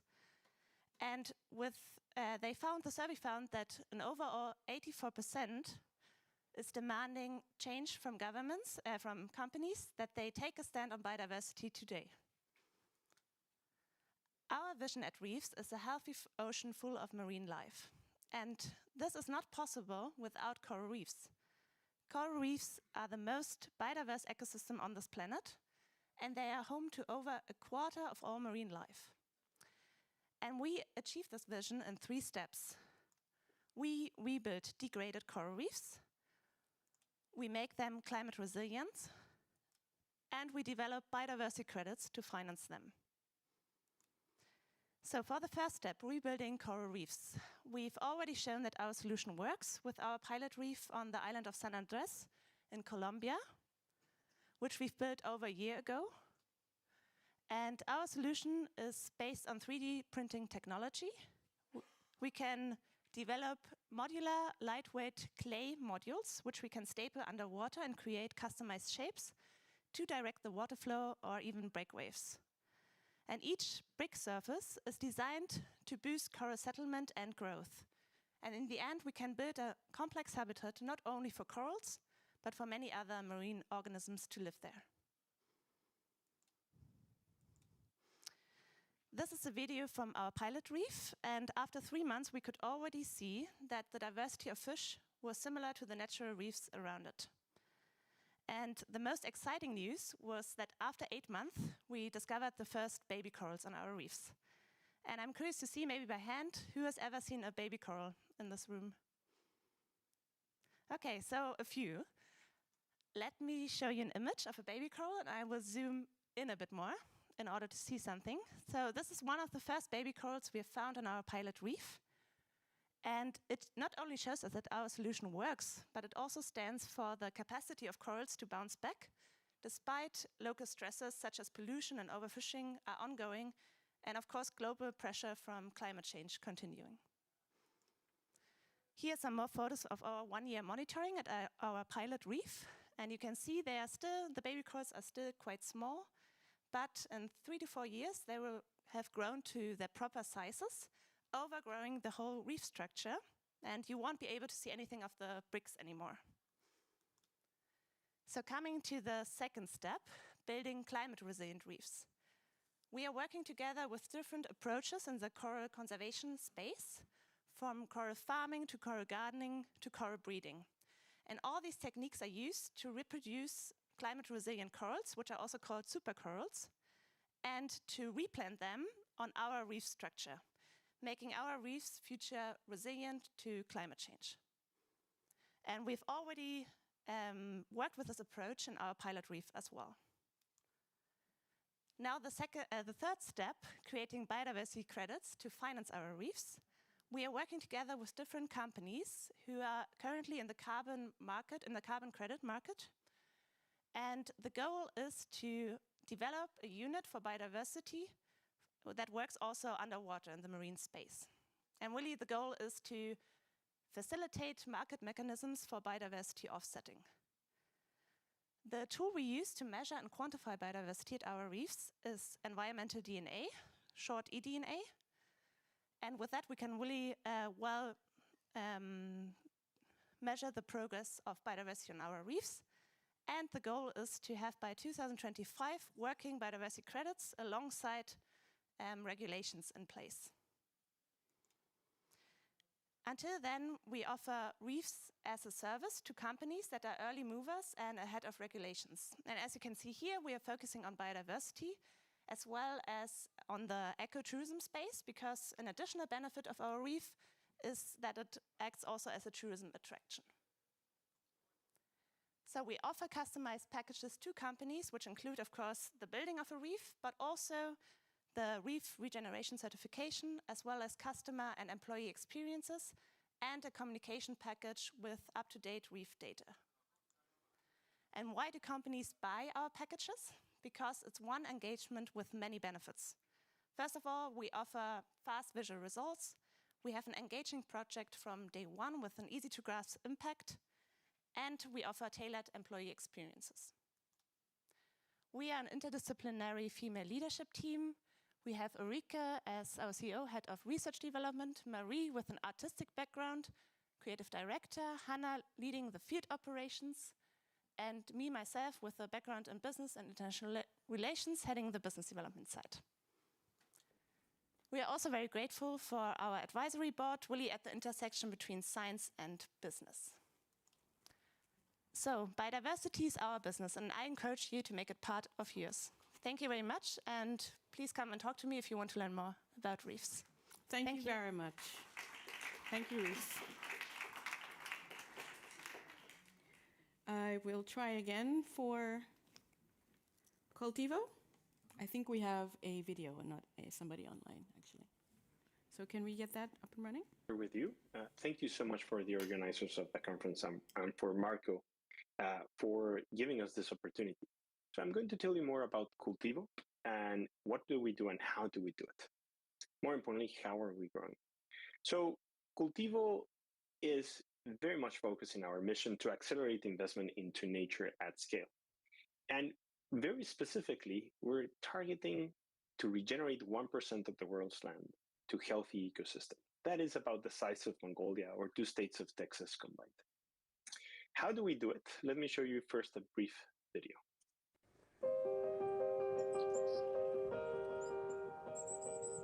More than half of the world's economy relies on nature. Natural capital is an emerging asset class that actually values the natural world.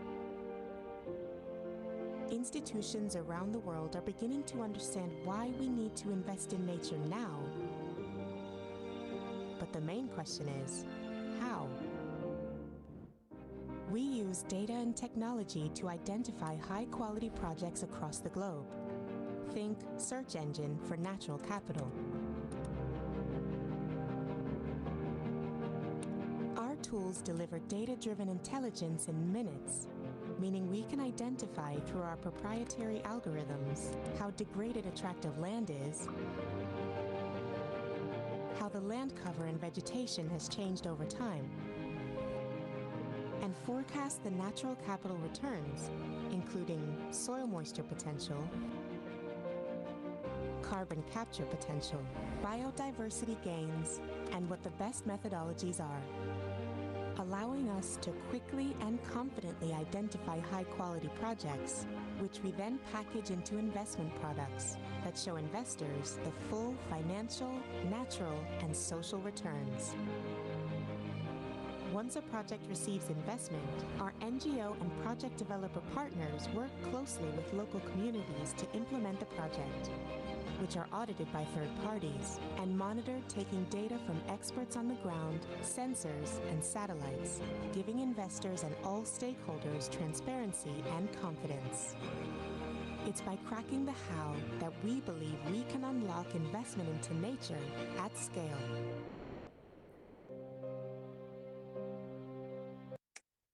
Well, and with that, on the how, our customers primarily engage with us in 3 types of portfolios. One, where we unlock natural capital in their existing lands. We look for where the natural capital is, what are the yields, and how should that institutional investor, either a financial or a corporate, should deploy capital.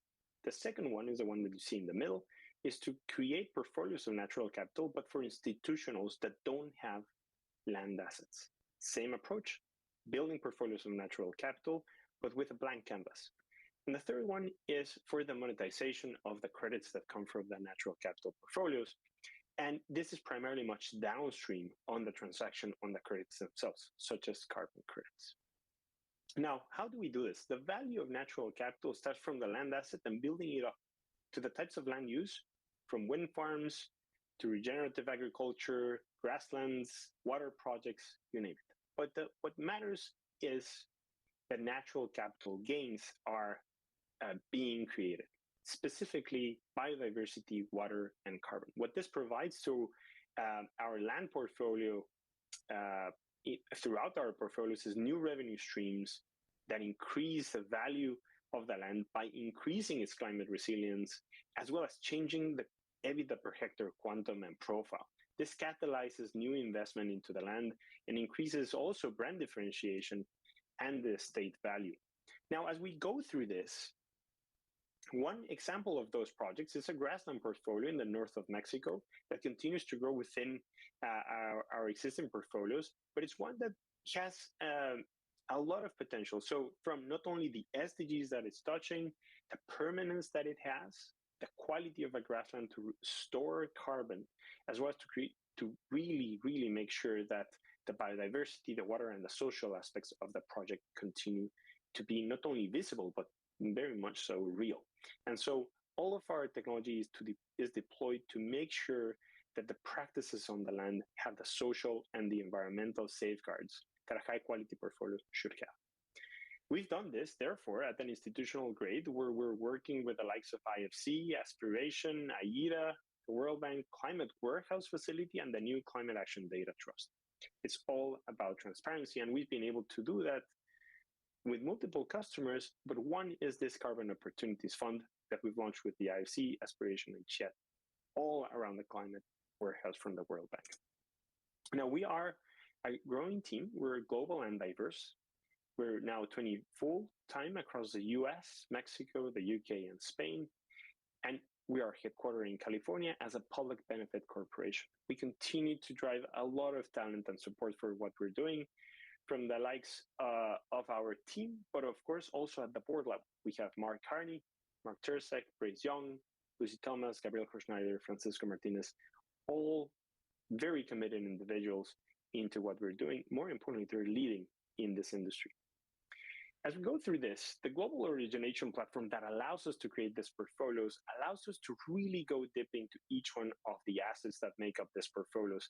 And more importantly, building it up from the ground up. And by that, we mean biodiversity water that then in a nature-based solution project drives carbon capture, carbon removals, but all hand in hand with the communities, the local NGOs that allows us to move at speed. More importantly, we continue to be leading the field of grasslands. Grasslands is sometimes missed in the field of nature-based solutions, but it covers more than half of our planet. The size of the endeavor that we have in front of us just with grasslands is more than 3 billion hectares. And we continue to build portfolios of grasslands across multiple markets, generating carbon removal credits that are low risk and reliable, especially around the whole ecosystem that we've set up. And more importantly, that ecosystem is how to really execute it around the world. So the way we do this is by creating this docking station for natural capital. We articulate and assemble all the elements that you see on the left, from investors to technology solutions, of course, project developers, the registries, local partners, and supercharge that through speed, efficiency, transparency, not only with the technology platform, but with expert investment professionals, environmental and data scientists, natural capital yield experts, land operation experts, and very much so social impact specialists. As we go through this, Cultivo continues to be identified as a handful of platforms in the space that could become a unicorn. We really believe that this is all because we continue to build trust with those ecosystem partners. And we really believe that capital moves to nature at the speed of trust. As we're doing through this, we're really finishing the foundations now, and we're now setting for scale. So we have a growing pipeline of customers. Our revenues continue to increase. We have a proven model. We have repeat customers, and we continue to partner prolifically with leading NGOs with significant land access, as well as other types of landowners. We have proven technology platform, and we're closing a financing round to continue to accelerate growth. So we are all about scale because that's what our planet needs. We need to move faster. So please, looking forward to receiving your interest and your questions. And thank you so much for your time and attention. Thank you. Thank you, Cultivo, even though you can't hear us. Next up, we have Rainforest Connection. I'd like to welcome Chrissy Durkin to the stage. Thank you, Chrissy.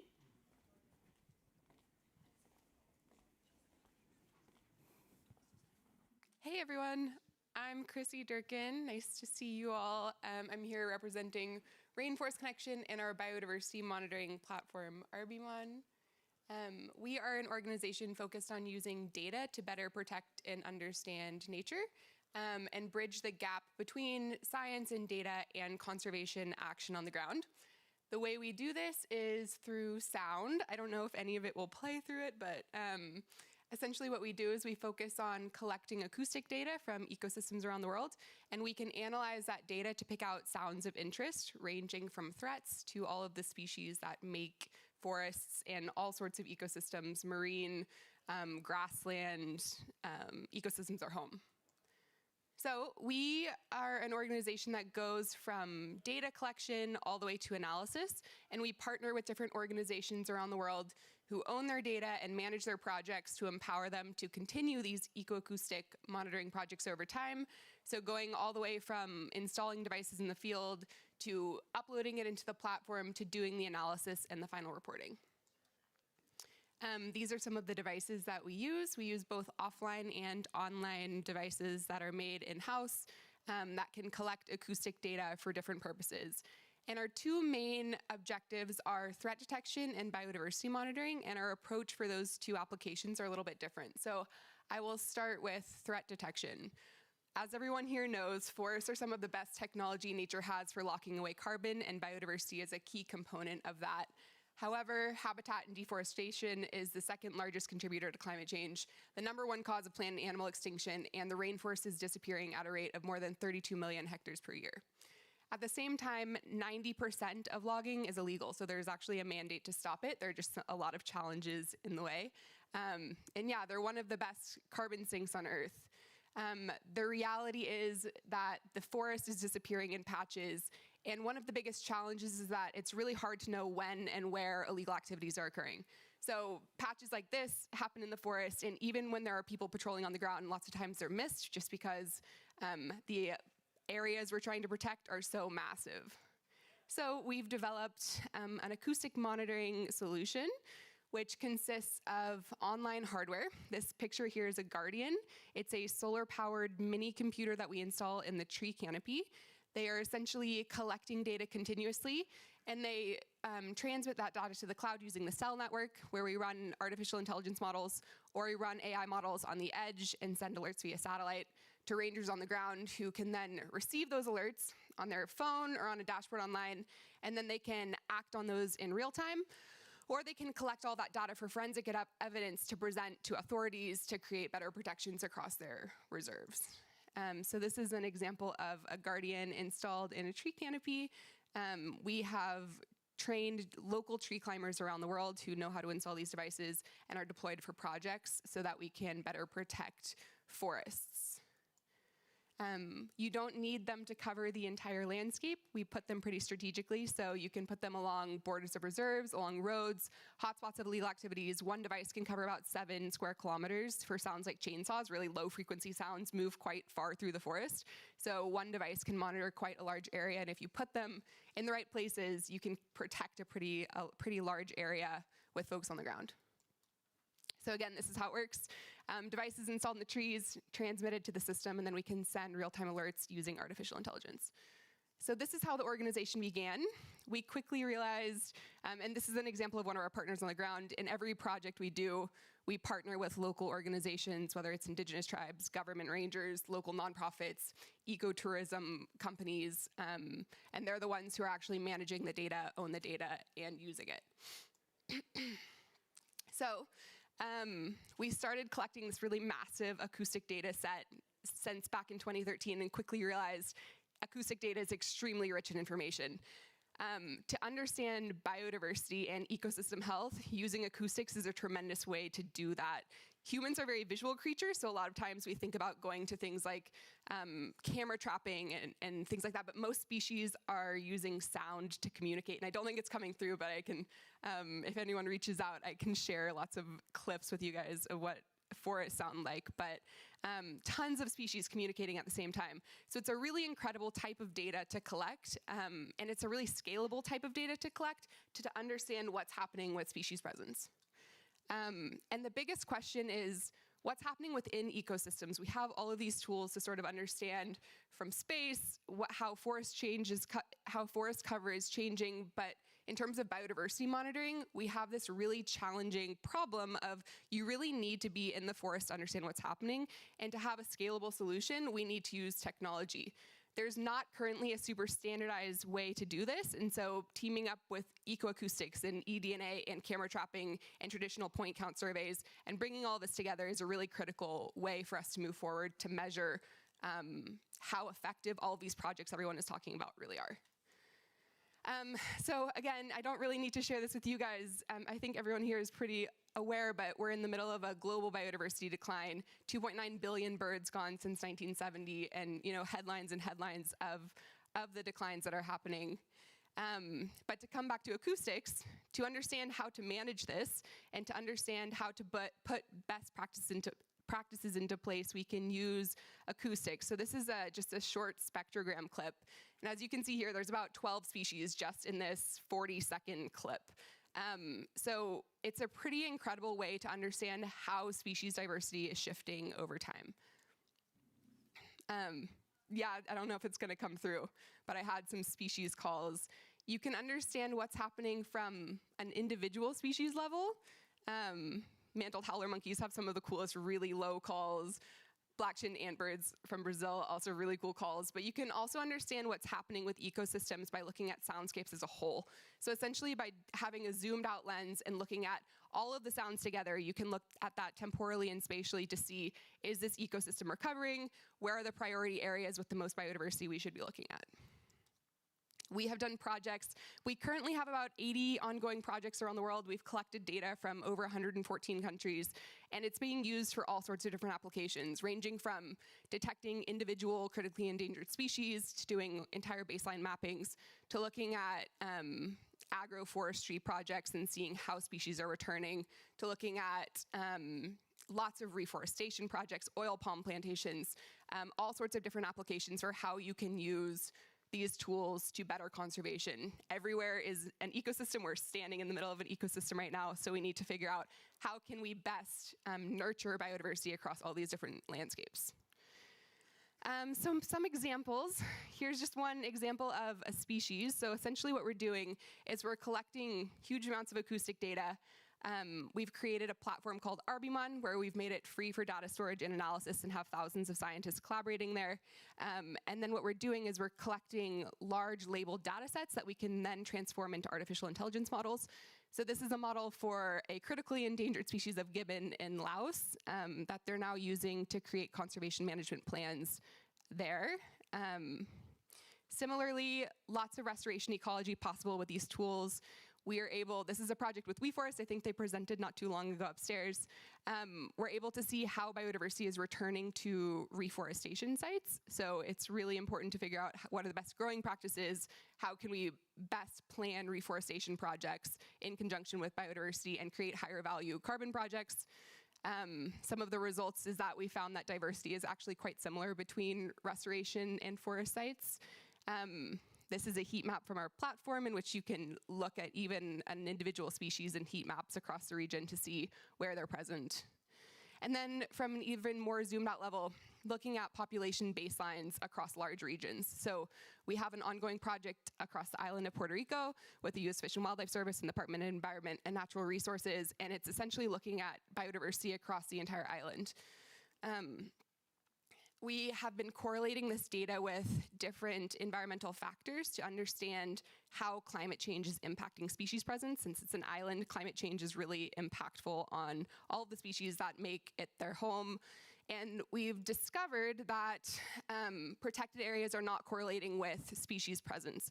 So this data is extremely useful because it's going to be used to build corridors between protected areas and instate new protected areas as species are changing their distributions in accordance with climate change. This is a little bit about our AI model approach. We're creating regional convolutional neural networks, which is just a type of artificial intelligence model. What we're doing is building these models for hundreds, thousands of species across different regions. Once we've built this model, we can then make them accessible to people who are not just scientists. So essentially, anyone on the ground who can collect acoustic data, a device is $140. You can install in the forest, upload all your data into the platform and run these models across your data and have automated analyses to understand how you're impacting biodiversity. So we're really trying to bridge the gap between science and conservation, which is science is oftentimes very siloed, data is locked up. How do we make it so this is as accessible and usable to the folks who are actually taking action on the ground as possible? So yeah, this is the platform. Again, we have an open source free platform. We're trying to encourage scientists to collaborate, make their data open, make as many folks who can make use of it have access to it, and then create that automated process where it goes from data intake to analyses that are really easy to digest and visualize so that you can actually use it to inform action. So this is the visualizations page that we just released this past year. We have automated heat maps. You can go into individual species and see where they're present across your project. And then we can integrate this into all sorts of other platforms so that you can understand biodiversity presence across your project. So far, we have, I think now, more than 91 million minutes of audio data and data collected from over 114 countries. We have lots of partners around the world. I think we have over 200 partners. We're extremely collaborative. So anyone who wants to work together, please come find me. We'd love to chat with you guys. And we have an app. If you're interested in live streaming sounds from forests around the world, you can find our app in the App Store. So that is a little bit about rainforest connection and ecoacoustic monitoring. Thanks so much. Time for questions. Okay, sure. I think we have time if anyone has any questions, I'm happy to answer them. No questions? In DRC, not yet. But we started really in Central and South America and Southeast Asia, and we're just now starting to move into Africa. Mostly because of connectivity constraints. Historically, we were using mostly cell connectivity, so areas that had none at all made it really hard to work to collect, especially the real-time data. But now we are using Swarm, and we can install the real-time devices anywhere. So lots of opportunities in Africa, especially on the threat detection side now. Please.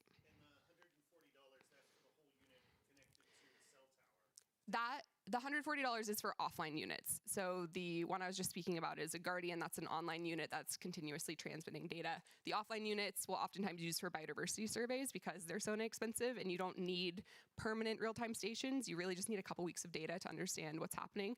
So we prefer to use the offline devices, have usually hundreds of sites across different regions, have the local people collect the data so that it's all happening locally, and then upload that into the platform. Sure, so they're physically collected. Yeah. Yep. That is about $1,000 for a device. Depends on which version. Sure. Sure, so we partner with local organizations in all of our projects. We are really collaborative with them, so it's not really just a purchasing devices sort of situation. We work really closely to make sure they're trained, work in constant communication and collaboration with them. And then those projects are funded by foundations and grants, and then a lot of that money goes directly to the organization's work on the ground, and then also through corporate contributions. Sure.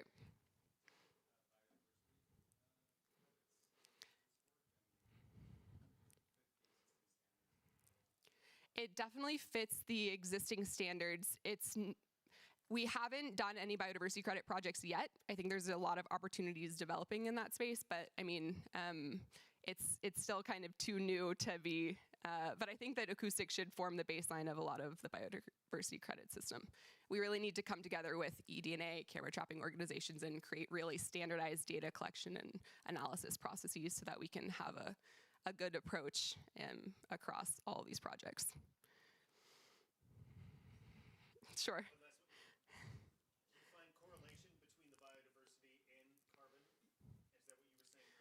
Sure. So yes, there is. One of the biggest challenges, especially with all the REDD+ projects and everything like that, historically has been that there hasn't been a good way to monitor the actual ecosystem health and how long-term and stored that carbon really is, right?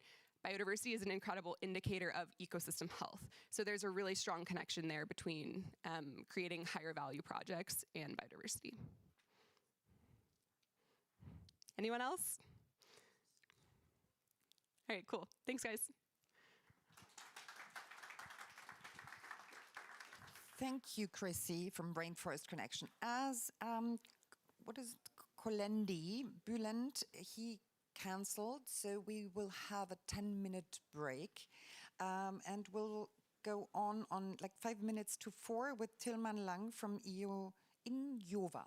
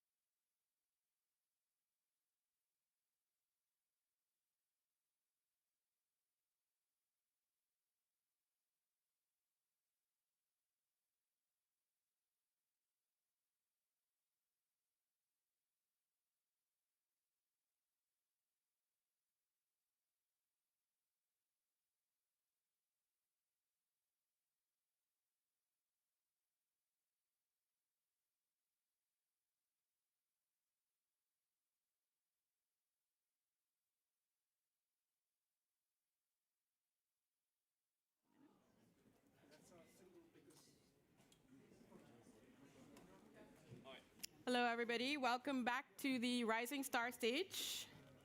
We had a little break, but we're back on track. And next, I'd like to welcome Inyova to the stage. Welcome to Tillman. Is that the clicker? Thank you, Liz.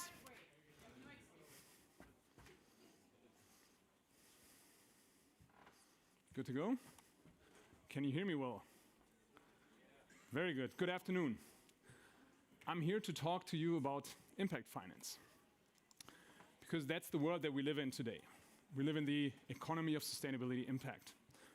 And what that means, if you cannot explain and understand or even manage your sustainability impact as an organization, you will lose the right to play. And that wasn't always like that. So if you think back only, say, 20 years ago, being green was really just for eco-nerds and weirdos like myself.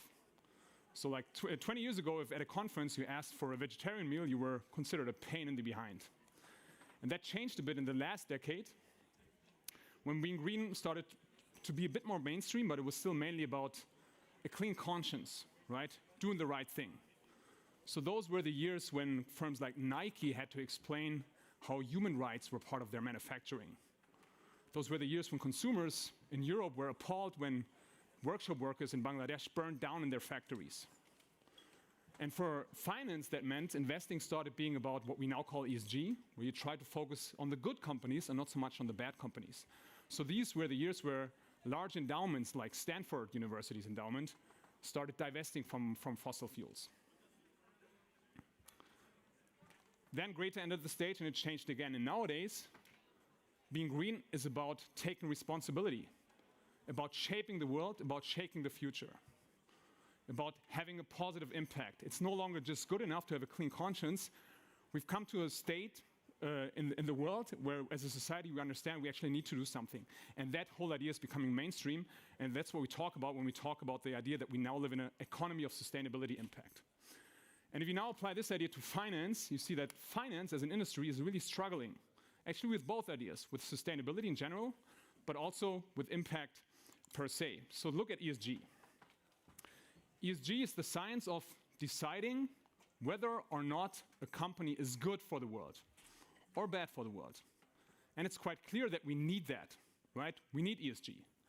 But if you try to do ESG in practice, it turns out that it's actually really, really difficult, because the world is a messy place.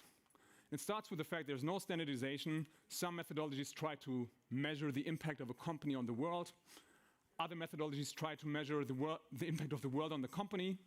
With a lot of the approaches, it's not even clear what they're trying to measure.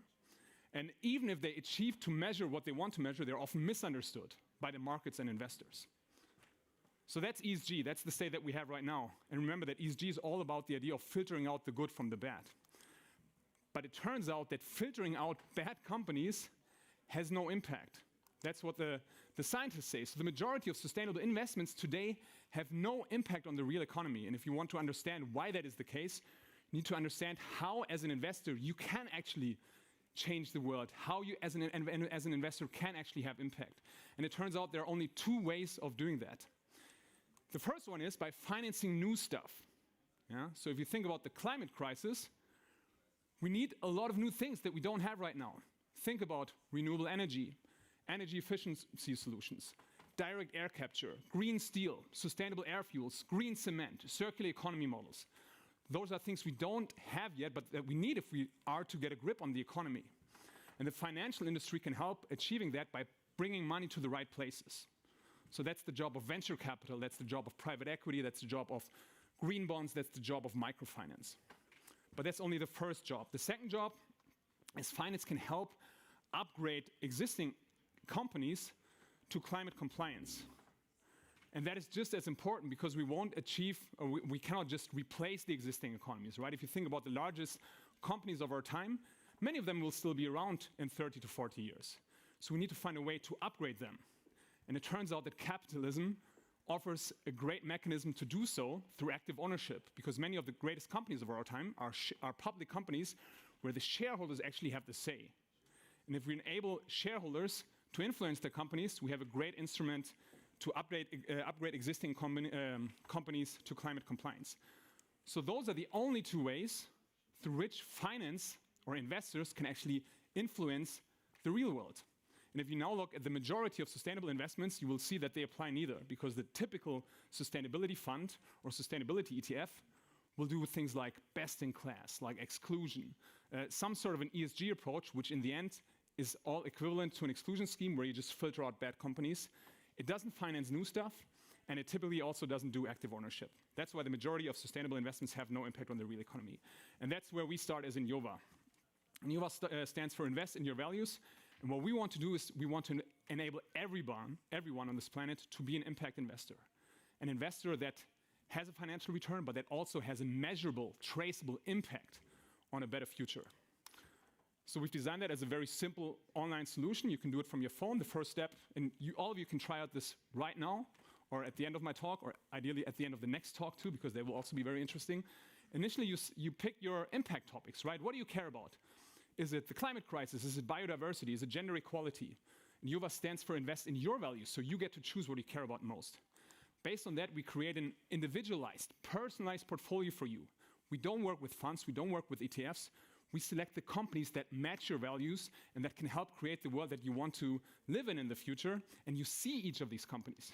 And in the third step, you can explore the portfolio, you can personalize it further, and you can start investing. And all of those things you can do on your phone from the comfort of your couch at home. You don't even need to put pants on to become an impact investor. And this has measurable impact because we actually use both of the mechanisms that we talked about. The first one is we help financing new stuff by putting money into green bonds, financing projects that we need in order to create the new stuff that we need to get a grip on the climate crisis. But our focus is actually on the second mechanism. We use active ownership because we use discretionary mandates where our customers are shareholders and we enable them to execute their shareholder rights to influence the companies that they invest in. And if that sounds like an abstract idea to you, let me give you a very real example. This year we did a large engagement initiative with the German car maker BMW, where we represented thousands of individual retail investors and addressing risk in the company strategy. BMW is one of the companies that does not embrace a transition in mobility, right? And if you want to check that out, you can read about it in any of the German media because we're very successful in addressing this topic and actually coining the term that BMW is becoming the BlackBerry of the automobility industry. This is impact of thousands of retail investors. And the second big engagement that we're starting actually this week is all on the headline of let's ban fossil fuel ads. Let's stop the time where the fossil fuel industries are dictating the narrative under which we're, for example, negotiating global climate contracts in Sharm el-Sheikh at the COP. That's the work of thousands of retail investors, and that's the first big thing that we're working on and that we're already making possible. This is a quote from Walt Benninger, CEO of Charles Schwab. Personalized investing is coming at us like a freight train. If you don't know who Charles Schwab is, it's one of the companies really benefiting from non-personalized investments, ETFs, collective investment vehicles. They believe in personalization, and so do we. We actually think it's very important to get people on board with the idea of investing, and one way of doing that is through personalization. So within Innova, you cannot only use personalize the topics, you can personalize each individual company. If you love Elon Musk, you can put Tesla in your portfolio. And if you now start getting confused about what he's doing with Twitter, you can actually remove them too. And that even enables us as an asset manager to update thousands of individualized companies at any point in time. So what happened this year, for example, is we had Learning Technologies Group, which is a great education company, in our portfolio. They acquired a new company that was manufacturing software to train drone operators for military use. We had to exclude them from our portfolio. We can update hundreds of thousands of individualized portfolios through our technology overnight, so we can always live up to our value proposition of having our customers invest in line with their values. So that's what you get if you invest within Innova. You invest directly into companies. There's no financial industry in between them. You become the shareholder. You become the boss of the board. It's greenwashing safe. It's 100% transparent. You see each individual company, and you can even personalize it. It's 100% personalized, so it's meaningful to you, and it's retail ready. You cannot break it. You cannot break it. We do all the heavy lifting for you. It's totally risk optimized. All the financial math is done by us in the background. So that's what we're after. We're turning millions of people into impact investors because we actually think that's quite important to solve problems like the climate crisis. Because imagine, if we're successful, millions of people at the shareholder meetings of Volkswagen, of Tesla, of Novartis, of Nestle, of Exxon, of you name it, executing their will for a long-term view in company building, in investing, in capitalism. Because the interesting thing is, all these people out there on the streets, they are already co-owners of these companies through the money in their pension funds, in their life insurances and such, through their investments for their retirement. It's just that they don't have the chance to execute their ownership rights. And we're helping them taking back control of capitalism. And we invite you to do the same, to join the Age of Sustainability Impact with us by becoming an impact investor. Thank you very much. Thank you, Tilman and Inyova. Thank you very much. Do we have time for questions? No, we do not. Sorry. We do not. We have to Okay. catch you outside. Any questions? To catch us outside? Next, I'd like to welcome Econos and Planet A Ventures.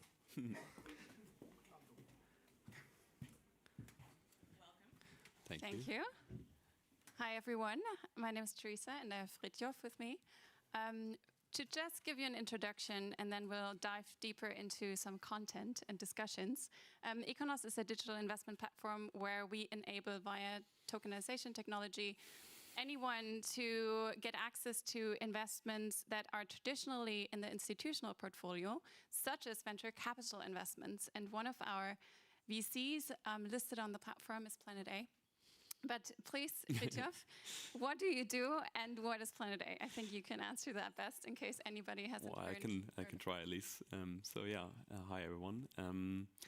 At Planet A, we do invest into hard and software startups. And what's a bit different about us is that we have a fully employed scientific team. So basically, we only do invest if the science team really says here, this is part of a solution when it comes to climate mitigation, waste reduction, biodiversity protection, or resource efficiency.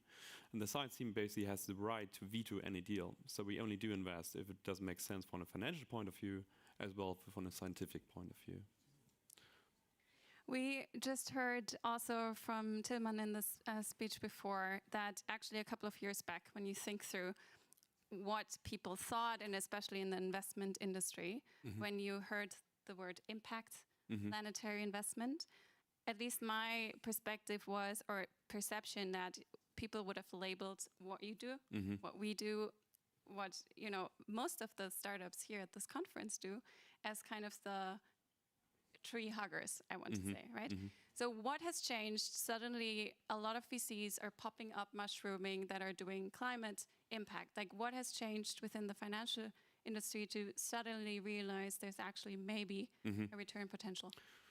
Well, I think it's a couple of things. I mean, the obvious one is the problems we need to invest in, they won't go away. Like, the intensity of the problems we're seeing, they're just increasing and increasing. I think more people are getting this. Another part of why this is happening is also due to regulation. If you look up on a European scale of stronger and stronger or tighter regulations and de-investment into fossils, but then also new regulation when it comes to plastics, for example, or a mandatory drop-in quota of synthetic aviation kerosene, the change is happening, it's underway, and it's kind of easy to see this is really happening. And I think more and more people are getting like that the constraints of how you did invest in the past are not actually applicable for the future anymore. So at Planet A, we try to combine different views. The classical VC model, where you look at the market size and like the technology and the team, that for sure. But then we also have this quantitative angle where you kind of quantify the impact. If it's really way better, we can talk about that in a bit. But also then we look at the policy landscape. It's like what regulation is underway, how the market is changing, and if you combine those three circles, if you will, and then you try to invest in the middle, where you're quite sure that this change needs to happen, and you find the company which is best to make this change happen. So the decision then at the end of the day is quite similar to a classical VC model, right? The core difference is the quantification of the impact side. Can you dive a little bit more deeper into it? Because I think especially in climate, we're quite good at quantifying carbon, right? But we purposefully named this planetary investment because there's biodiversity, etc. Can you maybe? Yeah, no, totally. I think I start with zooming out. So the concept we're using at Planet A the planetary boundaries. And you might have heard it. We don't only have a climate crisis, we have the hugest loss in biodiversity, for example, since the extinction of the dinosaurs. So, and if you want to quantify that, the World Economic Forum says that roughly the half of the global GDP is connected to biosystem services of the biodiversity to us humans, right? So we do have multiple crises: land use change, water, fresh water use, all of that. And so what we do at Planet A is that we not only look at climate, we take this broader view. And then we use something that's called life cycle assessments. And that's not new. It has been around for 20 years. And life cycle assessment is basically a really holistic view on the whole life cycle of a product. So what you do is that you look at all the mass and energy balances throughout the life cycle of product. So from the extraction of the raw materials, where are they extracted, how much energy do you need it, transportation, shipping, and then the manufacturing energy you need. Which kind of energy do you use for it? And that for each of the parts. And then you come to real life of the product, right? So is it a single-use product? Is it a multiple-use product? How much energy do you have to put in each time? Since to the very end, the end-of-life scenario. It sounds complicated. In fact, it is. But it got a lot of benefits if you really do it. Because if you do that for the idea of a startup and compare it to today's economy, then you can suddenly put them side by side and you can really determine if this is significantly better, yes or no. And I think it's quite obvious, since we're giving the problems, is that I think it's not about making the same decisions again. I think we need to make smarter decisions at the decision point itself, meaning science needs to have a say if this is really significantly better, yes or no. And if it's not significantly better, we just shouldn't do it because it's not leading to a world within the planetary boundaries. And so, like, what we also do is that whenever we talk about this evidence, we also publish it. So on our website, you can look it up and you can challenge it. But that's the sort of evidence which is also helping this portfolio companies a lot, because they can basically walk around and say, hey, this is the difference we're making to the world. One of the, I think, key questions in this, especially if you look at the VC and investor scene, as we said, there's suddenly so many VCs going into this space. What do you think does a VC or investor in general need within the team, within the structure, in order to also capture returns at the end of the day? I mean, making investment decisions is basically assessing risk, right? So, and I would argue that in the future, there needs to be a correlation between how much better a company is and also the financial outlook of these companies. There must be a correlation. If this is not going to happen also throughout policy and throughout innovation, we're going to fail on the climate crisis and the other crises. So I'm quite convinced that this is happening, and it's happening in some parts we invest in where the regulation is actually leading to this pathway. And I would argue that in order to be precise with your judgment, you need to build up the in-house capacity, because otherwise you're blind towards the impact of your investments. And saying that, I think you need to build up the in-house capacities in order to judge that, right? You're good in judging business decisions. If you want to judge really good on the impact of your decisions, then you need to build up this capacity as well. So a different skill set, different people within the investment team? Yeah, I would say different skill set, but also different culture, because it can't be true that business people are overruling science people. I think you need a different kind of company investment culture where you look on eye level between science and business, because only then you start to make a different kind of decision where you, in this point in time, because like science tells us what is part of the solution and what is not, right? And I think it's about the speed of the implementation in policies or investment decisions where we need to give science a voice. Another point, I think, hardware versus software, right? You already mentioned. Maybe you can pick an example of your current portfolio, maybe hardware? Yeah, totally. To give an idea for the audience. So yeah, if you're taking this quantitative angle, you come to the big topics, obviously. So one company invested in, it's called C1. They, on a supercomputer, they've been able to create a new catalyst for the production of green methanol. And methanol is not only a platform chemistry you need for a lot of different processes, it's also an alternative to power container ships. And so this is super interesting, since they have now a much more effective catalyst since the one which is roughly invented 100 years ago. You are able to kind of substitute a bit of the green premium of the green methanol by using the gains in efficiency. And so that brings down the price of green methanol with this method. And to give you an idea, Maersk already board 18 container ships with hybrid engines that run on green methanol, so that the quantity is just huge. And that's the sort of thing I think we need to put innovation in and to get to scale, because otherwise we just won't make it, right? And I think it's important that we get to these topics which can have that scale. Thank you very much. Thank you to both of you. Give them a round of applause, guys. Thank you. Any questions, please ask them outside. Thanks very much. Next, I'd like to welcome Mushless Ventures and MedBell, talking about the digital hospital. Thanks, guys. Hi, everyone. Switch topics a little bit. Talking about the rise of healthcare startups. Actually, everyone today, this year, is talking about like the next years. There's the big rise of e-health startups. However, the e-health startups, the market overall is extremely slow, and a lot of business models have not been proven to be economically feasible. But still, there are business models out there in the health sector which work, and we're happy to have a discussion and with one of our portfolio companies, MedBell, and maybe you could have a short introduction about yourself. Wonderful, thank you for having us. I'm Leander, co-founder and CEO at MedBell. Background in business, but essentially also write code since a young age. So this is where the technology edge comes from. Both parents general practitioners here in Germany, and then I had my own knee injury about 8 years ago. And essentially that was the moment where we thought, well, this can be done much better. Definitely to improve like the patient experience of how things have happened, but also to just create more transparency about which doctor is actually good and how do we make medical results transparent. And lastly, just in the administration and essentially efficiency to keep healthcare as we have it essentially still available to us when we are old, because right now that wouldn't be the case. So that's what we set out to do back in 2016 and launched MedBell as a company.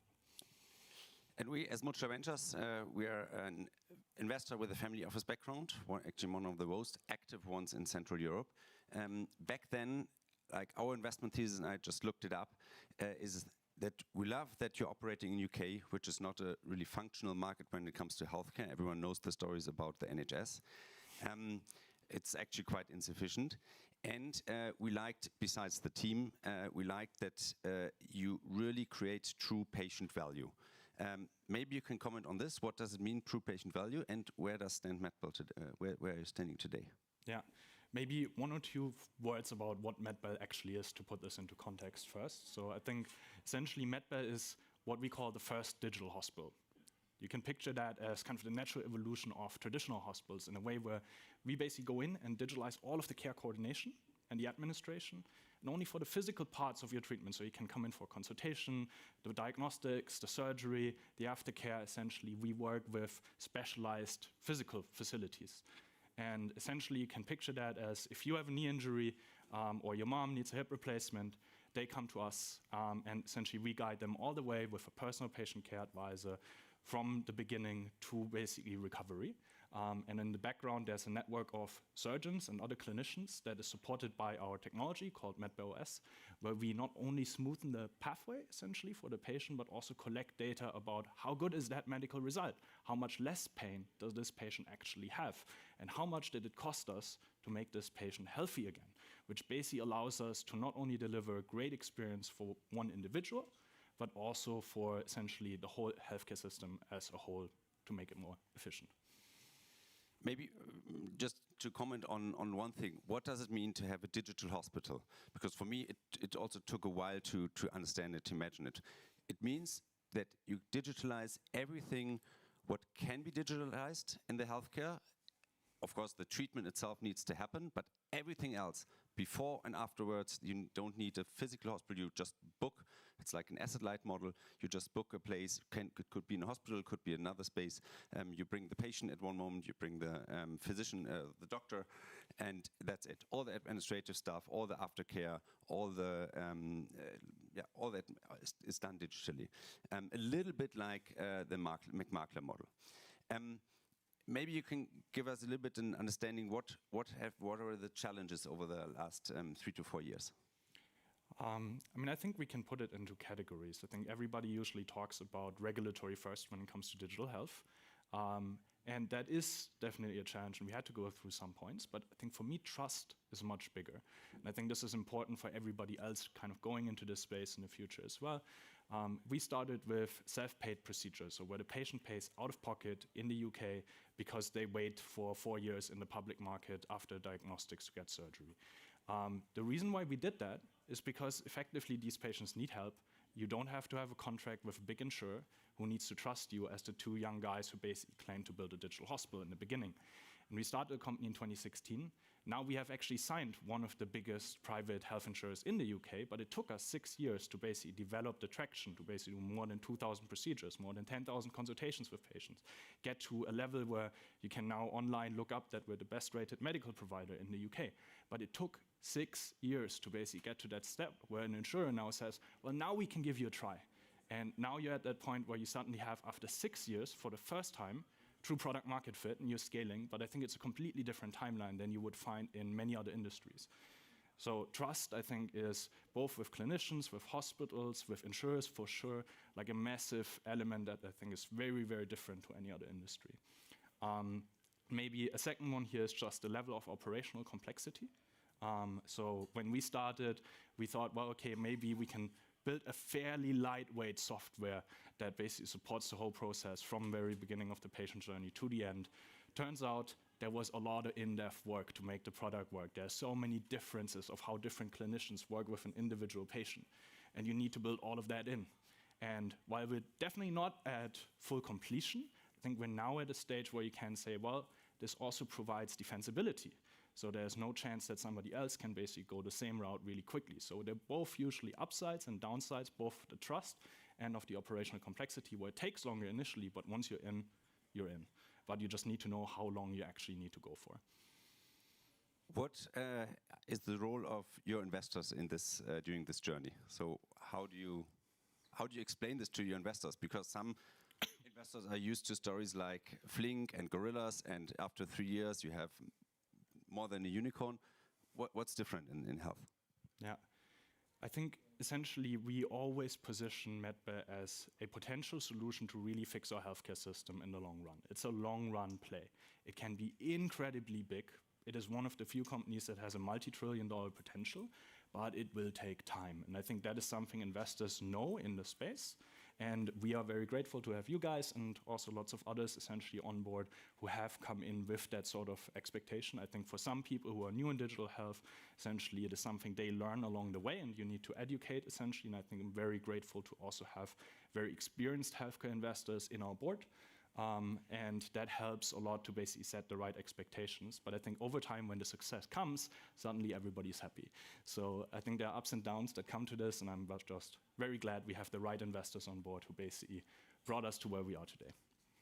Maybe you can give us an idea of the significance of the Bupa contract and like the market size, maybe also 1 or 2 numbers, number of cases, and get a bit of feeling.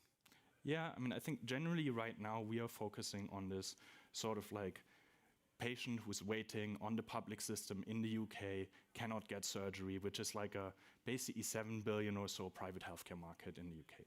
For those, we are, as of today, probably the best option to get care. It will be cheaper, it will be better, it will be an amazing experience. I can just encourage you guys to check out the Trustpilot reviews, and essentially it will be also, from a medical results perspective, at least we track what is happening so we can optimize our results over time.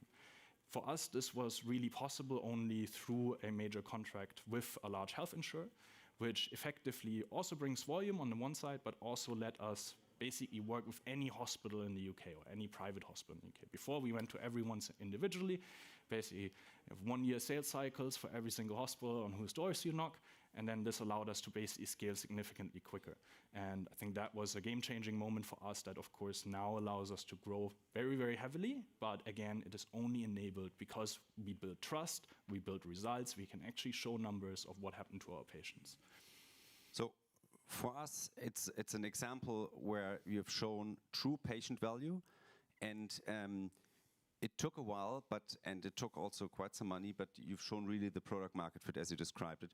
What are the next steps for you? And I think, as I mentioned right now, I think we're now at this point where you can say we have product market fit for patients waiting on the NHS. So it's really a growth case for the next couple of months and years, essentially, to become the dominant player in all things self-pay in the UK. But we also know that what we do can actually save our healthcare system significant costs on an insurance side. So we will actually also run a pilot on that, probably after a B round, which we will raise summer next year, most likely. And that should be then a pretty nice case to actually build a case study in the UK and then go to the US, which is our kind of like next step after that. Thank you, Leander. Thanks, everyone. Max and Leander. Thank you, guys. Next, we have Cookie and UVC Partners. A little applause, guys. It's the last presentation, live presentation anyway. So, now you witness how easy it is to build up a reusable infrastructure. So, done. So, who starts? So, by the way, and this is how it works. Easy, flip it in, and then.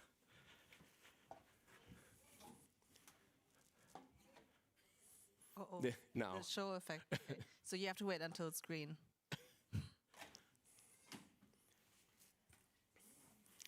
Awesome. So exactly 1 year ago, NOAH last year, this was the first time I did this. I met Cookie, I met Torge for the first time, and really liked it and ended up to an investment. And so it's really cool to be here today and tell you guys about what Cookie does and who we are, and also what the mission behind Cookie is. But to start with, let me quickly introduce myself. I'm Lisa. I'm investment manager at UVC Partners. At UVC, I focus on all things like climate tech related. These are the topics that I'm most passionate about. And UVC Partners, we're an early stage VC fund, investing out of our current fund, which is 250 million in size. We do pre-seed, seed, and Series A investments, tickets between 500,000 and 10 million. And our general investment focus is B2B and deep tech. And climate tech is very essential and core pillar of that. And what makes us special a little bit is that we like everything that is a bit more complex. So we understand complex business models. Around half of our portfolio are hardware companies, so we understand complex supply chains. We do rockets, we have quantum computers, we have industrial robots, but also things like Cookie.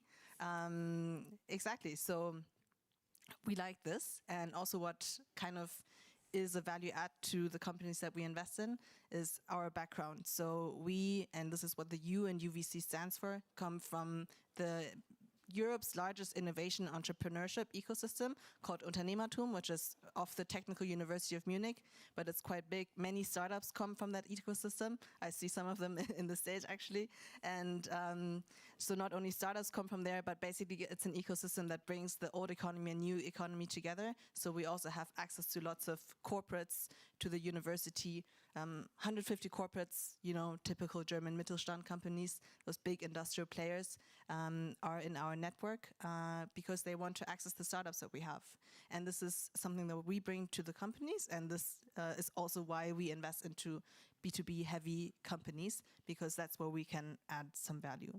But enough about myself and us.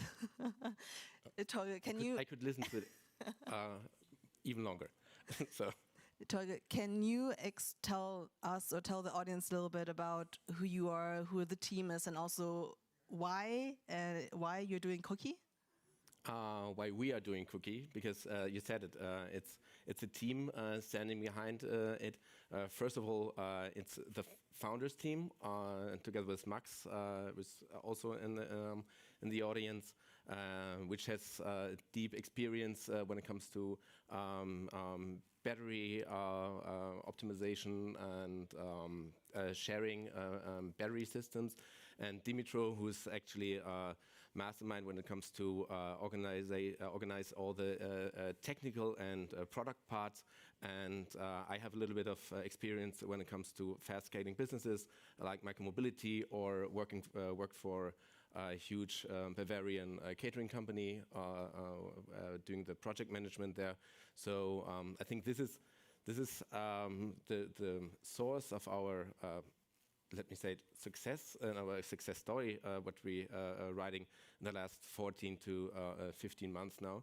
It's that we combine all this experience at the beginning to really make it different, see the whole reusable reusable food packaging market from a completely different angle. So we are not coming from the cup supplier angle. We are coming from the infrastructure side. We are coming from the digitalization side.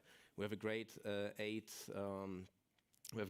tech team in Berlin, for example, who built up a micromobility company before. So we're getting everything together, building the essences out of it, and this is great to see. So it's not just a single person; it's the effort of a lot of effects, also coming together with a great team of investors like you, but also others which joined us in our seed round.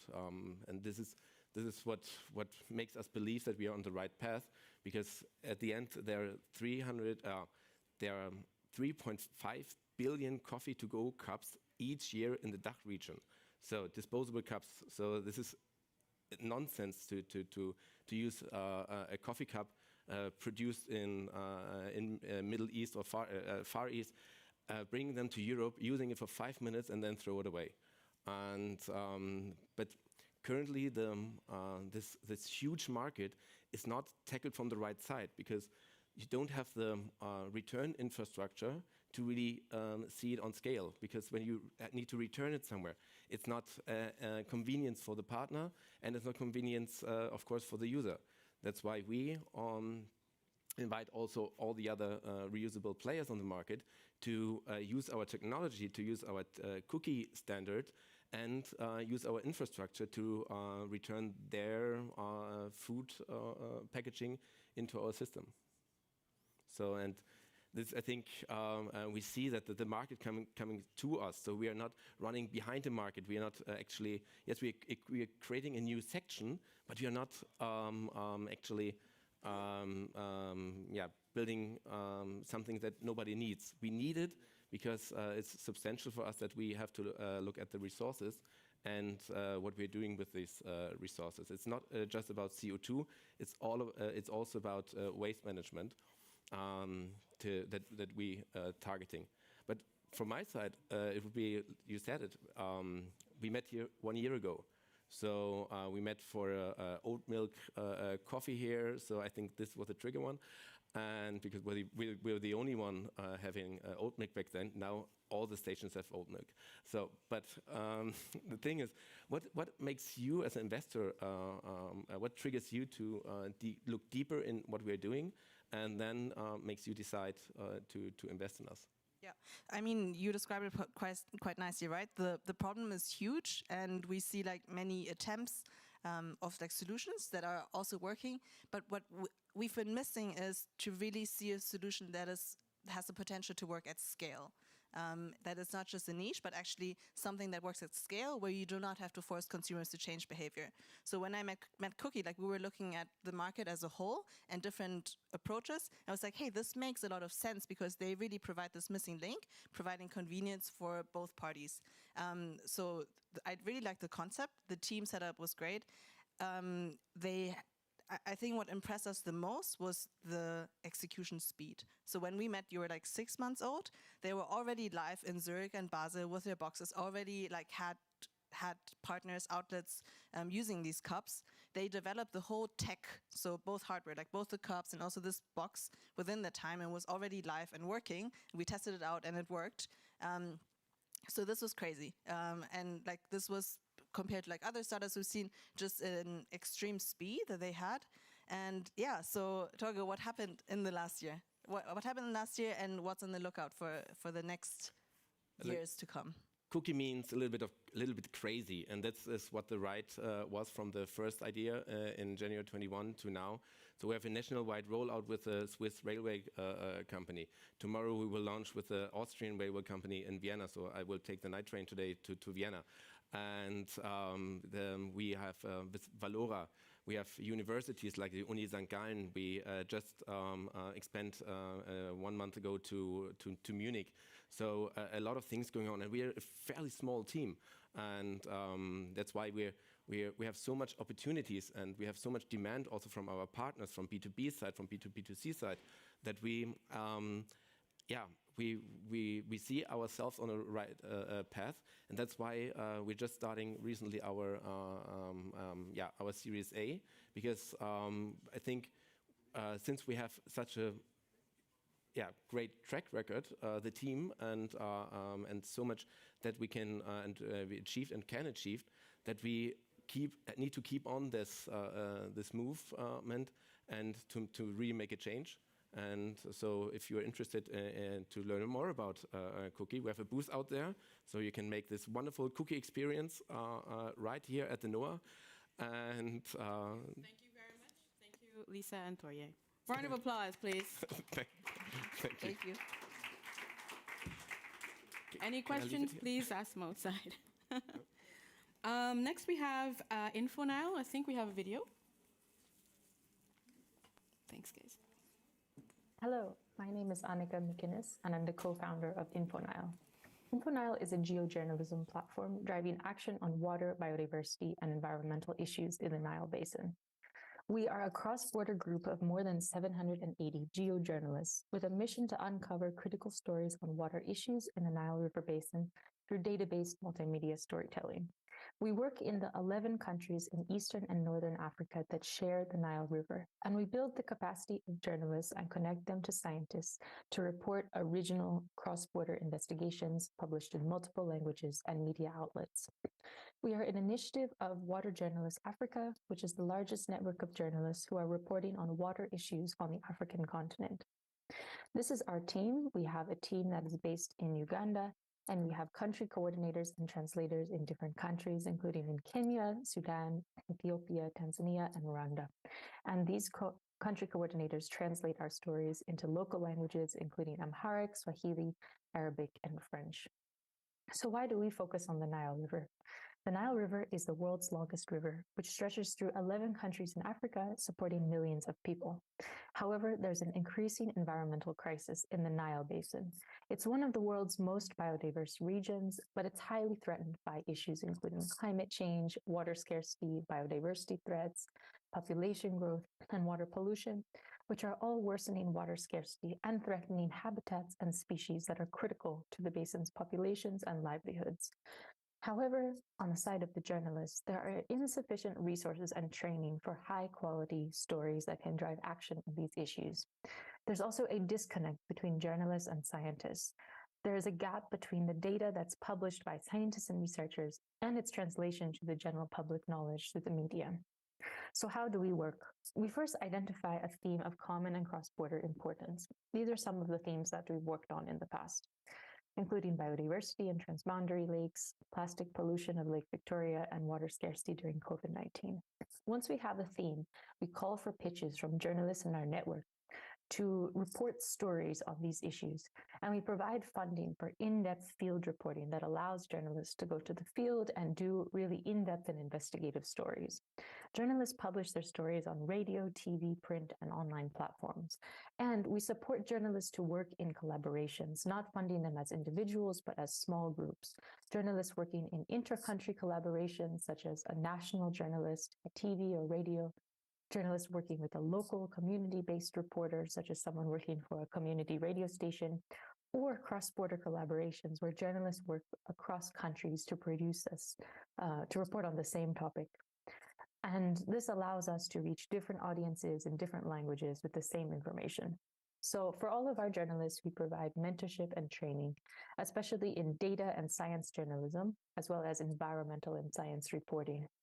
And then the journalists publish their stories in their local media houses, often in local languages, along with the data visualizations that we support them to produce. So through this, we're also encouraging different media houses to incorporate a culture of producing and publishing data visualizations in their media houses. That we then translate the stories to regional languages, Arabic, Amharic, Swahili, and French, and publish them on InfoNile and promote them through our various platforms. And finally, we create cross-border multimedia projects which combine all the local stories on a similar theme with additional cross-border data analysis and visualizations. So here we incorporate lots of what we call geo-journalism visualizations, such as drone videos and photography, satellite imagery, and interactive maps. And we also create various actionable interactive maps that are published with the stories. So this is about our training programs. We run a 3 to 6 month online training program focusing on data journalism skills, but this also includes in-person mentorship from data experts in every country who are able to meet with our trainees in person to really allow them to practice the skills that they're gaining through the online sessions. And we run this in partnership with Code for Africa. We also conduct various in-person training workshops. These are week-long workshops which bring together journalists from different countries reporting on the same theme, such as journalists from the Lake Victoria Basin countries reporting about threats to Lake Victoria, or journalists from the whole Nile Basin, like you can see here, reporting on issues around the whole Nile Basin. So our training programs incorporate practical training in data journalism as well as field visits and science journalism. This is an example of one of our recent cross-border stories, which was looking at shrinking lakes in East Africa and the various threats to lakes and freshwater resources in Eastern Africa. And these are photos from one of our recent training programs that brought together journalists from 10 countries. You can see them here at a field visit to the Nile River, and here as well practicing data journalism practically in the classroom. So these are some of the themes that we have looked at in the past 5 years. So they're quite wide-ranging around water and environmental topics, including access to clean water, threats to biodiversity, wildlife trafficking, land and water grabs, plastic pollution, and a photojournalism project called Everyday Nile, youth-driven climate change solutions in urban and rural areas, agriculture, water management, and resilience during COVID-19, and solar energy.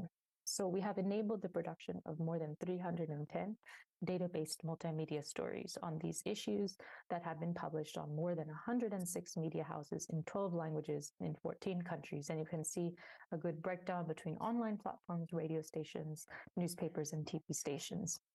This is an example of what our data visualizations look like. We have produced hundreds of them over the years, and we use various online softwares like Flourish, like Data Wrapper, to produce these visualizations, the skills which we also give to the journalists. This is an example of one of our interactive maps, which is looking at water scarcity that has been compounded in times of COVID-19 and climate change. And then this is another one, which we produced with Oxpeckers, which is an environmental journalism organization based in South Africa, looking at wildlife crime and trafficking in Eastern Africa.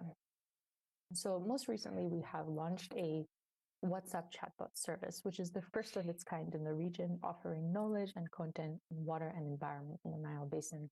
And through this chatbot, you can receive our stories, our data, and our mobile magazines, which are magazines designed specifically for mobile to translate our in-depth stories into youth and mobile-friendly content. So that is our number where you can access all of our services, our stories, our information, and our resources just on your phone. So how do we do it? We are really intent on combining humanistic storytelling with data. We know that it's human stories that drive people to act, but we need the data and the information to really bring out the contextual issues and drive the action that we want to see in the Nile Basin. So we combine things like very compelling humanistic photography with interactive maps, for example. How do we do it? We do a lot of cross-border and collaborated stories. For example, a story that was looking at a hydropower project which is affecting 4 countries. We worked with journalists from each of those countries to report on this project, to share information, and then to publish their stories in the 4 different countries on various media outlets. How else do we do it? We have just launched a new platform called NILEWell. It's the first platform in the basin to connect water and environmental scientists with journalists, with the intention to help them collaborate, produce, and share knowledge on water, biodiversity, and the environment. So through this platform, anyone can create an account and be able to connect with members of the other group. And this is one of the ways that we are trying to bridge the gap between journalists and scientists, and also promote accessibility of resources, like accessibility of scientific research, and more resources to help journalists know how to understand and communicate this science. So through the NILEWell program, we are organizing various monthly science and media workshops and cafes to bring together the scientists with the journalists to share and collaborate. How else do we do it? We have been bringing the stories back to communities. For example, some of our photo stories looking at climate change in Uganda and Kenya, we were able to bring change issues that they were seen in the photos. So these are some of our story impacts. We always track the impacts of the stories, both on the local communities, on the governments, and also on the journalists themselves. So you can see there has been policy change, private sector action, community or civil society action, and government investigations and institutional action that have resulted from our stories. And these are some of the examples which you can see, including installation of clean toilets in Ethiopia and many others. And on the personal level, we try to inspire our journalists to do more data journalism, more environmental reporting on how to do database stories. She recently got a promotion as a regional editor at the Uganda Broadcasting Corporation, as well as Jacob. We are looking for support on our core projects, such as supporting the journalists to do stories, the NILEWell platform, our chatbot, and... We're still alive, guys? You made it. Last but not least, we have the Endangered Wildlife Trust. It's called An Eye in the Sky, and this is effectively a project that we have implemented to address Africa's wildlife poisoning crisis. In southern Africa alone, 5 of our resident vulture species have recently been uplisted to critically endangered or even vulnerable globally. It was identified that poisoning has been the main driver behind mortalities over the last 20 years. The African wildlife poisoning data continent has also allowed us to identify trends and countries where poisoning is most prevalent, but also to look at what species it's impacting the most and captured on the wildlife poisoning database. And these have been linked to about 1,000 poorly represented within this database, but it is clear to see that vultures are represented in 88%, a vast majority. The database has also allowed us to visually analyze and assess where these poisoning events are occurring, and some of these date back as far as 1961. And within Southern Africa, for example, it has allowed us to identify sites where we need to implement our poisoning intervention and response. Travel in large groups and cover vast distances on their daily mission to find food. And when they encounter a poisoning source in the landscape, hundreds of birds can be killed.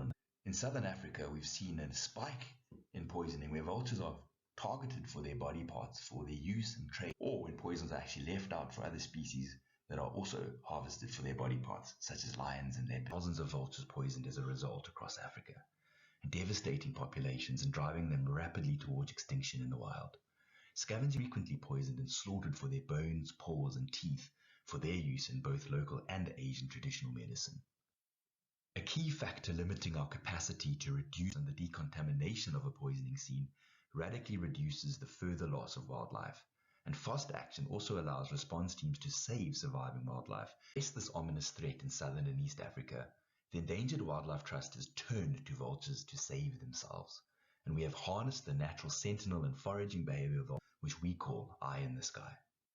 Using extensive vulture GPS tracking datasets, we have been able to develop unique algorithms which enable us to classify and monitor the behavioral signatures as well as the mobility and spatial clustering in GPS-tracked vultures in almost near real time, and allows us to GPS-tracked vultures. We have developed an effective monitoring system that applies these algorithms and also implements machine learning, as well as built-in device triggering mortalities due to poisoning, especially in poisoning hotspot areas, allowing for the early detection of wildlife poisoning events. And the immediate decontamination of a poison scene drastically reduces the further unnecessary loss of wildlife. And by rapidly rescuing and administering basic poisoning first aid, we're able to save countless vulture lives. In 2022, Over the last 5 years, the Endangered Wildlife Trust and its partners from Contemplate Wild have been developing various monitoring and technology solutions to regularly query data from our tracked vulture subjects, process or analyze the tracking data received, and then push near real-time alerts to various frontiering software platforms used by the vast majority of our partners in protected areas. Importantly, we're also able to push alerts through to WhatsApp, the development of our Eye in the Sky system, and pushing our alerts to various front ends. We've been setting up an ever-growing network of GPS-tracked vultures across. We currently have over 180 birds of 5 different vulture species deployed for the system and covering approximately that are actively being used by response teams across Africa. And this is enabling them to react rapidly to poisoning events. Some of the results, and since May 2020, we have used tracked vultures to discover or detect these dreadful scenes. We've also located a variety of carcasses that have either been poached or have died from natural causes, and this is really useful for the manning needed to sustain this initiative. And we have a vision to scale up the project to include all the poisoning hotspots across the African continent. And this, of course, is not within our current 6 focal countries. First of all, the IM system to improve our alerts and the way we push alerts through to front ends, and this also takes a lot of maintenance of our servers and into the Eye in the Sky system. Another important factor is the majority of our birds are tracked with GPS tracking, continuous live feed of our tracking data into our Eye in the Sky system. We therefore need to pay quite exorbitant Iridium data download costs, which we heard a bit, but in 10 minutes it's a little bit of time to talk about a really big project that we are truly proud and excited to our phone number. Thank you very much. Thank you, the Endangered I would like to acknowledge the following partners and sponsors that have made the Eye in the Sky possible. Last one here. Thank you so much for joining us today. Hope to see you tomorrow. Thank you.